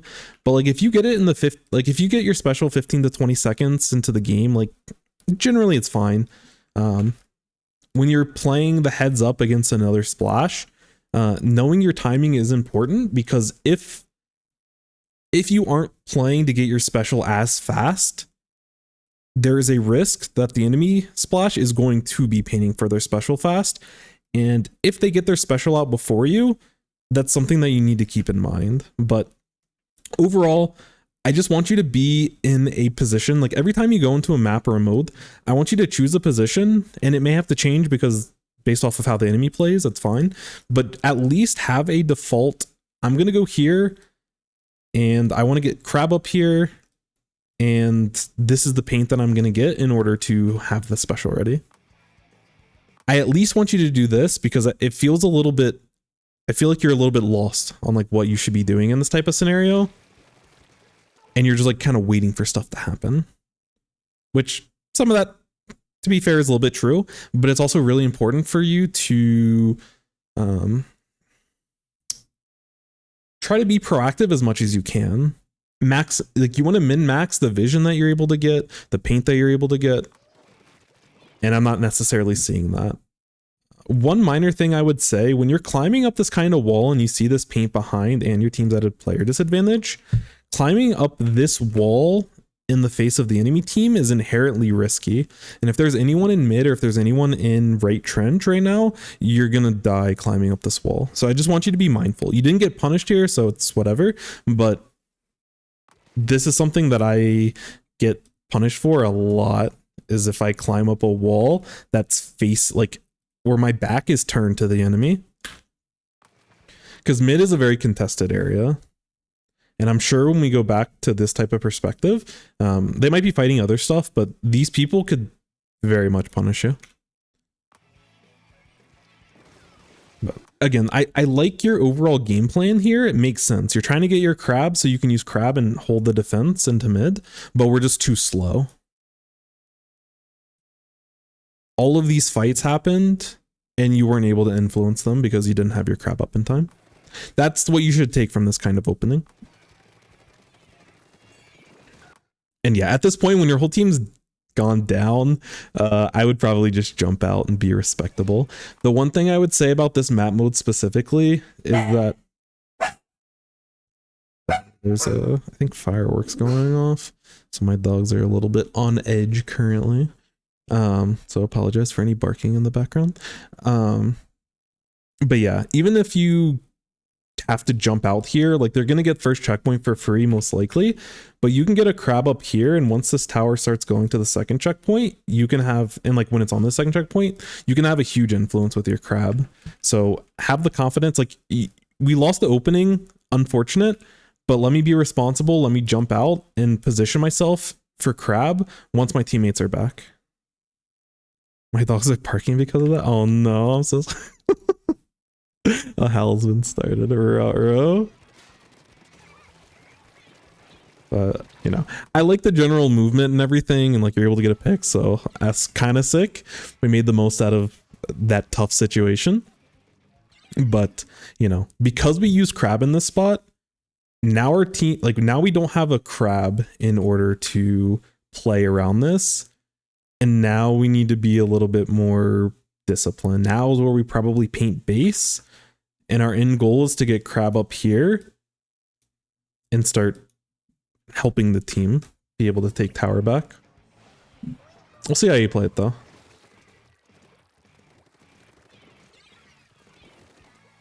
Okay. Nice shot. So this jump is risky, but it's not bad necessarily. Like, it's different than what I would do, but that doesn't mean that it's bad. I just don't trust my teammates in this kind of scenario. And again, where you end up landing when you jump,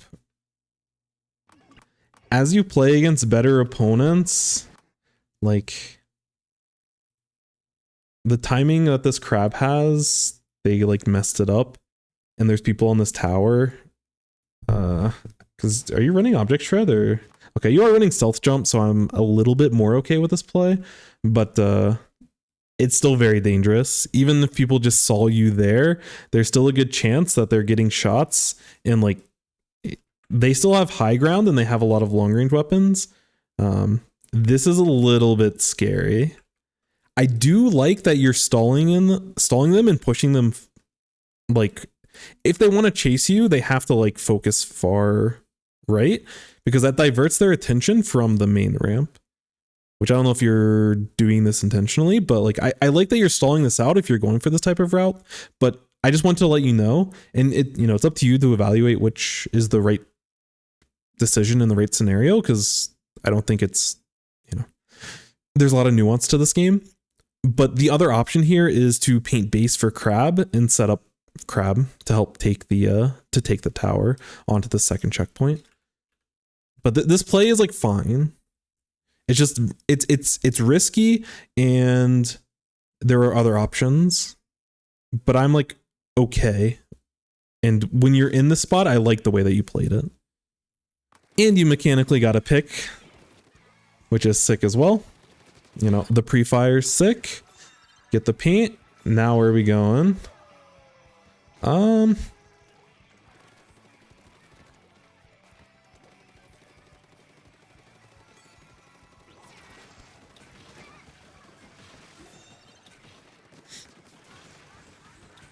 This is super minor.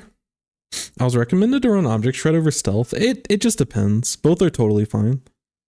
Just make sure that like if you're going for these types of greedy jumps, just know that you can only do them with stealth jump. Outside of that, again, it's fine. They're both good. I think they're both equally good. You just want to make sure that whichever one you choose, you play to its strengths. So if you are running stealth jump, try to find more greedy jumps to play with. But yeah, when you get a wipe in the spot, I don't think you need to. I do greedy jumps with no stealth jump X slow. Hey, I do that with no stealth jump splash, and I get picked all the time. When you get this pick and you see that the entire team is wiped out, in my opinion, I think we can just move this way and just get a bunch of paint. You can position, like you can get your special really fast, and you can get a lot more paint in the enemy side, which slows them down so you can keep moving the tower.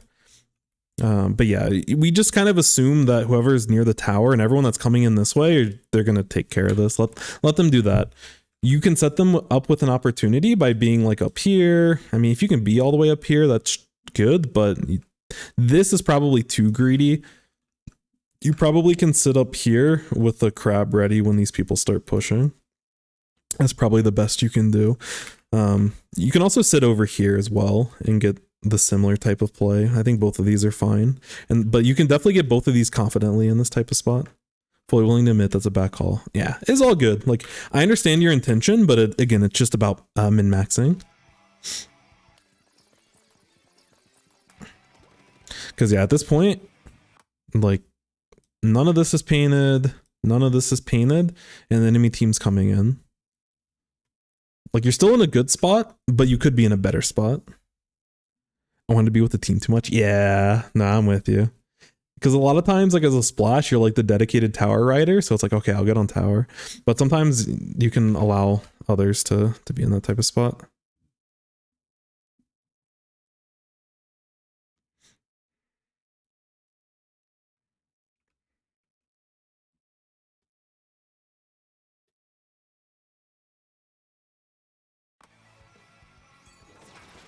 But I like that you find a target, you're ready to crab, you're in a good spot where you can hit, you know, you can hit here, you can hit this whole ramp over here, you can hit over here. Like this crab spot's pretty solid.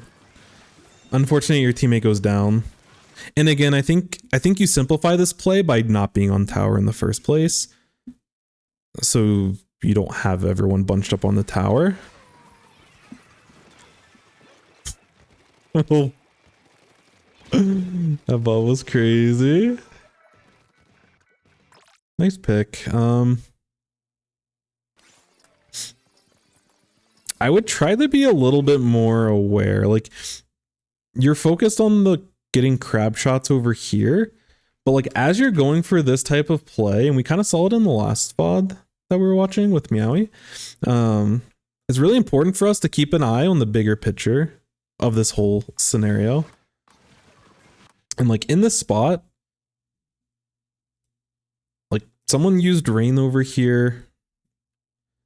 So there's another person with them, the Jets. And then we saw the heavy here. But we only see 2 of them over here. And we also see our teammate go down here. But there's a bunch of context clues. Even if your teammate didn't go down here, there should still be context clues of like, okay, we got to pick here and our teammate's pushing the other one. Even if I'm still shooting my crab shots over here, I need to have a better understanding of what's going on this map. There isn't a lot of paint in this spot. I can't really see underneath. Actually, yeah, it's hard to tell. But depending on the map, or depending on the paint, like you may have to deal with someone coming up this wall. You may have to deal with someone flanking all the way over here. We just don't have this information. And again, you could be map checking in the spot, but from the way that you play it, we're a little bit too lax and comfortable in this type of spot. Which, hey, I love the crab and I love all of this, but we need to make sure we have a bigger picture view on everything in this kind of scenario.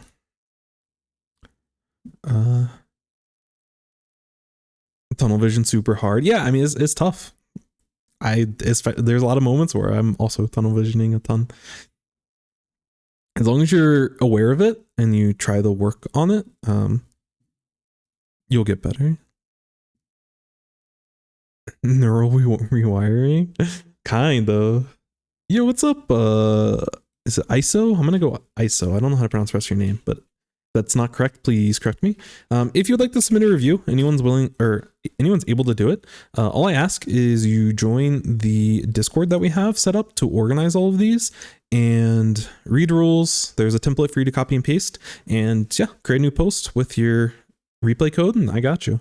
Just make sure the replay code is from this this new patch that came out this week. Otherwise, I will not be able to download it, and I will not be able to watch it, and we'll all be a little bit sad. I'm not trying to make excuses. No. I'm with you. My brain and your brain, like I know your intention with the way you're talking. So you're chilling.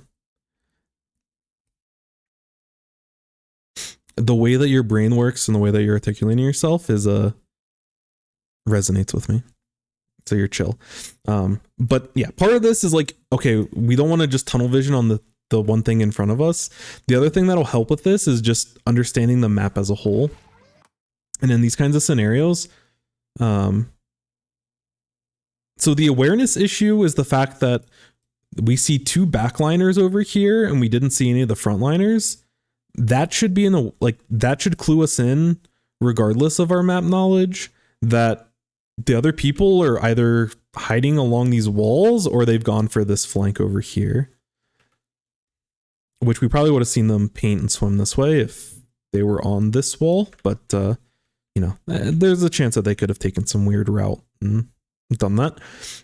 The other thing is map knowledge, where when we're in this spot, this option exists, this option exists, this option, like there are these options.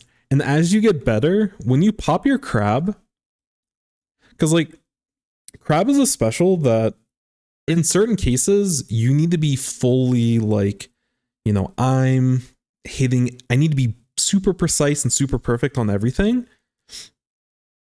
in order to like squeeze out enough value. But in this spot, you getting the crab out, holding the space, doing chip, and getting like the initial pick, that's basically all you need to be doing for your team. Obviously, you have the rest of your crab, so like continuing to get shots and stuff is important. But like during this time, you can kind of turn your brain off a little bit and like focus your brain on other parts of the map. And checking this area here for paint is important, because a lot of times they'll path either this way or they'll go this way, and they'll drop down and they'll either flank all the way around. They might go up this wall. It just depends on their weapon and everything. But yeah, that's something that you'll get better with over time. But the map knowledge can simplify a lot of these scenarios. Discord name, sir. Thank you. Appreciate you. That bomb was hilarious. Yeah. As we go back, I'm a little bit uncomfortable with us pathing like this. But I think you also got caught off guard. But like when the bomb is thrown like that, when there's two people down over here and this is fully your paint, there's a good chance. Oh, these people are also marked. But there's a good chance, even if they were marked, that they're gonna be on the other side. So even though this side is the enemy, so even though this is the enemy side over here, this is like your safe zone. And it's like kind of flipped, but you can back up closer to the enemy side of the base to keep safe. And I'd rather us in this spot, instead of just like running toward the tower and running closer to mid, I would rather us work with our blaster to deal with these two people. Because they're marked, but we should be able to guess generally where they're at. And like we're more focused on repositioning instead of focusing on surviving.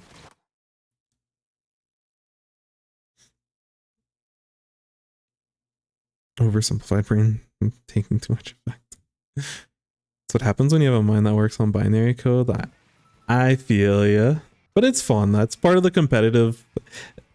Part of competing in a game is that it allows you to look at things either a little bit in ways that can make your brain and learning be uncomfortable, and also just be able to improve yourself. Both improve your Splatoon skills and just, you know, sometimes it can help you improve some IRL stuff as well. Yeah, I like that you're not going to get splatted from rain. Take your time.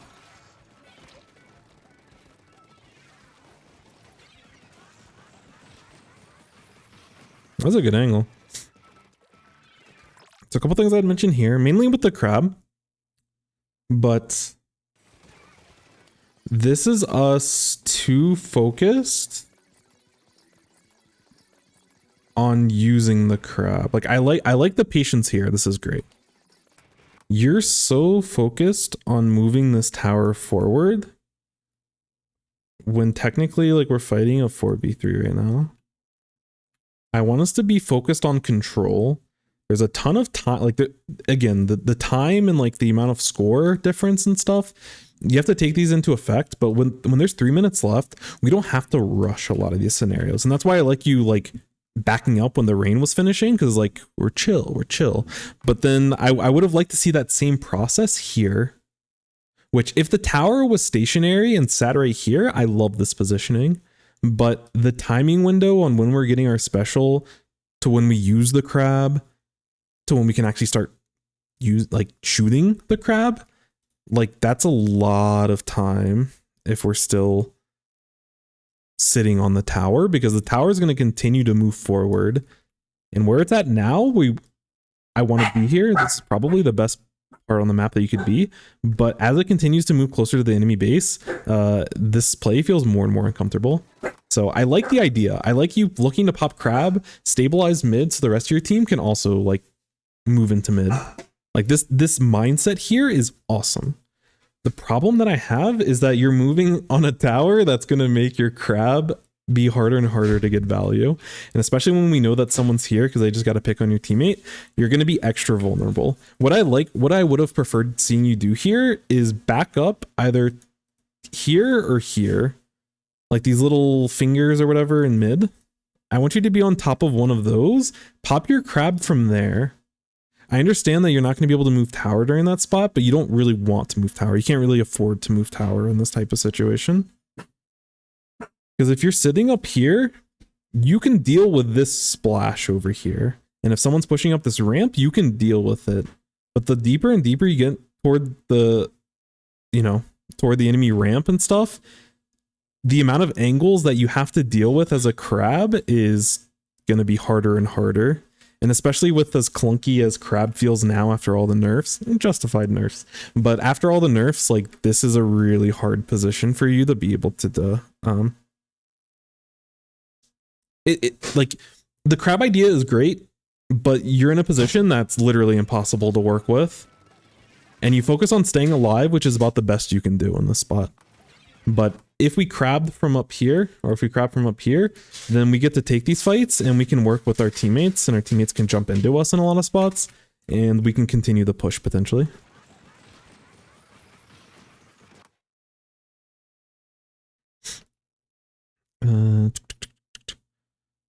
Stop for a second, have a small thing to do for 2 to 3 minutes.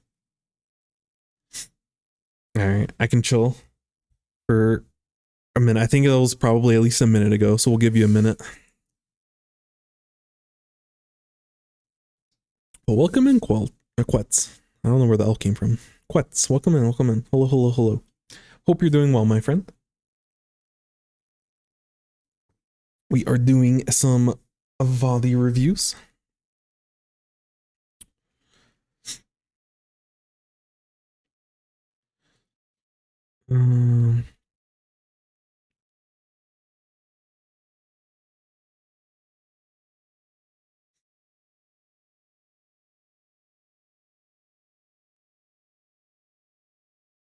Most of the overheads are posted. Let's go. Let's go. Thank you, thank you. Already submitted my replay? I believe there was a new post, so yeah, we got that. I see it. It's gonna be a little bit for us to get there, but it is good to go. Have you uploaded my VOD review yet? Haven't been able to find it. Yes.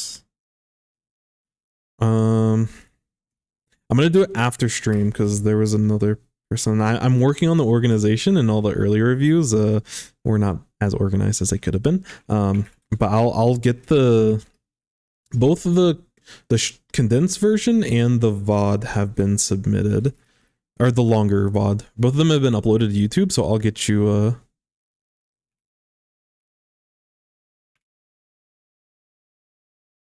that review code. Or not, what am I saying, review code? I'll get you the YouTube stamps of the condensed version as well as the long form version. That way you can have both of them.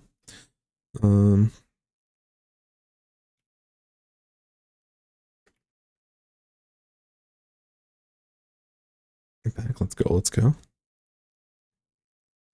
But yeah, I got you.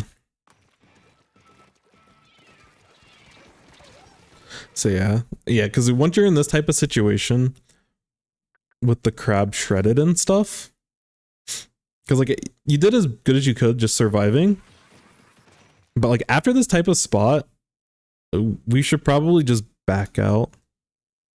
If we move this way, it's risky. If we move this way, it's risky. We should probably jump out in this kind of scenario. You basically have 2 options. You can either like try to shark. You can go for a really stealthy play over here, which they know you're here, so it's probably not going to work. And it's probably just going to lead to both of you all getting spotted. But if you wanted to go for a play here, I would be stealthy. But you're trying to like reposition back to the other side of the map, and like the fastest and safest way to do that is just by jumping. So this is I don't know if super jump would have gotten you out. I think so. This is where I would recommend wearing at least 1 sub of it with your builds. But yeah, that's that play is basically never gonna work out. Let me go over my build. Okay. Even if you didn't have it, I think you're still safe. As long as you like try to jump near a wall or a corner. Yeah, no, you're chilling, you're chilling. You would have almost certainly been out in that spot. Okay. So we're painting for crab.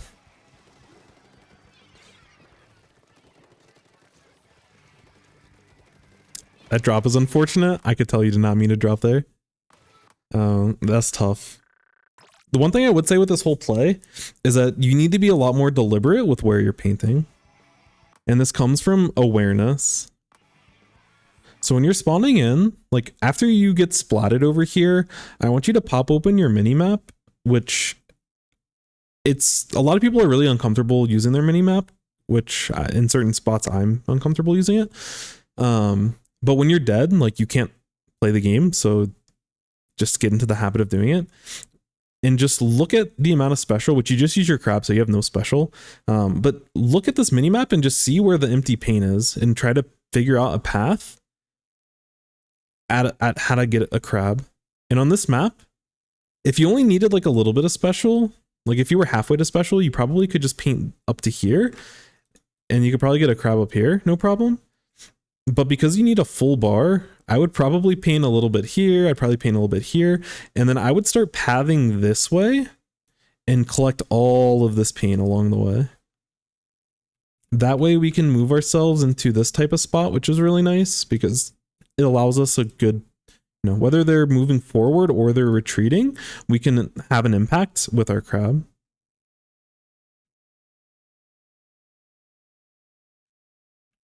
So I would look to get your crab out in this type of spot, because I feel the panic in your decision making because you're trying to figure out where I need to be painting and everything. Yo, what's up, Wolfnick? I do not think I've gotten to your replay. We're gonna be getting through a few more tonight, but it's gonna be a few days before we're fully caught up. But I'm trying to look. Yeah, I would probably say yours is gonna be tomorrow. It'll either be the first one or maybe the second one tomorrow. And then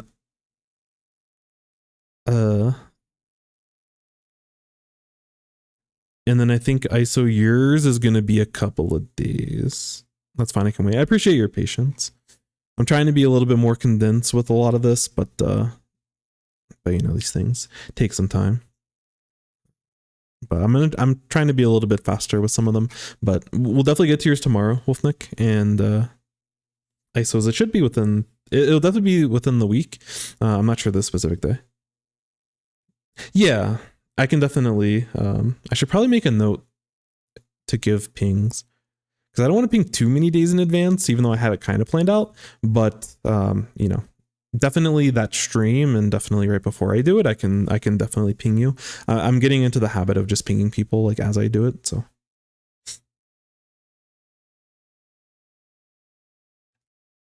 no, I got you. We'll go through the review with the enemy splash a little bit faster because we've seen the match. We know what's going on.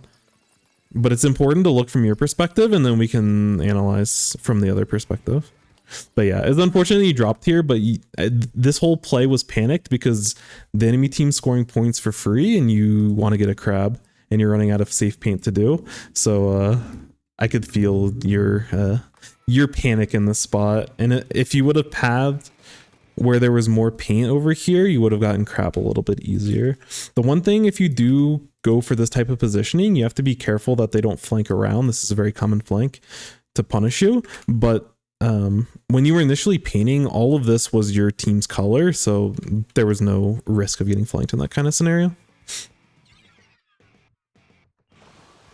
And then this is a tough ask. Okay.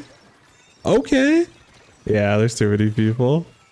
That's about as good as you can do at the end of the game there. You found an initial target. Respect.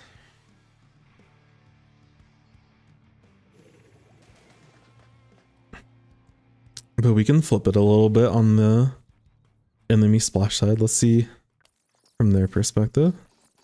Yeah. Sometimes you have to take the 3v1. Yeah, for sure. You played it about as well as you could. You got one off tower and you got a free pick, so in certain spots that'll be enough, but unfortunately not enough here.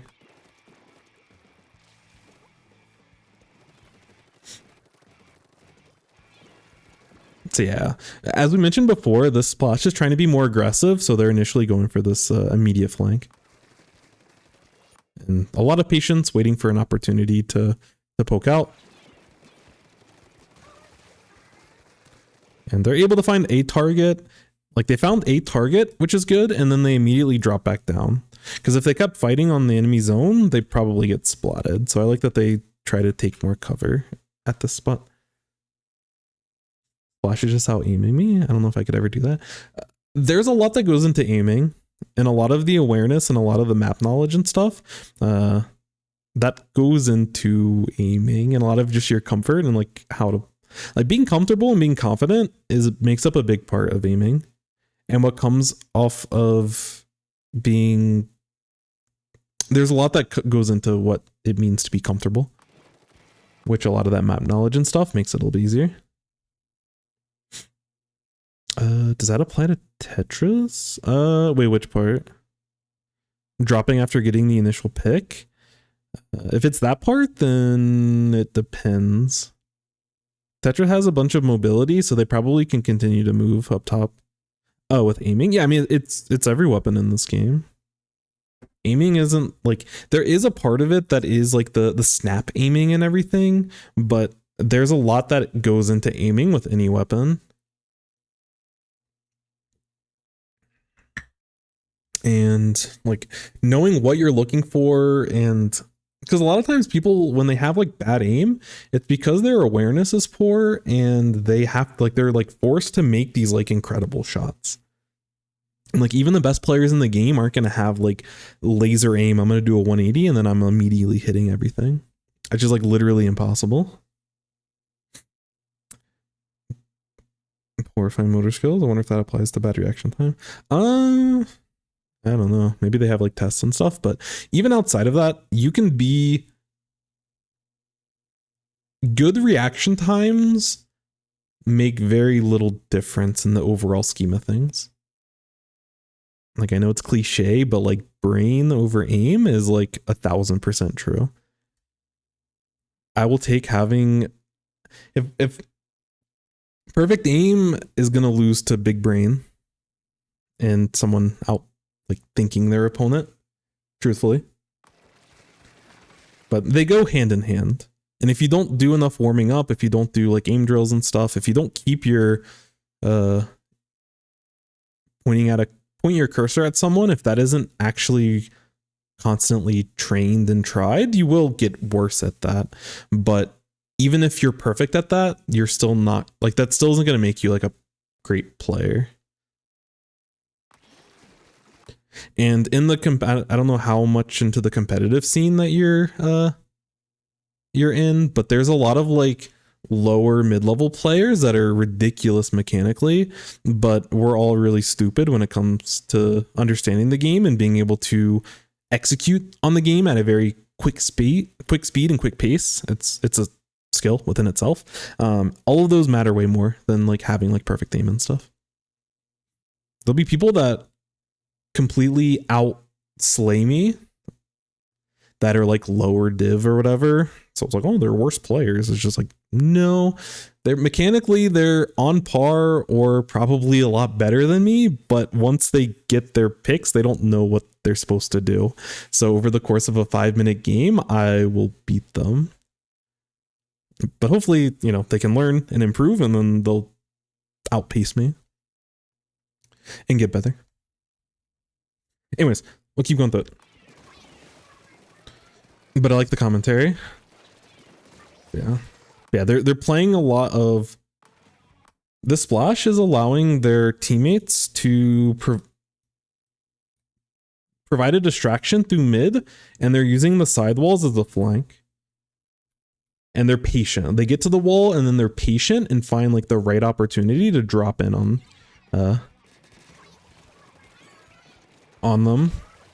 And again, in that spot is like, this is a really poor example of it, but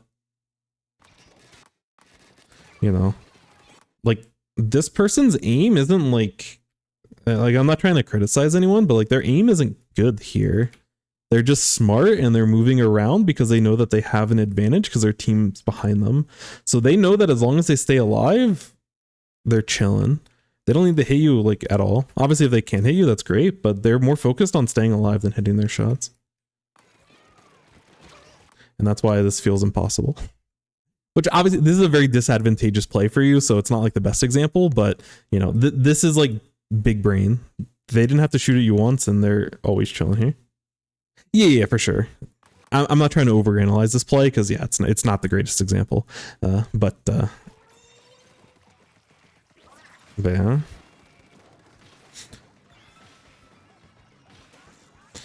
This crab might be a little bit too early for what their team's trying to do, but they do get the paint down and they are able to get a pick, so that's fine. I think they overextend a little bit here. This is tough.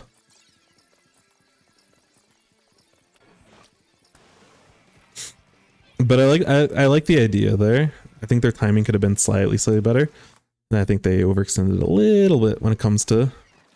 But again, they're attacking flanks. Yeah, I'm working with the junior at that.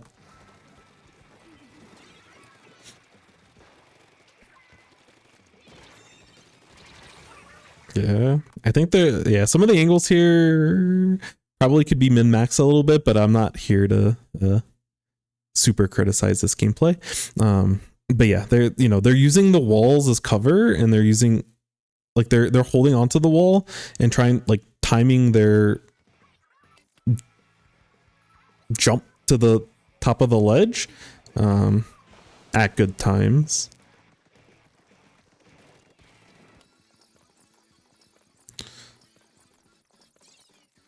This is a little bit dangerous, but at least they keep moving. I don't know if I would have pushed into zone like that when there's this enemy ping on our ramp, but we're chilling. But yeah, this is just good movement by them.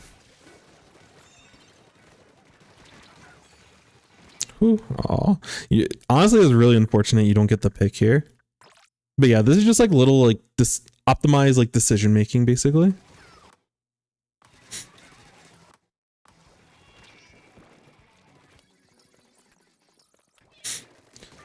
They find this person that's stuck in enemy ink, get the pick. They see you get crab, and they're immediately taking a wide angle.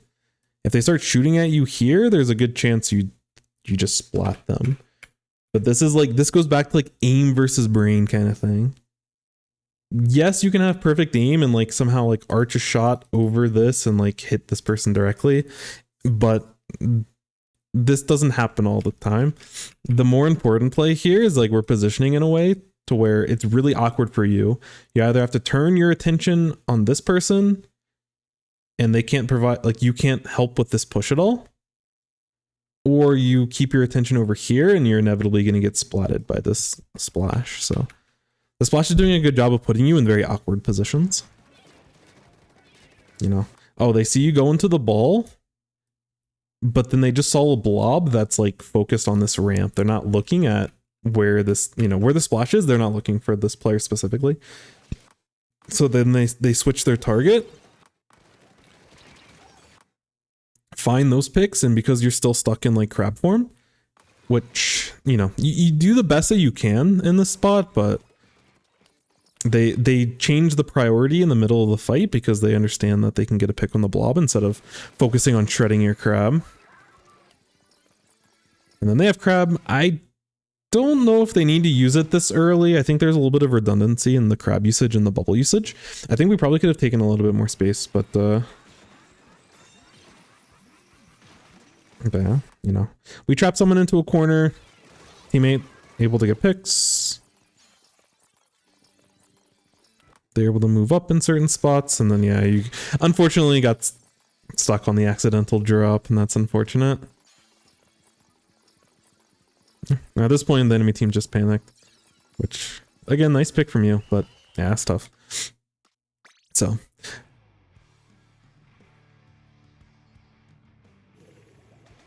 all in all, good stuff.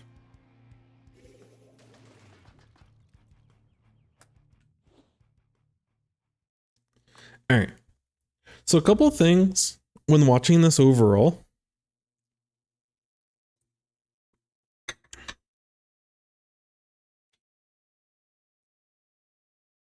I think, especially with the way that your brain is thinking about the game, which I think is very healthy, very constructive and very positive. I think the best thing for you right now is to really ask yourself, and if you watch other streamers like a Kiver, or you watch Melon, or you watch Kuro, or watch me blushing, I can help with some of this, but you know, I'm not a top player by any means. I think the biggest thing that I can say to help you is understand why,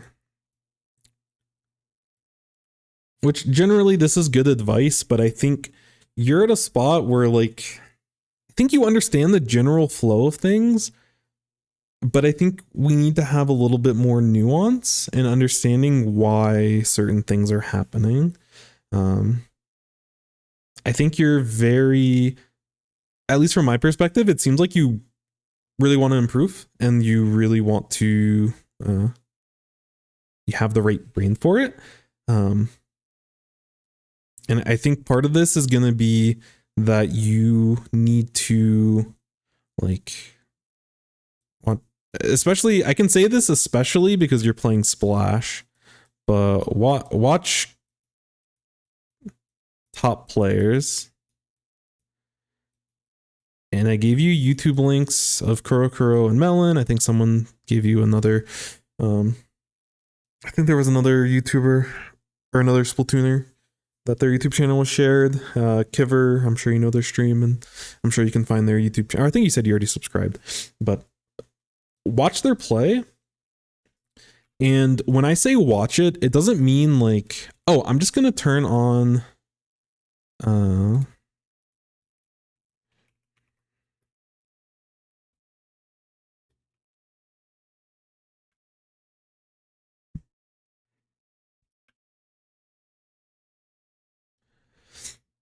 I think when it comes to actually watching gameplay, like if you just sit in someone's stream and you're just like when you watch content, you can watch it to be entertained or just like watch it to see what's going on.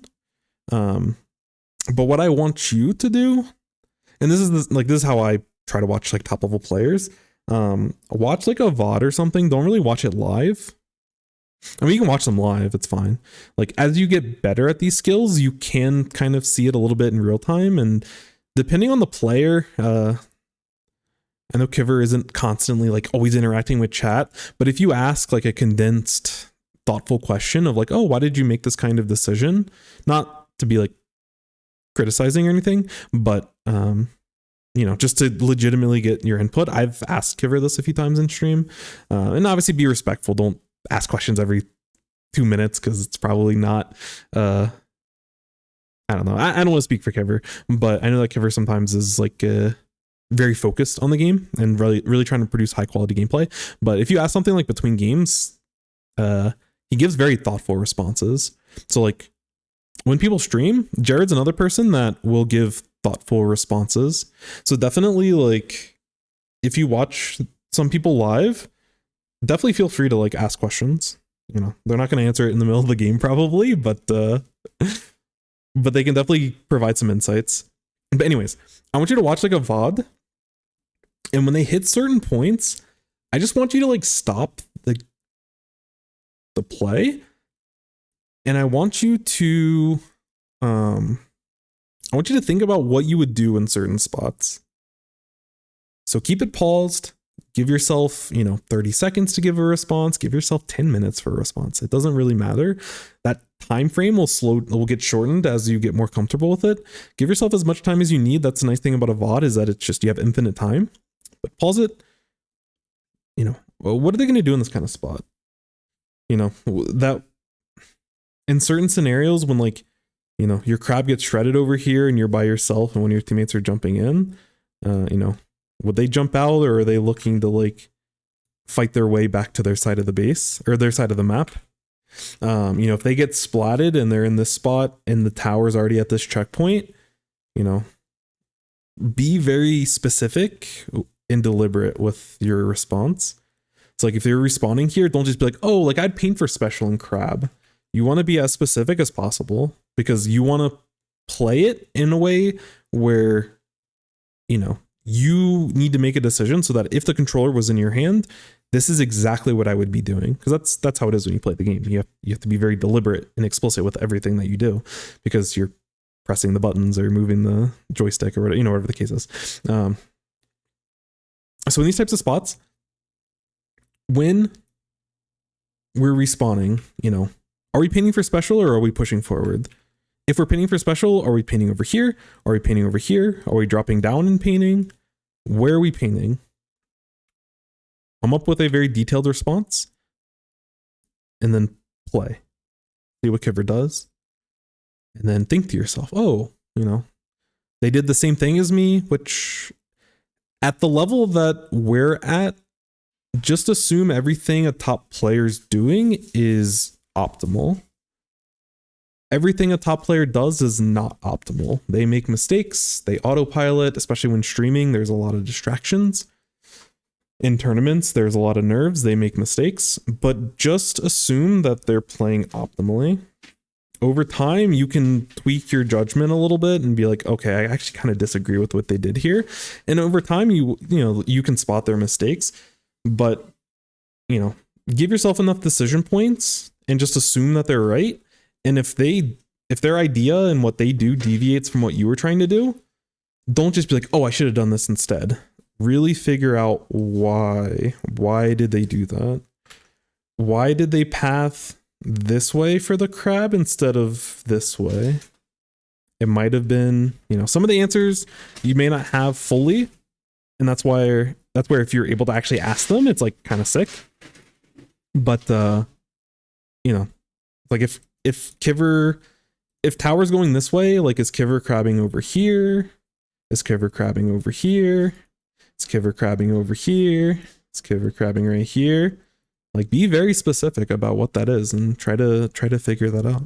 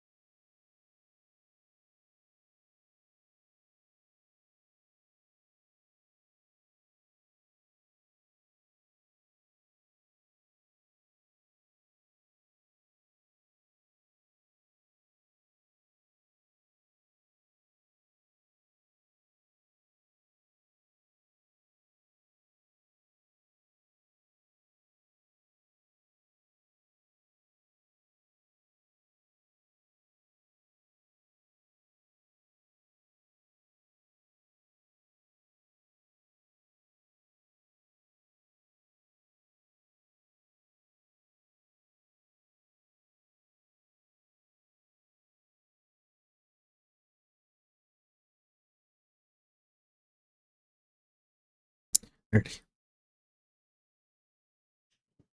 Also, thank you, Wicked, for the follow. Appreciate you. Appreciate you. All right. Anyways, so yeah, really try to understand why people do stuff. Partially because it'll help you with your understanding of like, oh, how am I gonna play TC on Flounder? And like it'll help you with very specific stuff. But the other part of it is that it'll help build your ability to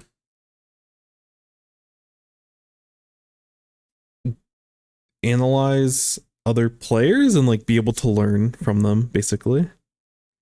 Thought I click on a stream, my phone broke. Oopsie, my bad. So in these types of scenarios, I think that'll help you a lot. I think you mentioned like you've put like 1,000 hours into, which I've put way more. But you mentioned that you put like 1,000 hours into the game, and I think that as you continue learning, like being able to see what other players are doing and be able to pull that information is going to be pretty. Oh, between 2 and 3, I see. So I think you're invested probably to the point where you can get some value out of this. And if you watch them live, you can actually ask feedback on certain stuff. And I think this is like a bigger concept that you can understand. And I think your brain works in a way that this would help a lot for you specifically. Outside of this, I think the other thing is like if we're talking about like specifically the game and having more practical things for you to focus on, I think with your trying to figure out the level of specificity that we're looking for here, because there were certain spots. If there's a general category for all this, I'll try to figure it out, but I'm going to speak out loud. But like one topic here is specials. You want to position for them in terms of like, you want to select where you want to be when you use a special, and you want to be very deliberate. So, you know, with your opening, for example, like you make it up to here and like you're getting some paint and you're rotating in this area and you're getting paint. But I don't know, like if you got special at any point, which you were a little bit slow to get special, which we went over that. But when you're in these types of spots, it's like, where are you going to end up specialing? Like, are you just going to pop special wherever you get it? Are you going to look to take a more aggressive route when you special and look to be up here, which has its own risk? Are you going to look to be more defensive, crab over here, which is way less risky, but you also lose a little bit of range on certain spots? It's important for you to think about these things. Figure out your paints before using the special, and figure out where you're painting, what's important to prioritize painting. But at least for right now, just figure out where you're going to get your paint. We can figure out quality of paint as we continue to improve. We also want to think about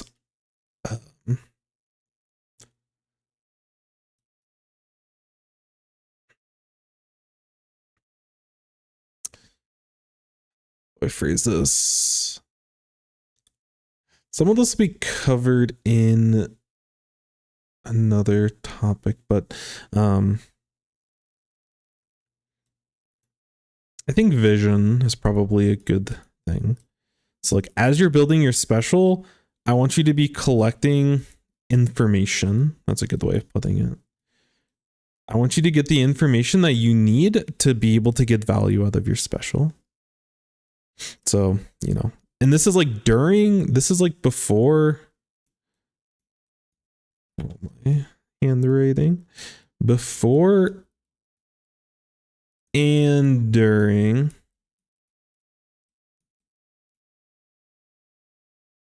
Because this will allow us to adapt a little bit, like when we have like these good crabs and like as we start shooting in this area, If their entire team's up and we expect there to be 4 people because we don't see anything else happening on the map, and instead of there being 4 on this ramp, there's only 2, that should clue us in on there's probably somewhere else that we need to look.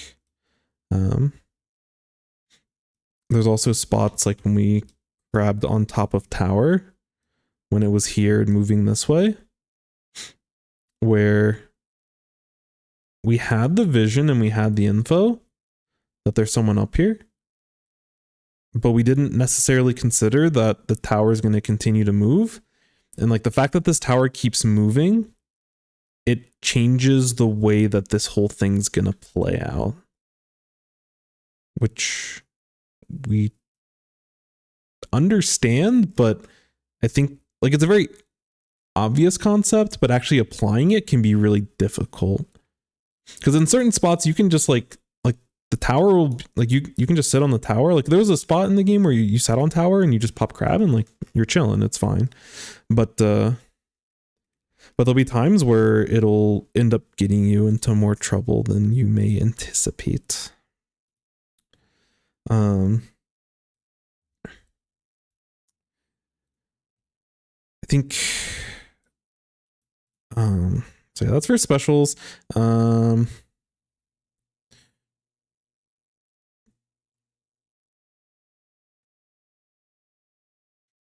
I think you should look at like jumping out more.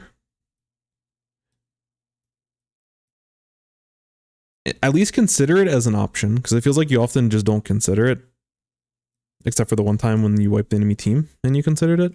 But use this as a safety way out. Like when you're in the spot and you're stuck and there's enemies over here and there's enemies over here, like you know that you need to get out of the spot. So like your brain makes the right decision, but we're just not considering that we need to jump out in this spot. Jumping out's important because it saves your special and it like it's fast and it helps with this special. So we have less to paint and stuff. And I think in the West as a whole, we do a really bad job of jumping out. I know that I don't jump out as much as I should. And if you watch a lot of Melon and Koro specifically, and just if you watch a lot of like high level Japanese gameplay, they jump out and they just like maneuver a lot. Vapor and I recorded the overheads and player POV of the Splatoon World Championships that were like right before this new patch came out. And we'll have all of those POVs available on the YouTube channel, and we'll make a post about it, as well as it'll be in Sendu's VOD area, because part of my goal with a lot of this is I want to continue to populate that VOD section of Sendu stuff, because we need more just samples of gameplay to be able to dissect, so we can start asking ourselves this why, and we can look at the game from this type of perspective, so we can actually like learn, because it's finding this content is really hard unless you're like watching it live, and even then it's kind of tough.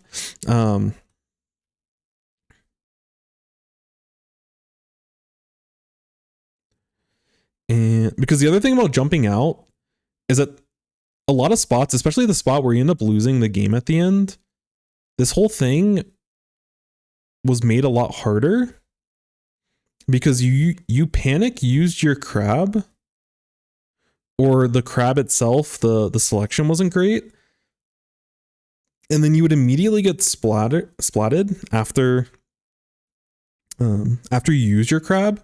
So you're respawning, like you're slowly respawning because it takes time to get to respawn. You just use your crab, so you have no special, and the enemy team's already on tower and they're already moving forward. So like you're putting yourself in really difficult positions. And I think there's a lot of times here where I know that you know that the positions that you're in are really rough. And I can see you trying to make the best out of that situation, but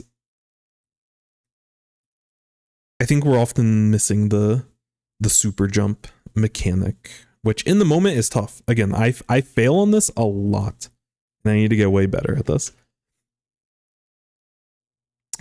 Shoot, there was one more like smaller thing that I wanted to mention.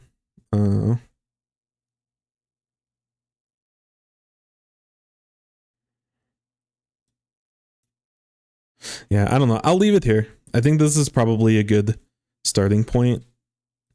This up here is like long term, but it can help you in the short term if you apply it. And then, you know, things that you can work on based off of the decisions that you're making, this will help. But if you want to continue to improve in the long term, flex this muscle of watching top players, asking why, and trying to come to reasonable conclusions. This number one, asking why, this is something that I want to do on stream, probably pretty soon.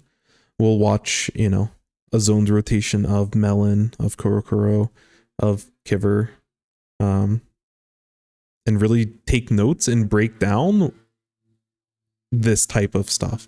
It's the same thing that I do. Yo, Joshua, thank you so much for the follow. Appreciate the support. Hope you're doing well. Hopefully you've been enjoying the new season. Yeah, thank you so much. Because it's the same reason why I like to go into recon mode and talk through, okay, I'm learning Rapid Blaster, like, how do I even start? How do I even start learning a new weapon? And I at least talk through my perspective. And I want to do something similar for this, because I think this is hard and people don't, like, this muscle isn't strong in a lot of people because they just haven't done it, of course. It takes time to develop what to look for, how to look for it, how to note take. And I want to kind of show my process and also refine my process in a little bit. And if I have to explain it to you all, then I can't be as lazy and I have to actually write down and be very deliberate with everything that I'm talking about and finding. So it'll help both of us. But I think this would be a good exercise. So this is something that we'll definitely be seeing upcoming, is that we'll have little sessions of trying to dissect top players and how do we, you know, what kind of questions do we ask while watching it? And then how do we document what to take from it? So I'd like to go through that kind of process. If it's something people like, we can do it more often. But again, we can only do it as often as there's content for that, which is not always the easiest thing. Copious amount of Nova players. Yeah, there are really good players that are picking up Nova. I think it'll, at least early on, it'll see a lot of competitive play. I'm still not fully convinced that it's gonna stay, but I think as long as Inkjet is as strong as it is, I think people at least experiment with it. I think it's good now, don't get me wrong. But I don't know if I necessarily want it, or I don't know if a team is necessarily going to want it.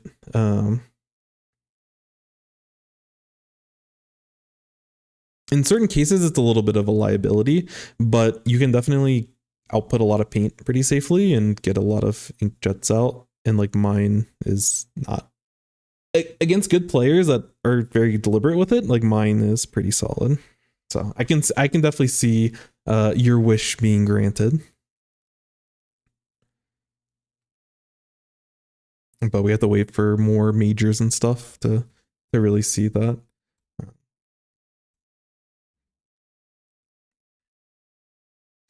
And then the other thing that I would just say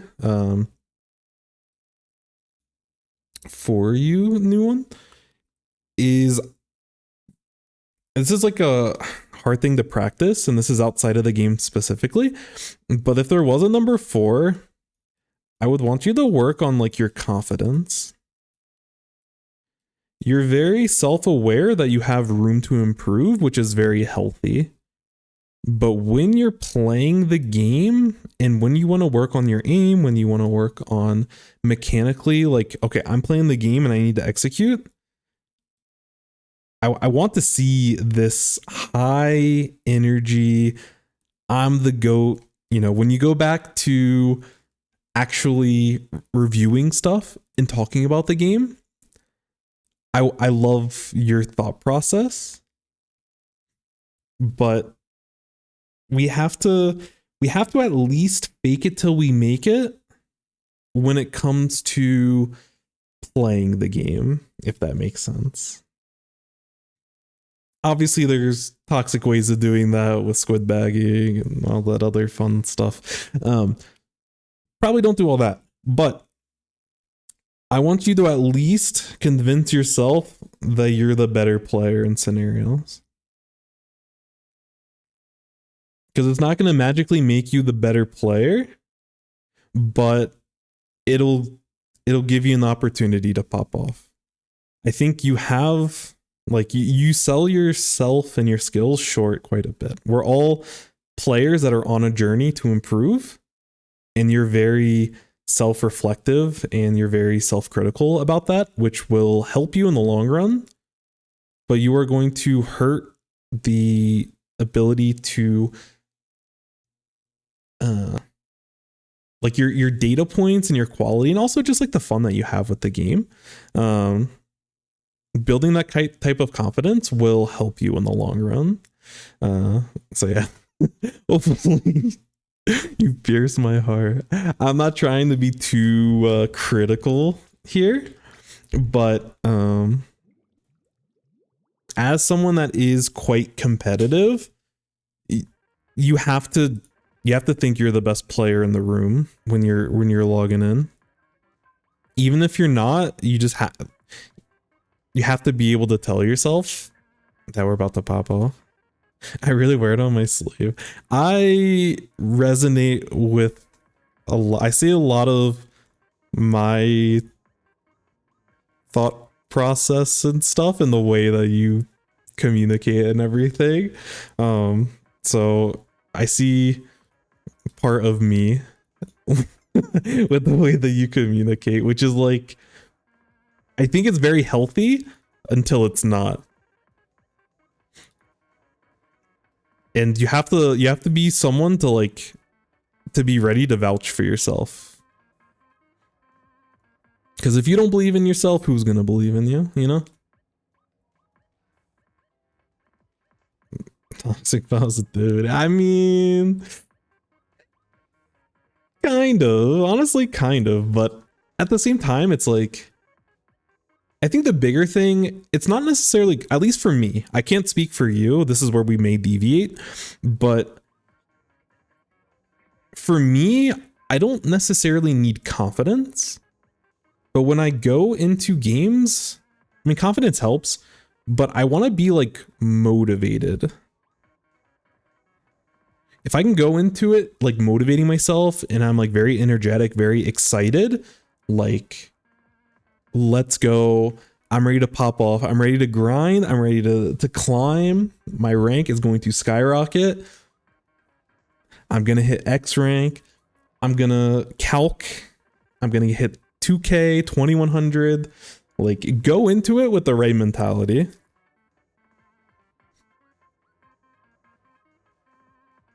Because it matters. It makes a big difference in your gameplay. And I think the way that you, like, if I didn't watch the game and I just watched the way that you talked about the game, it would have went a lot worse than it actually went. The reason why you lost the game in a knockout is because you got snowballed because you used crab at a poor time and you didn't have crab. Like, I think you used crab at a good time, but you positioned poorly. And because you position poorly, your crab gets shredded and you immediately die. And because that happens, the enemy team's pushing with when you have no crab, and like the rest of your team doesn't really have good specials to actually break the tower with.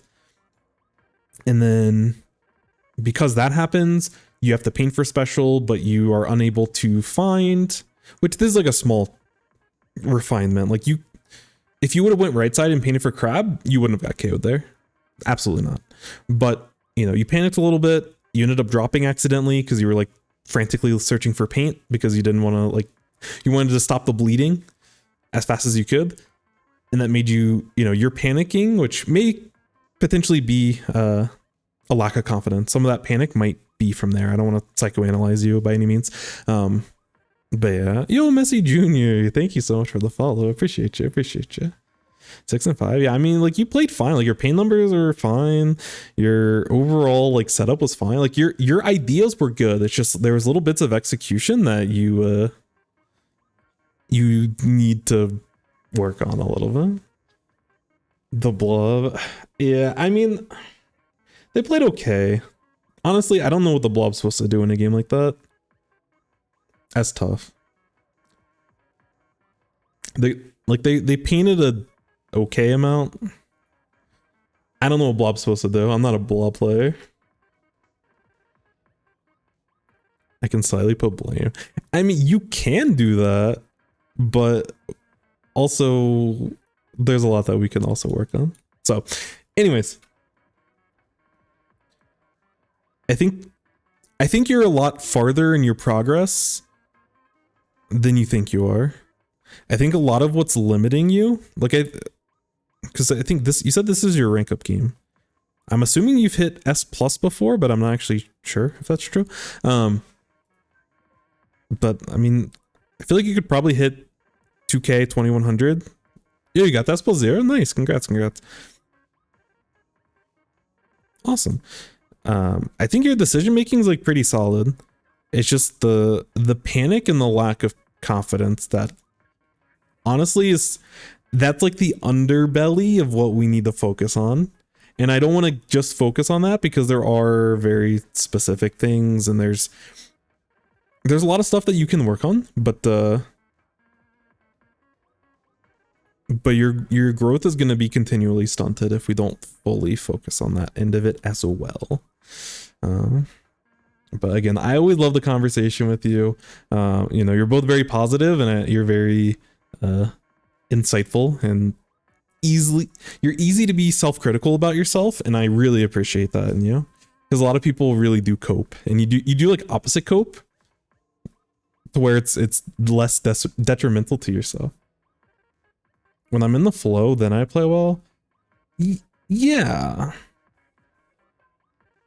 I think part of the confidence and part of like getting into the flow is like, I think ideally if you found a routine that you can get yourself into to like amp yourself up, that'll help you a ton.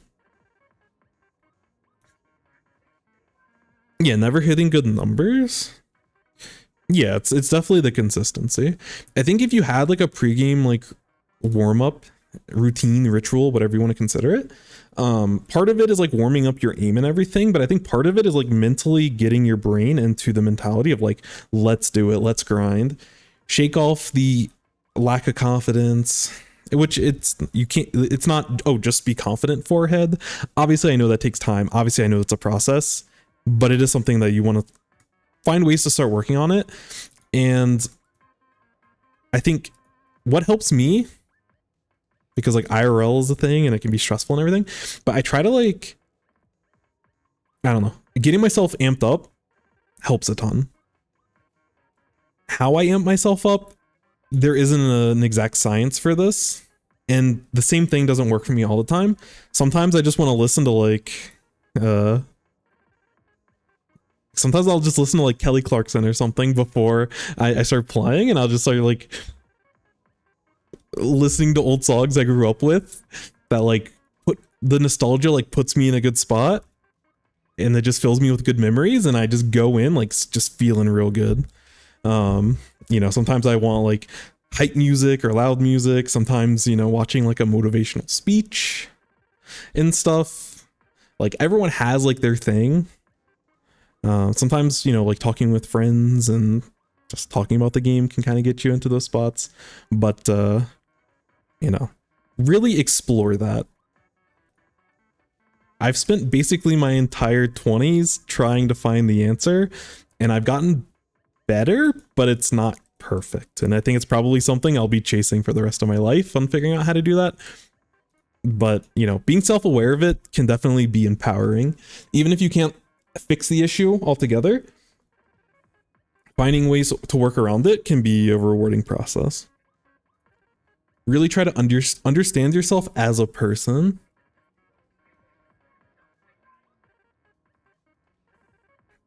Is unironically really, really important. Have you heard of Healthy Gamer? Yo, welcome in, Merritt. I mean, your goal here is to butt in, so you are welcome to butt in. But yeah, Healthy Gamer, super, super good. Dr. K, super sick. I don't watch as much Dr. K recently, but I like a lot of the content that he puts out. I think though, like he watching a lot of like his videos and stuff like kind of pokes and prods and like makes you like self-reflecting and implementing it in your own life is like beneficial in a lot of ways. So part of that self exploring and stuff, and I don't like meditate often, but sometimes when they do like meditation and stuff, like it can be helpful for me, but I don't have the discipline to do it often. But yeah, I mean, listening in onto those conversations, trying stuff out, apply it, you know, maybe it works, maybe it doesn't. All that stuff is definitely super helpful. But yeah, again, I think with the way that your head's at, I think when I say the stuff, I think you could process it how I'm intending, because it's definitely not like a just fix it kind of thing. Oh, just be confident. Like, yeah, I know there's a bigger process to that, and I think you understand that as well.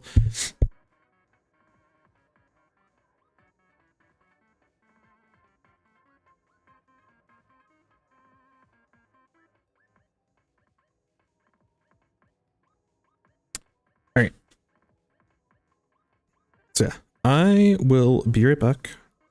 I'm gonna punch in a code real quick. Actually, yeah. I'm gonna get the next review queued up, but I need to be back real quick. Saturday is when we do our laundry, and I need to put the sheets on the bed or assist with that. So I'm gonna go do that. But we have Astra's review, so I'm gonna get that prepped. I will put on a random game just so you have some semblance of content, and we will get back to it. But again, I hope everyone's doing well. If you want to submit your own codes, it is completely free. There is a little bit of a list, but we are powering through it. All you have to do is hit !review. Code should be on the bottom right, and that'll give you a link to a Discord and how to go about submitting. But basically, you just fill out a little bit of information about the match, about, you know, where you're at, what you're trying to learn, and yeah, we will get to it. We do all the reviews live here, and I also summarize them and condense them in YouTube videos that are a little bit staggered because those take a little bit longer to make. And so it was a bit of a feed session here. What is this game? All right, this is a full 5-minute game, so hopefully it's good enough. Anyways, I'll be right back.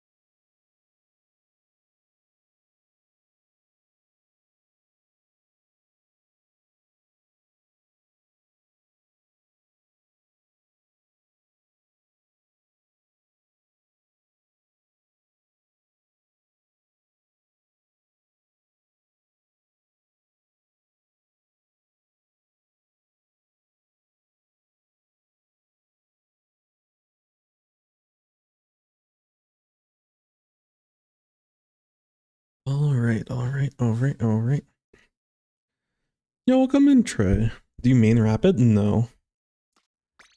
This is day one rapid gameplay that you just witnessed. That's a work in progress. But something new to learn. And I think its kit's really interesting. I scared you? Uh-oh. Oops. My bad. My bad. Alright. So I think we have Astral's code in. Wahoo. Rainmaker. What in the what?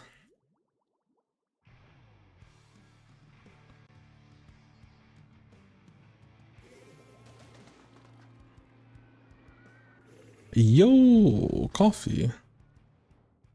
Wait, I don't even know the context. I can't imagine this is a scrim, but guess who would pick this deliberately in a scrim? Okay, it's just open. I see, I see. Alright. Me. That's the cool thing about League is that there's a lot of like really interesting matchups now with the matchmaking and stuff. Okay.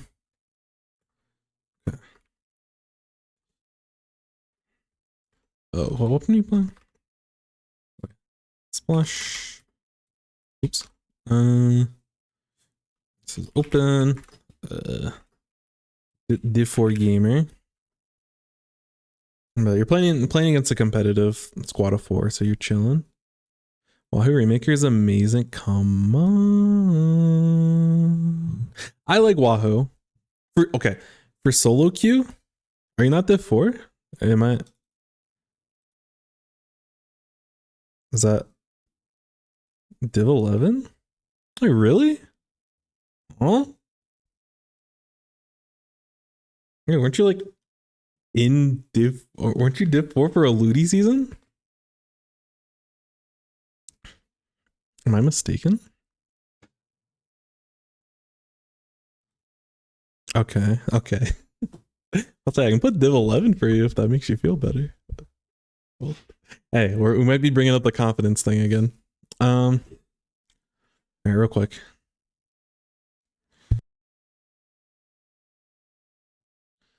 The actual third loss of your rank up. Oh no.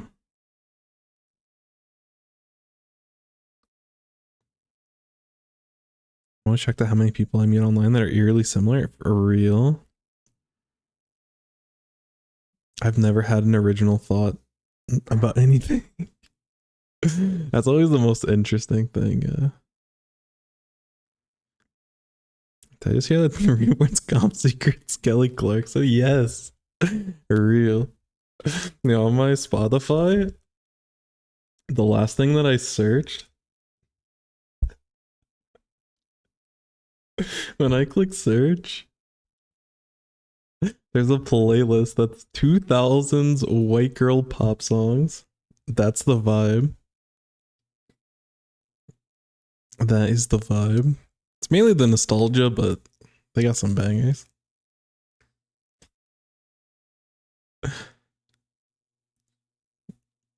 You can kind of see my gameplay today, even though I freeze. I don't know what to do. I'll just stop randomly. I can't move the controller.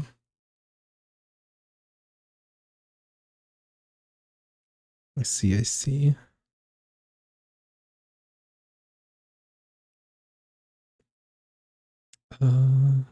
What div 77? Yeah, no, I remember your charger. I've been punished by your charger a few times. Once or twice or 10 times. I don't forget. Especially not chargers. I don't forget getting absolutely destroyed.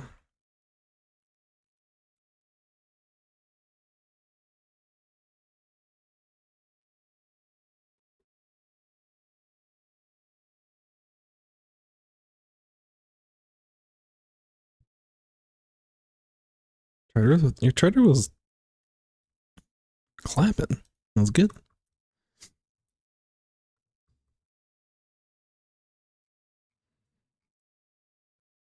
You gotta believe. We can always get better, but You had a very solid charger. Just charger has a hard spot in the meta currently. Your life is not always the easiest. But how's your experience been? Like with playing Splash, with you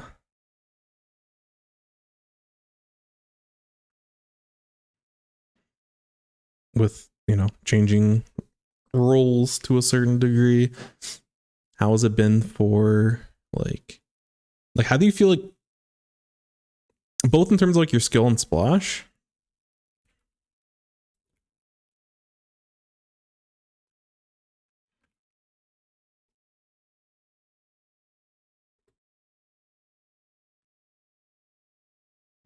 No idea what I'm doing. Have you tried some of the other back? Like I feel like backline's having a little bit of a resurgence recently. I mean, ballpoint's just glorified inkjet, but have you considered going back to Splatling, or are you like dead set?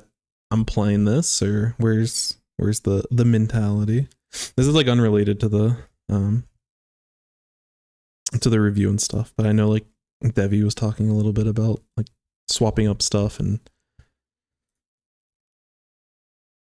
just interesting to hear. Empathetic in a lot of respects, but also fascinating. Anyways, speaking of fascination, Wahoo World Rainmaker, actually a map mode combination that exists in Splatoon 3.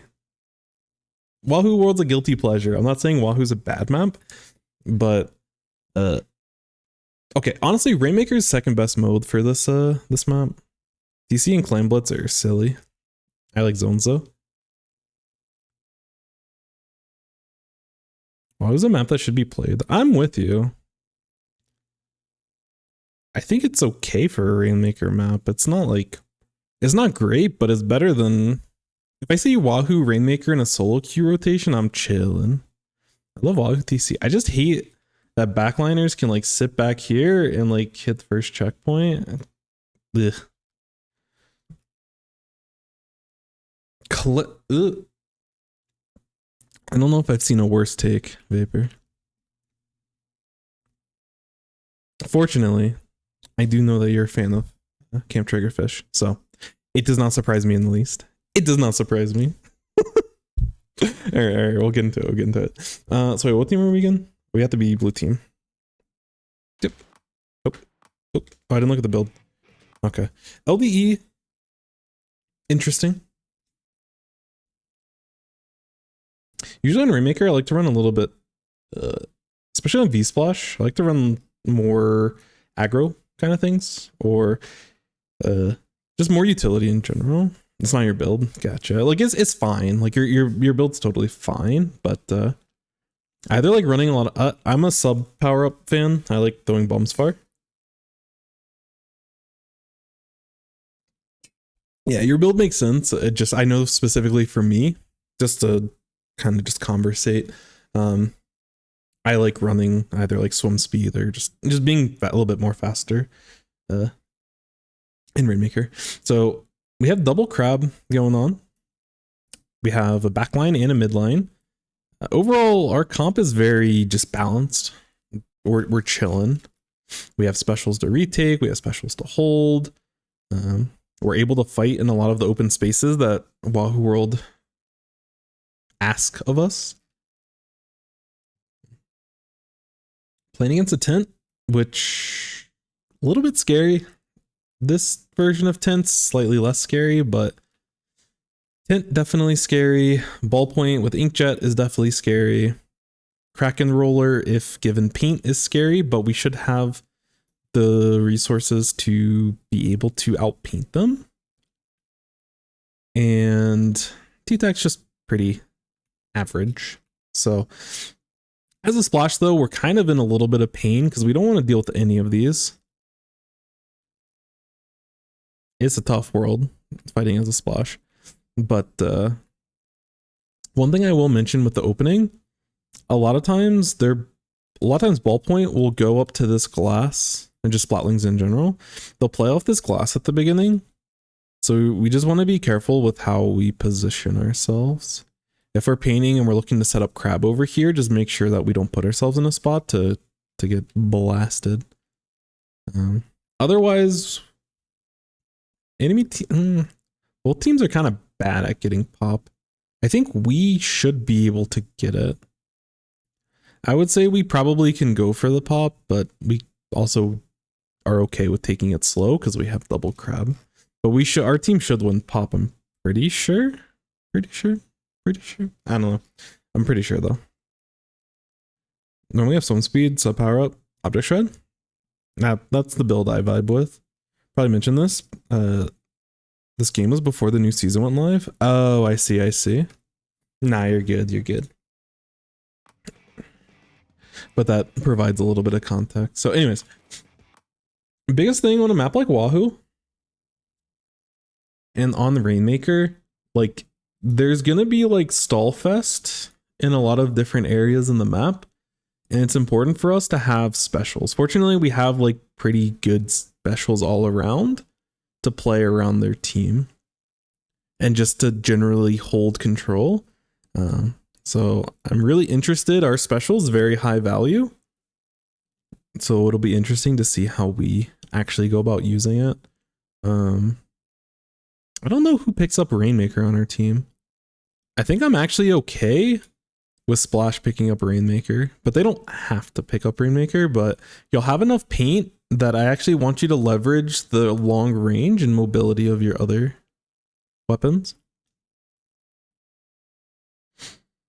I keep opening left on this map to bridge. I literally can't suppress the backline instincts. I mean, left is totally fine. You're just kind of building for crab anyways. You don't need the force into mid. You don't really get all that much value. Oh yeah, that's the other thing about pop. Yeah, I don't know. There's no real need to like force in that kind of respect. So I wouldn't worry about it. The opening on this map is just really awkward, just in general.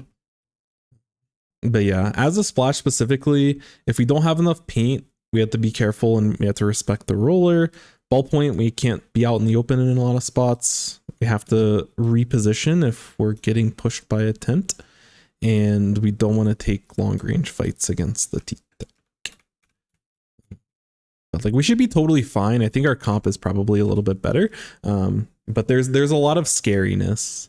We have the tools to deal with the scariness, but if we're not calm and collected, things could go poorly.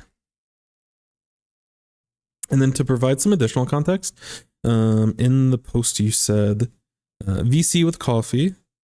I hate playing this weapon so much. Can't win any fights. Yeah, that's to be expected. You're playing Splash. You can support a lot of fights and you're very well rounded, so you're chilling. But like, yeah, as a Splash is a really good weapon, but like you don't really fight anything. If you're gonna fight, there's a skill to fighting. You can definitely fight with Splash, but you can't just take fights. You have to manipulate the fights in your advantage. Because basically every weapon that you play against is a losing matchup for you.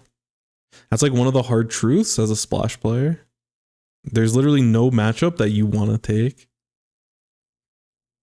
Because everything feels awful. Maybe like an arrow spray and like a sploosh. That's about it. Maybe in like a junior probably. But literally everything else you just straight up lose to. And it is what it is. You have a lot of mobility. You have ridiculous paint. You have a lot of flexibility with your burst bomb to where when you actually play out the matches, you're fine, but you don't want to find yourself taking like these very fair, honest 1v1s against a T-Tech, or you don't want to be like trying to play around the tent, or, you know, you can find yourself into a lot of trouble by just assuming that Splash is meta. So Splash is just good. Like in general, it is good, but for different reasons. Entire enemy team are things I can't fight. We both get to be in misery together. I'm glad you picked this. This will be really interesting to look at. And that's something like it's really important for Splash because you have so many just like main weapon versus main weapon. You have a lot of losing matchups, but it's the tools as a whole and the way that you play the match can negate most all of the bad matchups. but I don't want to see you running in and just trying to take fights with your splash. Otherwise, you will consistently fail. You want to use your burst bomb as a spacing tool. You want to obviously paint for your crab. Crab is like the catalyst on your team, and it can hold for you. It can push for you. It does everything. But, you know, you have like a million tools in your tool belt. You just have to know when to use them, and that's kind of the tough part of playing splash that I think often gets overlooked, is the fact that you have to actually use them properly. And this is hard, especially when you're playing against people that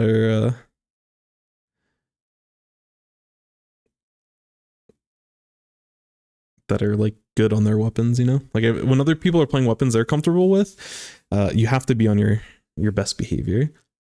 Because I've lost to tent all the time. Pre-patch, post-patch, tent is a very annoying weapon. Thought I just had a skill issue. I mean, it's a skill issue in other respects, but it's not like you're playing the weapon wrong. That I think your intuition and instincts on all of this is probably correct. So, yeah. So the decisions that we make are going to be most important throughout all of this. Again, we're pretty lax on the pop. I think that's totally fine. Your team gets it, but again, it doesn't really matter.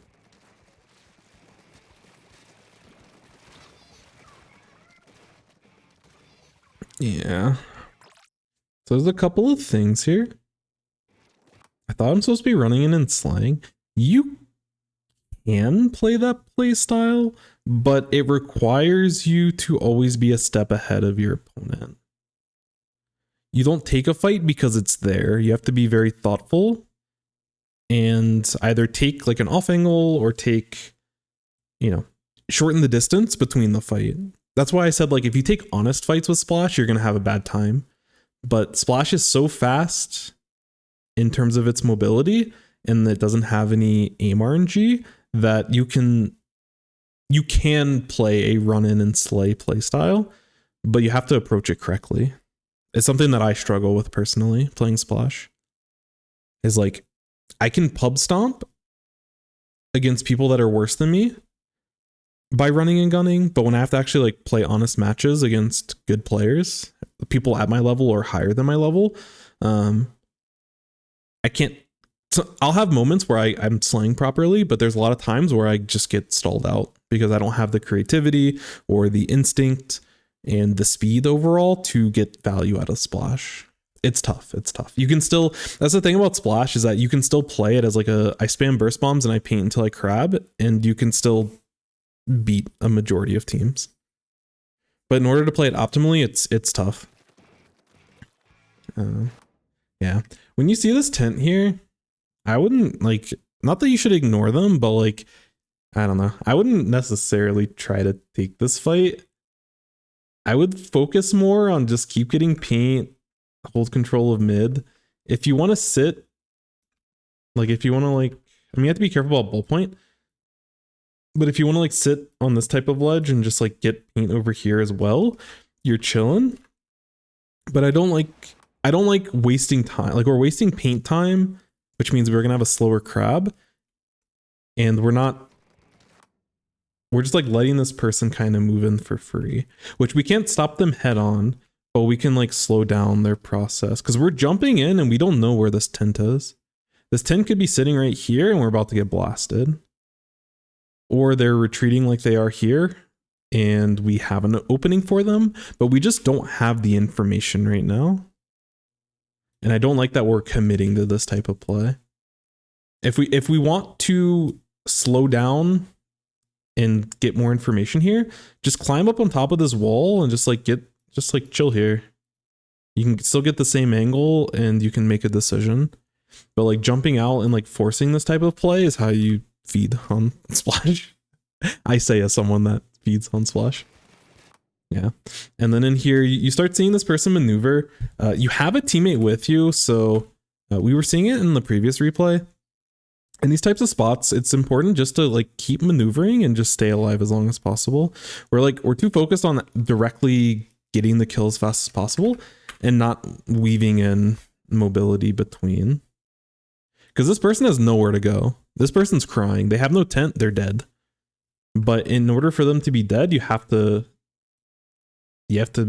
have one more tool in their tool belt, which is a single shot. If you dodge this single shot, it's like a blaster. It's the same thing with blaster. If you run out of blaster like this, you give them a single opportunity to salvage this whole play. And it's our goal to not give them this. And we have the tools because we're playing Splash. We have a burst bomb that can help us maneuver.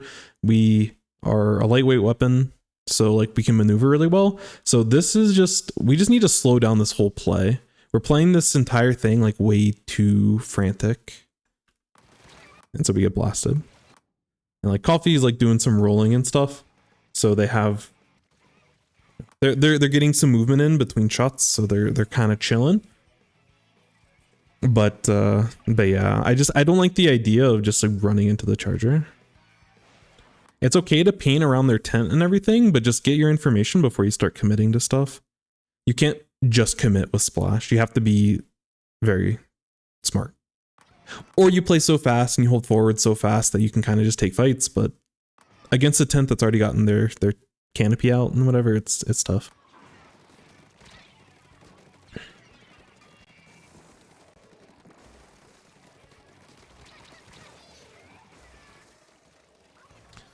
Now, I think this is another example of like we probably can slow down here. This jump is a little bit dangerous, especially without stealth jump, for this exact reason, because they could be here, they could be here. There's a lot of spots where you could potentially get punished, so it's just a little bit scary, but I'm glad that you're able to dip out. At this point, we still need to get our special. I don't want to fight against, like, I don't want to run and gun against their current team. They're going to have a tent. You have to deal with this lingering, whatchamacallit? Splatling? Ballpoint? I don't know how close yeah. And they didn't even use their special yet. So, like, there's the ongoing threat that they're going to use their special at any point. And, like, if we take honest, straight up fights with, like a T-Tech or something, like we're gonna be in a tough spot. All the meanwhile, we can probably predict that Rainmaker shots are gonna be like up here, down here, around the podiums and stuff. I feel like the tent and the two people up there should have been easy kills.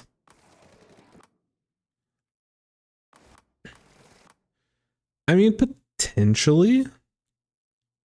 Like, this person is not like the T-Tech sitting up here. And like they're not playing it optimally. They should have a vantage point of seeing you climb up this area. But again, as a Splash player, when people start like swimming through ink and stuff, like you can deal with it, but it's like hard. Like I feel like the opportunity that you chose to actually move up, and we'll play it in real time, but you like chose an opportunity where there wasn't a very clear target. So like, because you were able to make it up this wall and this T-Tech that was over here wasn't looking for you. Yes, there is an opportunity in this type of scenario, but I don't love the choice. And the worst part, like the part that messed up here, because I think you could have played it well. I think they could have played it well, or they could have played it better. But I think our timing of when we poke out wasn't great because we didn't have a clear target. And even here, we're like swapping targets and we're shooting someone that's like swimming through ink that's not super obvious where they're at. Or at least they're not super obvious to me. A better, more mechanically skilled Splash player might be able to figure this one out, but I cannot. Because if we play it real time, like, and correct me if I'm wrong, but there's not a good time for us to like go for a pick. Like it looks like we want to pop up on this person, but we missed that window. We sit and we wait for them to get into ink, so they're no longer like, because up here they can't swim. Up here they can't swim. It's like we wait until they get into ink before we like pop in. So there just like there's no good opportunity. Oh yeah, I said I was gonna play it in real time. My bad. I was waiting out the Rainmaker shot. Yeah, for sure. But I'm just saying like this is a tough task. This is why I don't love playing it as fast as we did, because that Rainmaker masked the timing window. Their poor positioning as a T-Tech was salvaged because of the Rainmaker shot. It's like, I don't think the idea was bad. It's just there wasn't a great timing window there, which is why I would have like rather slowed it down a little bit. Because if this play, which this is probably worst case, even if we got a single trade here, like we just need control. I understand the first objective is this checkpoint here, but when we think about this game, 6 hours, it's gone by pretty fast. Even though this is the objective, we have to think about the bigger picture. And it's like, if they get the first objective, like if they get the first checkpoint, it's like they did it in the first minute. That's really annoying. But like we didn't have the greatest opening. And like our teammates are going down and stuff. So it's like, we can still fight. Like we don't have to give up checkpoint completely, but I don't like us fighting on this wall. This is not where splash is good, especially when the enemy team is up here. Like if there's one enemy player up here, then yes, we can use our mobility, take fights. And yes, if you're a cracked top level splash player, like Melon probably could have gotten a double here, but we don't want to just be like, oh yeah, we're Melon. Like Melon could have made this work, so like that's our problem. We just need to be better mechanically. This is a very risky, tough play. Yeah, and like both of you all commit. I think realistically, you have, which I don't want you to just bomb spam because you need to build crab, but you have a suction bomb, you have squeezer. This person does have to like either jump or like swim through this way. There's an opportunity for you to get the stop, but even if you don't get the stop, I would much rather give them this checkpoint and you wipe them with your crab than like take the fight that you end up doing. I would rather just guarantee that they get this than try to take like a short range approach with your splash over this wall. So when it comes to like, you know, after the jump in and stuff, it's like in this type of spot, I'm backing out. I'm getting this paint. You know, I might throw a bomb over top to try to stall them a little bit. Hopefully your dualies can also throw suction bombs in this area and like stall them. But we're just looking for a special to be able to play around. Like just give them the space. They still, it sounds silly, but there's still a timing window here. I'm assuming they just get the checkpoint after the picks, but okay. So from about, so they got the checkpoint at 14. Hold on, I'll be specific. Because when they start actually moving, which like that bomb stalled them a little bit, but like at this point, so right now, 21, even when the coast is fully clear and they get an extra shot off, like that's 7 seconds, maybe 6 seconds, but like 6 seconds that it took them without, I mean, if your team was literally wiped, it'd be like 5 seconds, but like, even if you backed off here, they still have to like jump and like take these like weird shots because that's just what you do with Rainmaker. Even if you back off, the enemy team isn't like, oh, let's go. Because you still have a backline that could potentially like stall it out. But in those times, also Novas, thank you so much for the follow. Appreciate you. Appreciate the support, my friend. Y'all are so kind. But just think, during this time, if you paint, it's like 6 seconds. As a splash player, especially early in the game, I'm building crab in 6 seconds. I'm probably building crab in like 3 seconds or less, you know. Especially this early in the game, especially with there being like an overwhelming amount of paint. It's going to take us a little bit of time to reposition, but we can get a crab out and stall either long enough to get another crab, or allow our squeezer to get into position, or allow our heavy to get into a better position. Like we can stall with our crab, potentially get a pick on just anyone on their team, honestly, in this window of them taking it and hopping this way. How much are you running and get crab? Well, I'm saying based off of you already having crab, like you're already halfway to crab. It's deceptive. Because like when I play splat zones, a lot of times I don't run any special charge. I'll run like LDE and a lot of sub power up. And you still get crab super fast. I'm still getting like 7-8 crabs a game. In a full game. If we KO, obviously it'll be less. But yeah. Is it Jason? Cheek? Please correct me. But welcome in. Hello. And thank you so much for the follow. That is so kind. I really appreciate y'all. Hope y'all are doing well. But no, like you just paint. Like you can poke with bombs a little bit, but like you just like there's a bunch of paint under carousel. Jason? Is it pronounced Jason? Jason? I'm really bad at pronunciation. I really apologize. But I appreciate your patience with me. Yeah, if you back off, I mean, where are you looking? Montsnan? Sorry, my brain is I'm doing so bad with pronunciation. We're getting too long into the stream. I really apologize. But yeah, like where are you backing off? Like you don't back off this way. He's like back off down here. Just paint over here. Just chill. You can back off this way if you want to. Do you expect this? I mean, even if you backed off this way, you're probably still okay, but like, do you think this person's gonna pop you? Can I join? We're doing VOD reviews right now, so you can join in the chat conversation, but we're not really playing right now. We have done League, and we will continue to do League stuff, but we're not doing League now. But if you catch us when we're playing League, it's definitely opened up to anyone that wants to play. If you have a review code that you would like to submit, feel free to join the server in Discord and submit.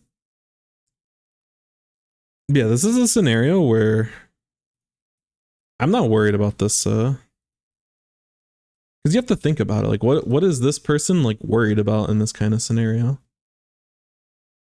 They're like worried about clearing off this area. They're as tunneled as you are in terms of like getting the checkpoint in. Like there's no way that they're just swinging this way and like so like if you're painting over here, there's no way that they're just swinging like this and just going for you because it leaves them so open and so exposed. Even if I paint for crab, what do I do with it? Pop it in and immediately get shredded by ballpoint? I mean, you're not going to get shredded by ballpoint. Ballpoint doesn't shred that fast.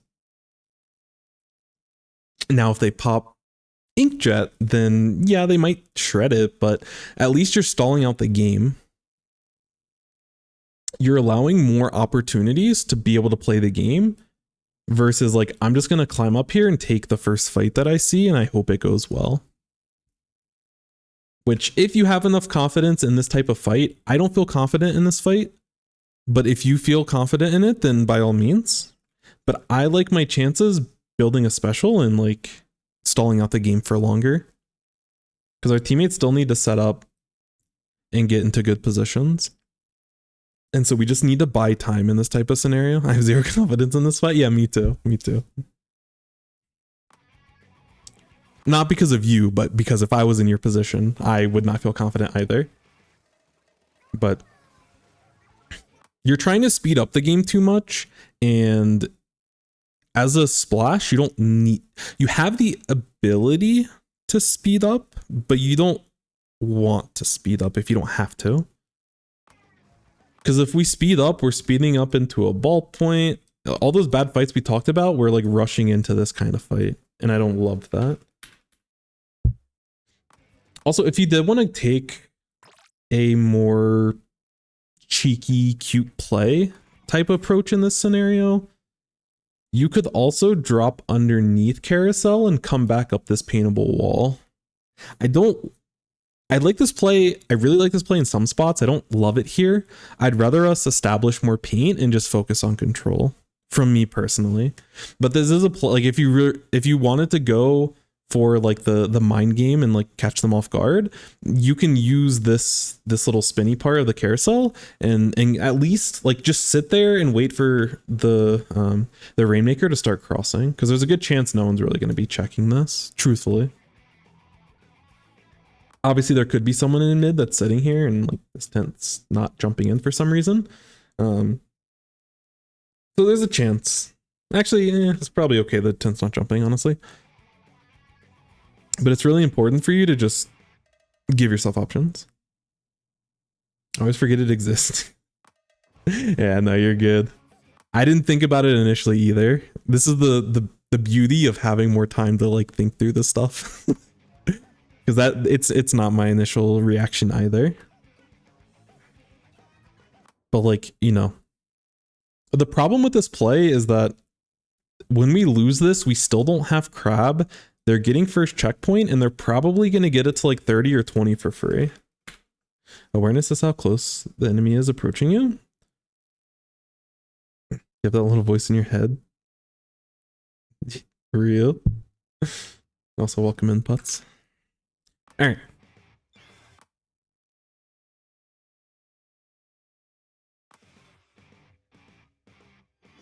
Yeah, and again, it feels like we're trying to speed up the game.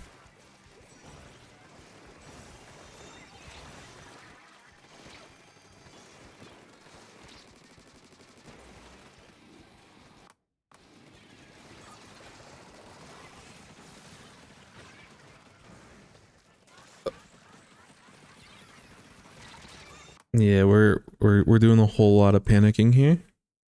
Which, again, this is a very uncomfortable spot, so I don't blame you. But we need to have a little bit more, like, we need to be thinking, like, when we get splatted here, we need to think about what our play is. Because at this point, they've gotten first checkpoint and they're getting to, like, at least 35, but probably, like, 30 for free. Am I going to stream tomorrow? Yeah, it should be. I'll probably stop after this review for tonight, but we'll be back at it tomorrow.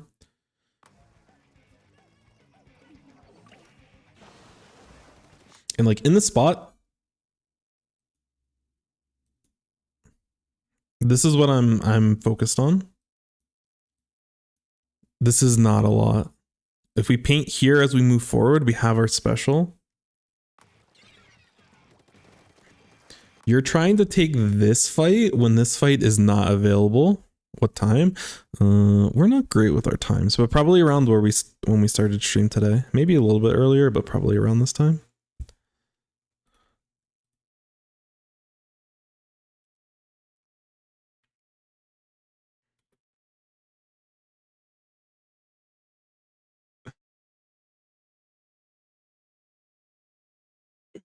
Alright, sorry, there's something completely off topic that I was laughing about. But yeah, we're trying to take this kind of fight and like, we just can't.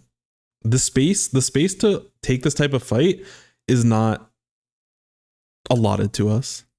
Because we're going to be dealing with this, because we're going to be dealing with probably a ballpoint moving forward.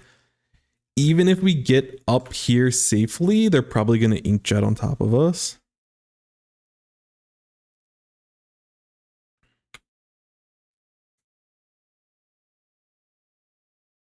Yeah. Yeah, that's the other thing as well, is that you can see them moving forward, but you can also like just infer that they're going to be doing this, assuming that they're like better players. So like at worst case, we should have a crab up here after the pop happens.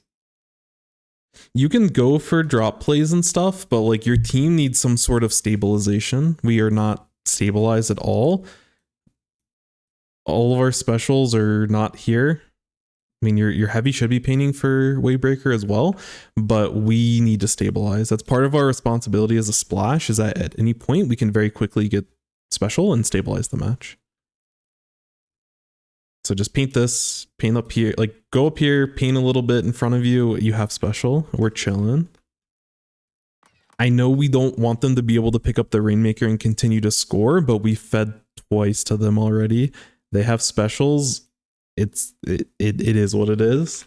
This is our punishment for allowing them in this type of scenario. Because yeah, we probably should have died here, but I like that you back out immediately. But it's like, Yeah, like even in this type of spot, we can still paint for special here, still paint over here for special. And like we can still get a crab over here and like get some potential value. That's the whole thinking. I'm supposed to be slaying at all times. Yeah, don't do that. I'm not sure if someone told you that or if that's something you inferred from watching other players, but yeah, don't do that.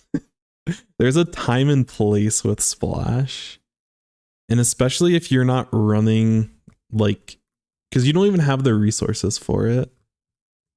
Like you have Ninja Squid, which allows you to get value being sneaky, but in order to get value out of Ninja Squid, you need paint, basically. Like if you don't have paint to work with, Ninja Squid is useless. And then yeah, so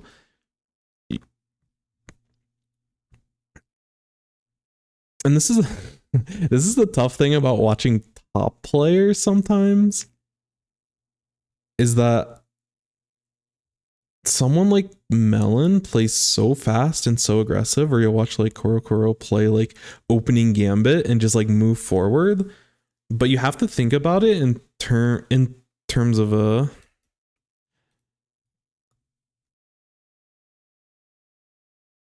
the surrounding tools and just the way that their meta plays. A lot of times, like Japan, especially at high levels, like they all are on the same wavelength of like what they should be doing at any given moment. They play a more aggressive play style in a lot of scenarios. It's they're a lot more comfortable and confident moving forward than you probably are. And it's not to say that you shouldn't watch that gameplay, because I always advocate that you definitely should, but you have to try to provide context to it, which can be difficult because it's not always immediately obvious. Because again, I make this mistake all the time. Is this NAX? This is open, but it's against a team of 4, basically. Team of 2 versus team of 4. My tiny brain can keep up with that gameplay. Yeah, exactly. I mean, I'm the same way. We'll build that speed over time, but we can't just skip to the fast part. It's like, as a splash player, is like there's like that curve or whatever. So there's like the curve where it's like smart. This is like dumb, smart, molding mid player. And it's just like aggro.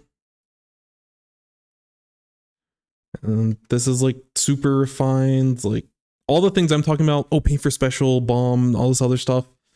It's just like we're kind of at this point, and then eventually you'll get to a point where it's like aggro, splash go. And in order to get to this point, there's still like this type of learning that we have to get to, because aggro can be on both sides of the spectrum in terms of like really smart plays and very risky, dangerous, gonna throw kind of plays. And it requires a lot of thought. Like you have to slow it down a little bit and like understand the nuance so that you can fully go more aggressive and stuff. And it's a process. And it also helps in like when you watch someone like Melon play, especially in a tournament, they're all ready to go. They're all ready to move forward. You know, they're playing with other aggressive players. They're moving forward when they're probably going to have like an inkjet ready. Like there's a lot of deliberate play throughout the entire team. And you're not going to get that in this scenario. You're also not going to get that even in like the most coordinated play with like your current team, because like we're just not there at this point. We have moments of there, but we're not consistently there. So until we get there, we want to make sure that we're understanding the solid parts. Because even in a spot like this, it's like even after the initial wipe, like yes, they might go aggressive early on, but like when they've lost the first checkpoint and they're in this type of spot, even a player like Melon's not going to go aggressive. they win a lot, so you often don't see them in these really tough spots. But in this type of spot, even Melon's gonna play responsible. Unless they maybe have like a Tetra or something that they can throw some burst bombs to help like stall the play. But they, at this point, they're getting a crab in this type of spot. They just don't get like punished super hard a lot of the times, so they don't have to play like as refined and disciplined.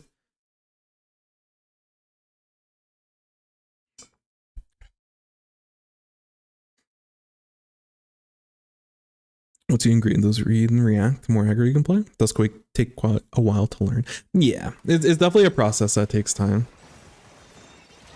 But again, I like that you're maneuvering here and able to stay alive. But I don't like that we haven't gotten crab yet. And then I think here in this type of position, I think we're still like a little bit panicked. Like this crab is totally fine. I don't like us, because after the pop, I don't like us repositioning like this because the person, the tent could just take this. We still have to secure this type of play. And I think we're expecting them to just fully retreat, but when they have paint to go, I'm expecting these players to just like squeeze out a few more points in this kind of scenario. Grabbing's one. Yeah, I mean, you could potentially grab.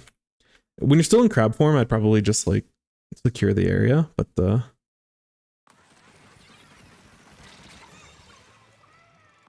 expecting the tent to run and grab it.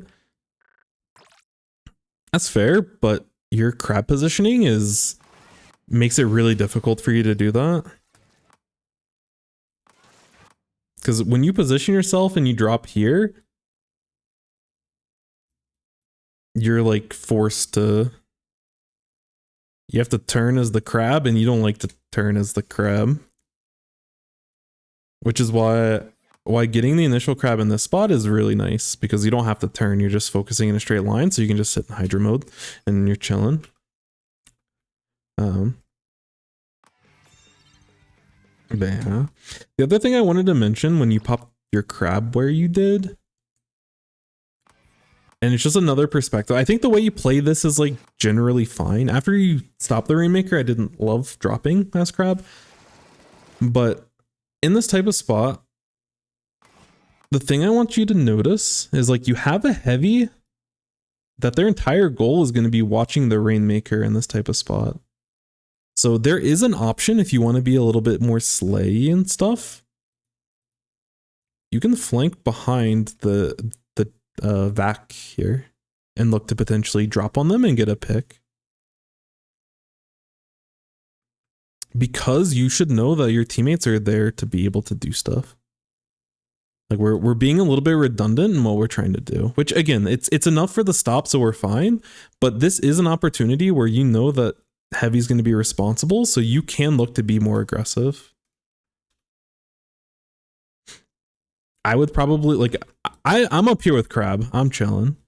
They might get a little bit more points than us trying to push forward, but like I'm making sure we get the stop and we're able to start taking back control of our side.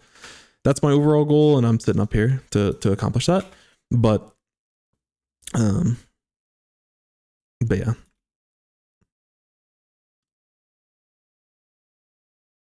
They have a ruler in ball point. Yeah, I mean that's fair, but there's a small window. I think it's a viable option. I don't think it's necessarily the best option, but if we wanted to be a little bit more drop down, I think we can go for that type of play. But anyways, we'll keep maneuvering through. It looks like they don't end the game here, so we got some more time to reflect. So in this type of scenario, what's going on in your head, Astra? Where is your brain right now? What are you also Toxmit or Tomixed?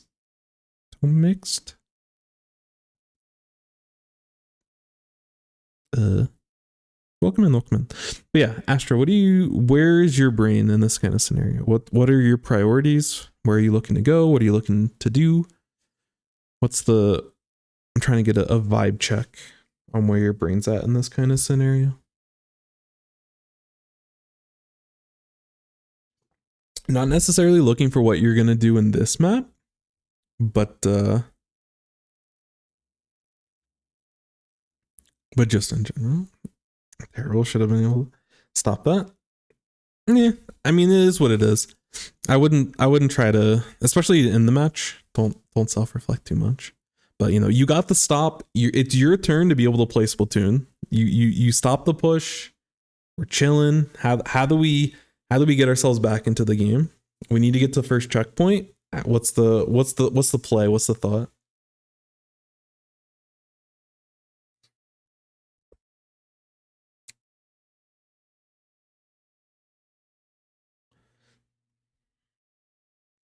Because I'm interested in like where you're trying to position. Don't have any thoughts. Okay, so in this type of spot, we have no crab. I would like us to get, because our side of our map's going to be very much in the enemy color. I would like us to get some paint in a lot of these areas, which they're actually playing really ratty. This is a good shark. This is actually a really good shark. If you get caught by this, I probably would have got caught by it too. Not gonna lie. I would be painting before I drop off this ledge, so there's a chance that I hit them, but I'm not looking for this specifically. So there's a very likely chance that they go for this type of play. Yeah, it's common, but in this kind of scenario, I'm not necessarily looking for it. It's T-Tac. Rollers coming out of spawn. Yeah. Fortunately, they don't go for it. Yeah, that's a little bit tough. We run and gun a little bit. I think we need to work a little bit on just being comfortable with like shooting and moving, and just kind of what that looks like and what that feels like.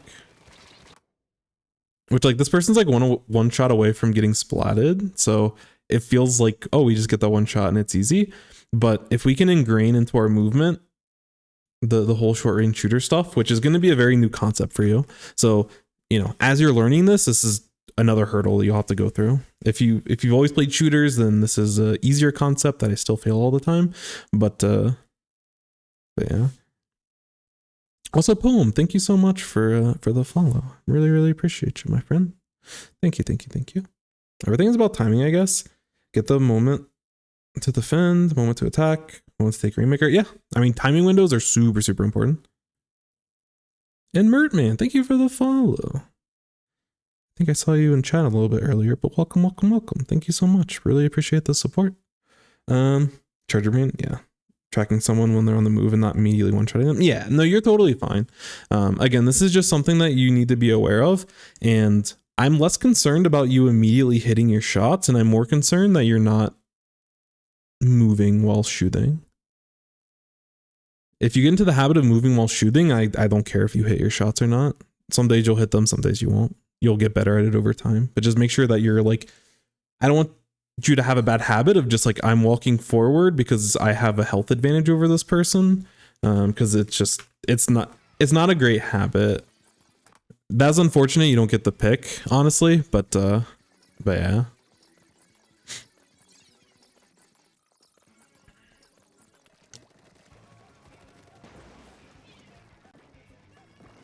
Yeah, so we're like sharking and throwing bombs here, but again, I hate being a broken record, but this is a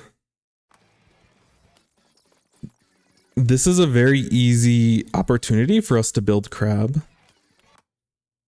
As we're moving into this position, just get this paint. Just get all this paint. Have a crab ready so we have it when we need it. Yeah, the awareness is tough, but you're totally right. Boomer bedtime. Let's go. Take care, Celeste. I knew I wasn't the only boomer in this chat. But have a good night. Take care. And thank you for the hydrate.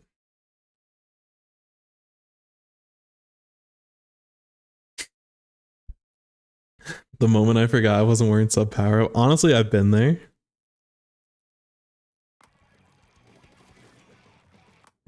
But even still, and it would help sit in recon mode and just see how fast it takes, even without any special charge. Just see how fast it takes for you to get this amount of special. It's very, very fast.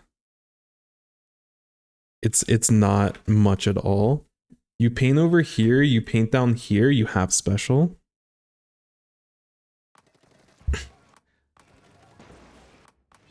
I'm okay with like a bomb, but when you're in this type of position, your goal shouldn't be to just continually throw bombs. Your goal in this spot is to paint while you have an opportunity to paint. And this is something that it took me way too long as a shooter player to really establish this. Is that painting with your main weapon is so incredibly important. And when you watch top Japanese players, you will see them paint all the time. All the time. Even when they're going to be super aggressive, in these types of spots, they are painting. This stuff is clean. You don't have to paint every little bit, but before, like, we don't want to use our entire ink on like 2 bombs and then like, you know, sit in ink for a little bit, throw out a 3rd bomb. We don't want to get into this habit because it's dangerous. Regardless of the build, regardless of whatever it is, it's really important for us to establish paint. And like very recently, I catch myself getting into the bomb searing habit, and it's really important for you to establish paint. Really, really important. Because you're wasting a bunch of time and like you're still in like these weird spots. And realistically, like, you know, I feel like I'm a god burst bomb thrower, but are we really getting picks here? You know? It's like these types of long range picks only happen when like we're in control and the enemy team is panicked. When the enemy team has a massive lead like this, like they're not going to be caught off by these silly things, you know?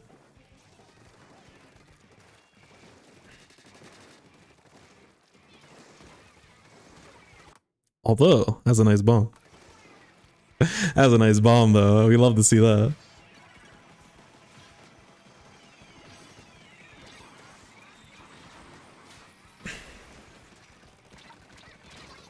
That's tough. That was not on purpose. Oh, the crab. Okay. Because if you're mentioning that, if you're talking about the crab, yeah, I was gonna ask, like, not that this is even. Oh, the bomb. Oh. Oh, well, hey. It's instinctual. That's what we call it. Not on purpose means it was instinct. We didn't have to think about it because we're just that good. But in the spot with crab,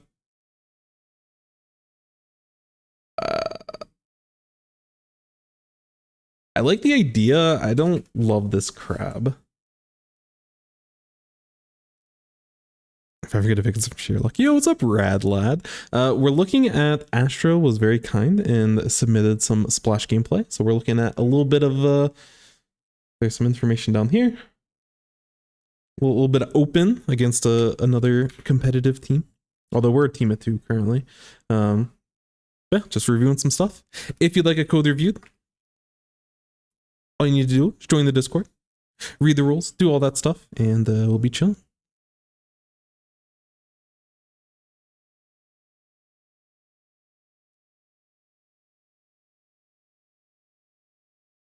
How can I submit a link? Yeah, in the Discord. There's a little bit of a waiting list, but we'll definitely get to it in the next couple of days, for sure, for sure. But there's been a huge outpour of support and people submitting codes, so it takes a little bit of time. I like to make sure I'm thoughtful with every review. I thought, oh crap, here's a stall a little bit.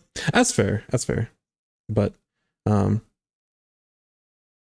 in these types of spots, part of the value of getting a bunch of paint down, like if all of this stuff is covered in paint and we're able to start getting some paint in these areas, like our paint like is a stall tool. It's not really ever thought about that way, but just getting paint and like throwing a burst bomb maybe to slow them down can be a stall tool. I think it's okay for you to crab here, but one thing I would say is because the enemy team has it to 9, do we need to really stall in this point? Are we expecting the enemy team to be playing like super aggressive? Usually in my experiences, that's probably not going to happen. We can kind of stall just by playing solid and chilling. If they overcommit, if they start dropping and stuff, like, there's a chance.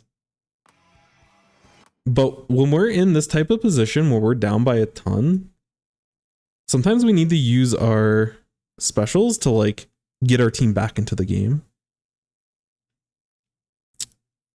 The more dire a situation, the bigger risk you need to take in scenarios. And we want to make sure that this stuff counts. And the sit back for 3 minutes. That's fair, that's fair. But I think we can stall with just painting long enough for our teammates just to get in. Because realistically, in this type of spot, like this Rainmaker is gonna like stall them anyways. They're gonna like sit here, they're gonna paint for a few seconds, it's gonna pop. You know, they might pop this tri-strike anyways. And again, if they start trying to overcommit past mid, then we can look for an opportunity to crab. But I don't know. There's still a good chance for us to pick here. I'm not super critical of this crab, but I just want to mention, like, when we're down by this much, it's really important for us to try to use crab as like a catalyst in this kind of game. We want to try to jumpstart, put some life into our team by getting a huge crab pick, which again, we potentially have here, but yeah,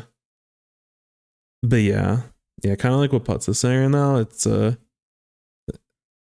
they might push a little bit, but they're not going to be looking to aggressively start moving forward and take points. And even if they did that, like if we wait and hold our crab until our teammates get here, like we can still get solid crabs. Like we can still get solid value out of our crab and have a counter attack ready. But again, this opportunity is totally fine. I don't know why I'm trying to be like as critical about it, but yeah, that's tough. That's a good play from them to catch you in that type of spot. I can't blame you on that.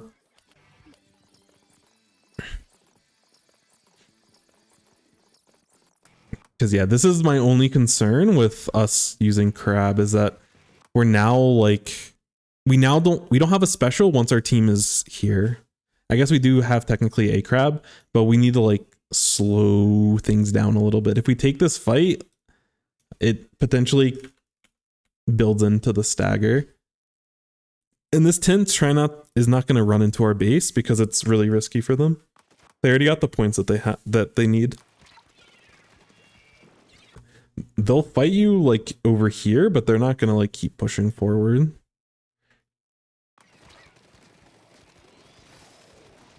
Yeah, and this is a spot where you could definitely go for the flank from behind. Yes. I like the slight movement from you to dodge the ball point there. That's really good. Unfortunately, we don't get the pick, but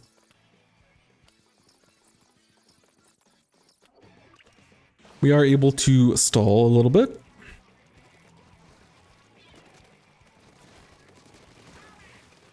Okay. Yeah, okay, this is good. So in this type of spot, again, I want you to be painting in this spot. I don't care about the pop right now.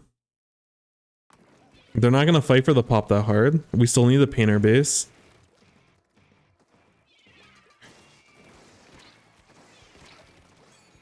Nice. Okay. Okay. We do get a pick. That was a nice shot. But yeah. Again, this is a scenario I think we can paint forward. After we get the initial pick on the ball point, I don't think we need to crab in this spot. I think this is a scenario where we can be aggressive. All of the aggressive tendencies that you've brought into this game, when we have a numbers advantage and we threaten specials and the enemy team is like going to give up space, especially with the lead that they have, this is a spot, not that we're looking to take a fight necessarily, but this is totally a spot we can start pushing this a little bit more aggressive. But we should be able to walk into mid for free. I think the enemy team is going to give up enough space in this spot. Is if you paint properly, like you should be able to get Rainmaker into this spot without having to use any specials. If they try to fight you and they overextend in the spot, then you can pop crab. But they don't have to commit to the this play here. The second that you pop crab here, these people can back up and they're happy. Oh, we made them use one of their crabs.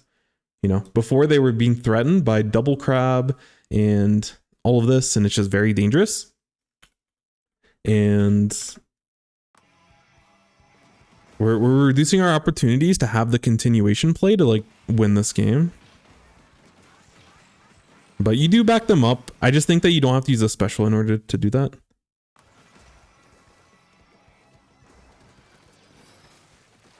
Yeah. This crab's good though. Nice.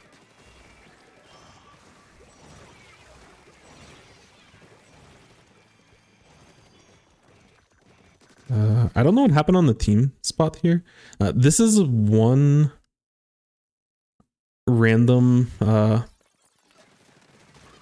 this is random here, but in this kind of scenario, I don't want you like I can tell that your decision making is like I need to like clear this area for the team because we need to get the Rainmaker right here, and I don't want you to be thinking like that. Again, not to be annoying about it, but like we can get a bunch of paint in mid, which reduces a lot of options from the enemy team. The other thing that we have to think about, which our positioning is not ideal for this right now, but realistically, when you're pushing for this, there's a good chance that people are going to be dropping from this area. I want us to be a step ahead of our opponent. And instead of just focusing on the objective and meeting them at the objective, which at this point we don't technically know, there could still be someone over here. So I understand your idea, but you have like the rest of the team. You're in an interesting position where you can get some paint in this area. You can potentially pre-fire this area or throw a bomb up onto their plot, like up here. And I want you to help with that stuff. Like you can't sit out in the open because you can get dropped and you can like you do have to deal with a bunch of stuff. But I want us to be a little bit more patient, get some more information. Like this is where we can be stally. When we have advantage, this is where we slay. When we're defensive, we got to be a little bit, sometimes we can be creative and slay, but most times we're playing very responsible in defense and getting crabs. But this is a unique opportunity where we've used our crab, we are, the momentum's moving forward, and this is where you can potentially make like a really big play. And I want you to think a little bit more outside of the box. If Rainmaker shots and the rest of your team in mid doesn't have, if they can't deal with someone sharking over here, it's like, it is what it is. You have to trust a little bit. And obviously in a more coordinated environment, maybe your squeezer or heavy could be watching this and that could potentially be a little bit of a cleaner play. But yeah. I thought our Rainmaker carrier was going to the left. Yeah, I'm with you. But realistically, they're not all going to be over here. We don't know exactly where they are, but there's no chance that their entire team is over here. So if we sit somewhere in the middle and just wait for them to start moving over, this increases our chance for a good push after, because we need like basically a KO. Yeah, can't communicate with the team. Yeah, I think them going right is a throw. I don't know about the Rainmaker here. That's very suspicious, but I think they may be panicked because they saw the Kraken. Which they could have just slowed down in mid and waited out the Kraken.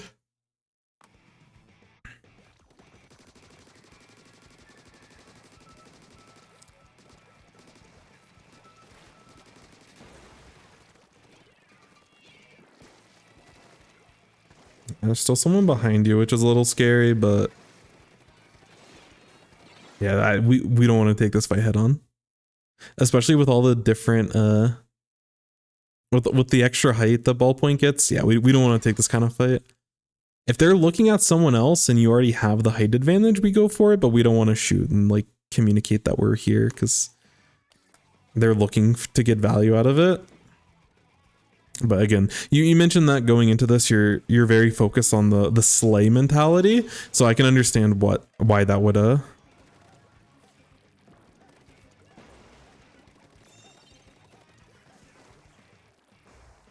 why you would play the way you did. Monka. Oh, okay, nice trade.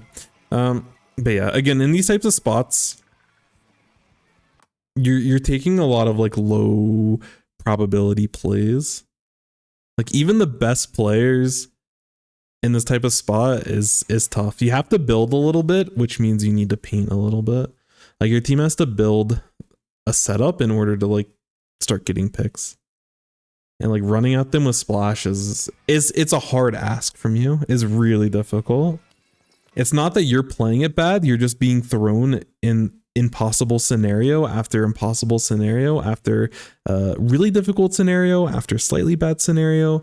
But there's been few plays during this match that you're in like an advantageous spot when you're taking a lot of these fights.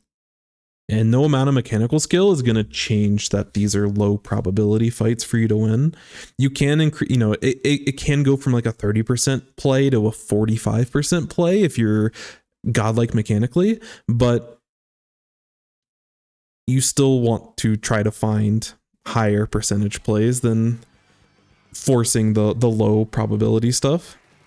Slay mentality without the mechanical skill. Yeah, but again, some of the slaying requires you, because when people slay, they're still outputting like 5-6 crabs a game, you know? At least 4 to 5 crabs in like a long game. Yeah, like we're getting too tunneled on like the Rainmaker here. When like we have crab, we can be around top mid and look for picks. At some point we need to get the picks. The pop can come afterwards.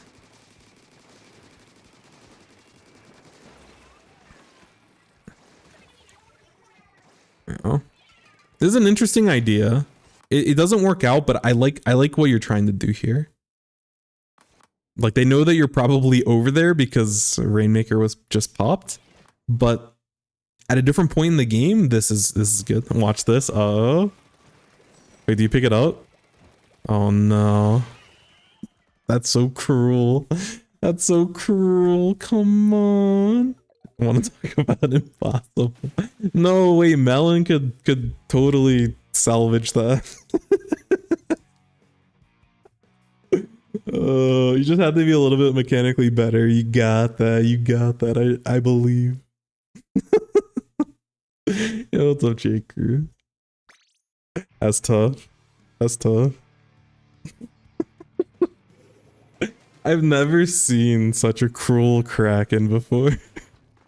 That's hilarious. So, yeah. I think we're kind of talking through, especially early on.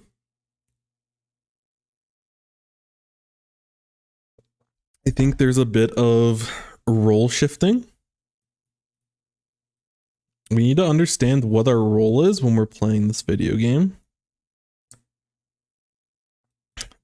The biggest thing about our role is that we need to adapt, and we need to know when it's appropriate to adapt and what we're adapting to. When we had advantages, like later on toward the end of the game, when we were like, we got a couple of picks when we crabbed over here, and then our team was pushing Rainmaker forward toward mid. These are opportunities when there's already an objective and something that the enemy team's looking to stop. You can use that as bait and go for more creative plays. You can technically do it on defense as well, but a lot of times, like, you're gonna get crab a lot more than your splat doilies. And also your teammates need paint in order to be able to play the game. So I saw you go for a lot of desperation plays because you felt like you needed to slay in scenarios where it's literally impossible for you to do that. Unless you can get a pick and pick up Rainmaker and dodge the Kraken. Obviously, some of those other plays weren't that bad, but still, it's still, you're taking a lot of fights that are still very much in the favor of the enemy. When you're sitting on this wall and you jump out and start taking a fight with this tent, that's really bad from you. If you sit on this wall a half second more and you already start seeing this person move backwards and they're separated from their tent, then there's an opportunity maybe for you to drop, you know? And instead of holding this wall, if you were sitting up here and you saw that and you saw the tent moving back this way, then, you know, maybe there's an opportunity for you to drop behind them, you know? There's a lot of creativity that you can pull in these spots, but the other side of it is like, you know, you don't have to be good, which I think the confidence building in terms of mechanics and stuff, part of that you have to put in the work because it's just you're playing it completely. You're going from backline, really focusing on like super intense little moments of like needing to hit shots and aim where your life isn't necessarily at risk, but like it's really important for you to hit your shots, versus like in this kind of situation, your life isn't always at risk, but it's a lot riskier, and you just need to be on average like more consistent and solid. It's not about like the single burst moment of like hitting your shots that matters on splash. That is part of it, but it's like 2% of it or like 5% of it. You didn't lose any of these fights, and this game didn't spiral out of control because of bad mechanics. It spiraled out of control because we never stabilized.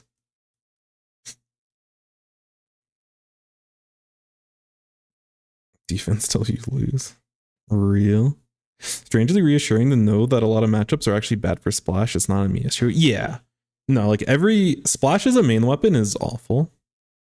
Is awful. But like this is like in a vacuum. If you take splash and you play it against basically, I would say like 90% of weapons in this game, splash loses. Just straight up. But Splatoon isn't played in a vacuum. And exactly like Trig is mentioning, when it comes to paint output, when it comes to special output, there's a lot of scenarios where you can turn, like, I don't think there's a more complete kit in Splatoon than V-Splash. But if you don't know how to put all of the pieces together, it's not easy, kind of thing. But that's what I would focus on. And I'm not going to really focus, like, there's still a time and place to be more aggressive. Currently, I would say be more aggressive when your team has an opportunity to push, but definitely play a lot more defensive when it's time to play defensive. But I really want you to focus on paint. Paint.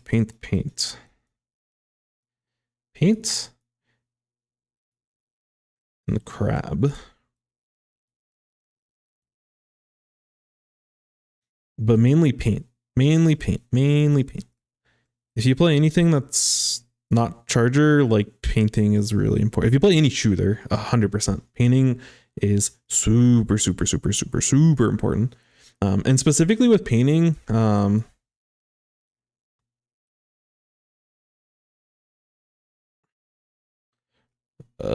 I'm also gonna say paint is greater than bomb.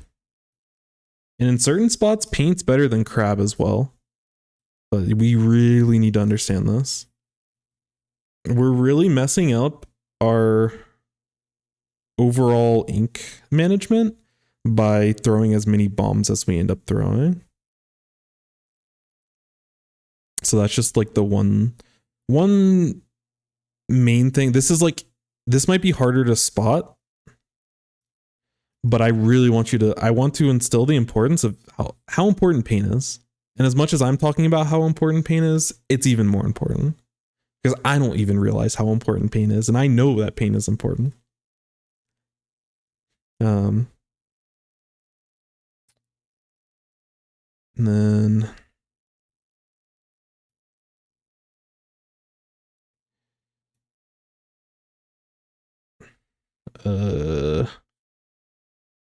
I don't know the best way of putting this. I'm just gonna say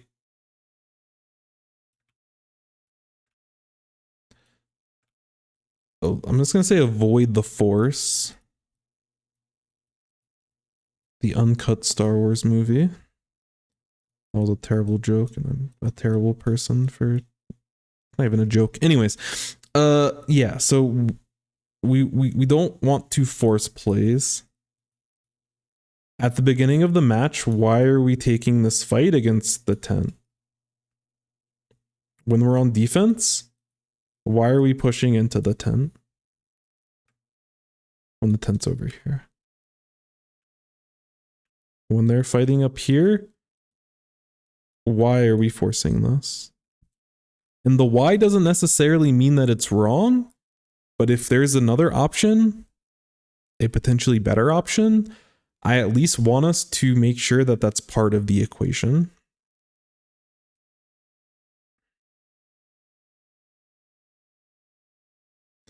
And I'm going to mention pain again.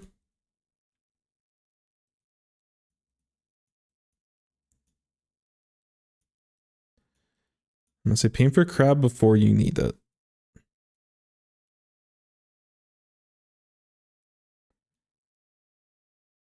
Because there's a lot of panic. I'm just popping crab because I have it. And it's okay to hold on to it until you have opportunities. And as you get better and more comfortable, because there's just a lot of discomfort here. And I think a lot of the discomfort is because you're trying to fight really tough fights and I'm uncomfortable. If I was in your spot, I would also feel uncomfortable. It's not a you problem. It's I mean, I guess it's the decisions that you're making technically, but it's like, it's not a mechanical issue. I know that when you switch to something like Splash, like everything feels very uncomfortable, but I promise you it's not a mechanical problem. If you slow the game down, you can, whatever team that you play for, you can provide ultimate value by just never taking fights. Obviously, if you want to optimize playing Splash, you take fights, but you can get away. Like the Splash playstyle is so good without having to take fights. But obviously, if you're good at taking fights, it's just like another tool in the tool belt. More paint, less slay brain, main takeaway. Yeah, no, for sure. And then specifically, like, just understand how quick you can get special. The reason why I have 3 on here is that there's spots where you're like 50% away from crab, and especially early in the game, or especially if there's a lot of enemy paint, it literally takes 1 or 2 seconds. That was like one of the biggest breakthroughs for me. It's like I would force fights because it's like, oh, I don't have special, and like we need something now. And I was putting more pressure in making something happen faster than it needed to happen. Like when they pick up Rainmaker here and they take it here, like it ended up taking 12 seconds, but like realistically, even if it took like 7 seconds or 5 seconds, like at their fastest, you know, just think to yourself, is there a chance I can build crab in 5 seconds? Most of the time you can. As long as you have paint to work with, you definitely can. And like instilling those timing windows is important for every weapon that you play, but especially for a weapon that needs to be the adult in the room. You got to be the responsible one so the rest of your teammates can feed and do fun things. Or we don't play Splash because we want to have fun. We play Splash because we want to win. So we need to make sure that we're taking a disciplined approach. And there's disciplined ways where you do want to fight as well. But yeah, if you want to have fun, go do something else. Splash is not the weapon for you. I'm going to gatekeep Splash from anyone that wants to have fun. I don't want to be an adult. Can I do that? Am I allowed to gatekeep V-Splash for anyone that... If you want to have fun, you're not allowed to play it. It's just, those are the rules. I don't make them. It is what it is. I'm sorry. This is why I don't play Splash. Yeah, Trig trying to have fun with a video game. That's so weird. Just paint, let the wiper on it. That's what I'm saying. Just find yourself a nice find yourself a nice feeder weapon to pair up with. That's why I have X-Ray. X-Ray goes in with Tetras, and I don't have to do that. I don't get to have fun, and it's okay. I have fun allowing other people to have fun. If I want to have fun, I'd still be throwing on the weapons like screen like Streaker.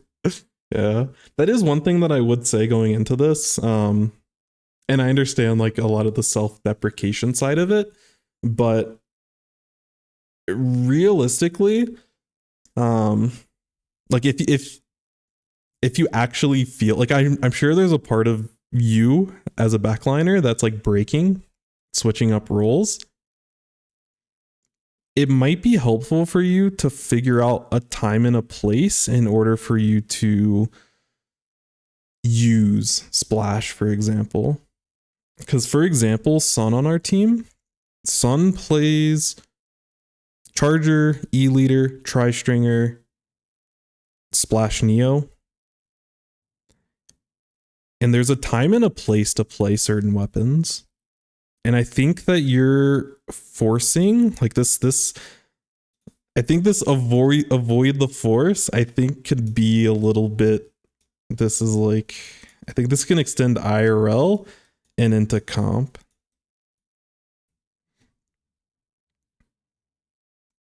In order to continue to improve, it requires a lot of creativity. It requires mastery of weapons. And if you're not playing a weapon that you absolutely like, at least can get some enjoyment of when you play it, then we need to like back it off. And I know that on our team, having some flexibility so that we get to have fun sometimes, like we're competitive all the time, but we get to have fun sometimes, helps out a lot. And like picking Splash because backline stuff just doesn't work in those spots, I think helps. We use Stringer on Gorge Clams. I actually really like it on that map. We play around the whale at the very beginning of the map, and I pair it with my crab. It's so good. That Splash is still more valuable than a bet Stringer. Sure, but you're looking at the now versus looking at the longevity. You're gonna burn yourself out forcing something that you don't fully enjoy. You can force it on maps because if you play a weapon that you like in a map mode where it just doesn't function, then that also feels bad. So having something in your pocket to deal with those, oh, I'm playing backline and it feels miserable here, it definitely helps. But I don't know. It's something to consider. I'm not you. I don't know your full, you know, again, I'm not here to try to psychoanalyze people, but I would consider that. Also, welcome in, Nitro. W description is Splash. Thank you. Because every time I get too like caught up on comp stuff, like comp is in like the composition, not competitive, I always think back to myself. Like I'll just pull up like a random like Australian tournament and I'll see players that are infinitely better than me playing like the weirdest, wildest comps you could imagine. And they're just so good with it. And I don't know. Australia is like, the Australian Splatoon competitive scene is just like this mystery to me. I don't know why they play weird stuff. I don't know why they're so good at playing weird stuff. I don't know if it's something in the culture, something in the water. I have no idea. But yeah, it is a joy to watch them. And they are like the true testament that they play dumb stuff, but they will absolutely like destroy me playing like Dynamo and a Charger and a Nautilus and like maybe a Painter. But they can get away with stuff because they play those weapons really, really well. And while having flexibility is important, you don't want to cope overall. Because there probably are ways that you can play whatever weapon you're trying to play, you probably can play it a little bit better. And that's not to say like there's definitely going to be a lot of spots where playing another weapon is definitely going to help, because there's some miserable maps for backline. Absolutely. But there's also some really nice spots for something like a Charger as well. Like there's certain maps where I'm relying on Sun to play Charger because Sun's gonna pop off. Yeah. Sun's been playing Splatlings on that, or Splash Neo. So I feel you. You know, Flounder's miserable. Don't worry. I'm with you. So again, that just food for thought, just to provide another perspective. I don't want you to be too down on stuff. You know, it is important to have fun. Not just because like, oh, we need to have fun, but if you actually want to enjoy the game, if you want to actively continue playing, continue reviewing, continue scrimming, playing in tournaments, grinding solo queue, which I know is tough for a lot of people. You want to have something fun that you can work with. Also, welcome in, Noah. Sorry, I acknowledged you and said hello in my head, but I didn't say it IRL. Thank you so much for the support, and thank you so much for the follow, and thank you so much for the segue, because it's, oh, oops, I'm hitting stuff. It's important. If anyone would like to submit a review, exclamation point review, which Noah has already kindly done, there is a Discord link that you can go and join the Discord and submit your own gameplay. Thank you. I'm losing it. 7 hours, I'm losing it. Coaching completely free. We're getting through it. Having a good time, having good conversation. We're vibing. So yeah, like again, like these stats aren't too bad. The only concerning thing here is that like your paint number is low, truthfully. Like if your paint number is higher, your deaths are just naturally going to go down, and you'll at least get 1 or 2 more crabs. Painting more, it's like a whole new world of playing Splatoon. A bit of a hiatus from comp currently. Yeah, no problem, no problem. Always here. No more Slay Brain. Sometimes Slay Brain. Never deal in absolutes. Sometimes Slay Brain. But most time Paint Brain. But I hope that helps. Slay Brain in moderation. Yes, absolutely. Couldn't have worded it better myself. And in terms of wording stuff better myself, let's bring you all to a raid. I'm gonna raid Kiver because we were talking about Kiver before and how fantastic they are at Splash. And we should give them some love. And if you don't follow Kiver, you should absolutely follow Kiver. Kiver's probably the best Splash player and one of the best Western players just playing Splatoon. Their movement is the best in the West. 100%. Love Kiver. Also very nice. You know, if you have questions or want clarification on stuff, he's very generous with providing that information. And just, you know, good vibes all around. Kiver gets me. That might be a lot to unpack for a segue into a raid, but we'll be back. We'll be back continuously. I'm still working. Oh, before we do the raid, I have to do my shills. I'm condensing all of these reviews into YouTube videos, and they'll have links to the full review that we do live on stream. We always do our reviews live on stream. So if you are interested, definitely feel free to support. Thank you. Yes, Noah, that is where in the Discord server. But yeah, we're gonna keep going through it, continue playing, doing some League, doing some X rank, continue through the replays. It's a good time. I appreciate the conversation. I appreciate you all. Also, you don't really have to subscribe to this because I don't really care, but the main YouTube channel I appreciate, but the VOD channel, if you just miss something and you want, like, I'm just using it so I can, like, it's free space on YouTube, so I'm just archiving my stuff, so if I ever want to go back to it for sentimental values, it also helps when I'm trying to, like, go back to stuff. Links? Oh yeah, that's smart. I should hire you, Jamie. Are you looking for work? I need someone to, like, talk sense.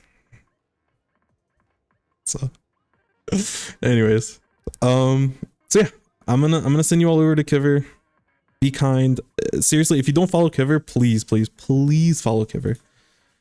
Their gameplay is so good. Always playing high level. This is the creme de la creme. This is the best of the best.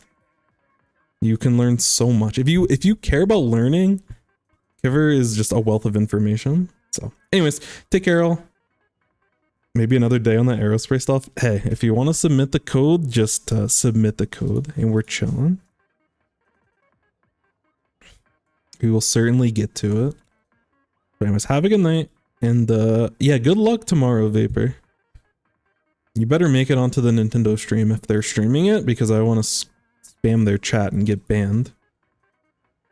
That would be fun for me. So anyways, take care everyone. Appreciate you all. And I'll be back. Time to be DNA. Let's go. Let's go. I believe. Alright, later. Allie, why are you barking? Alright, time to end the stream button.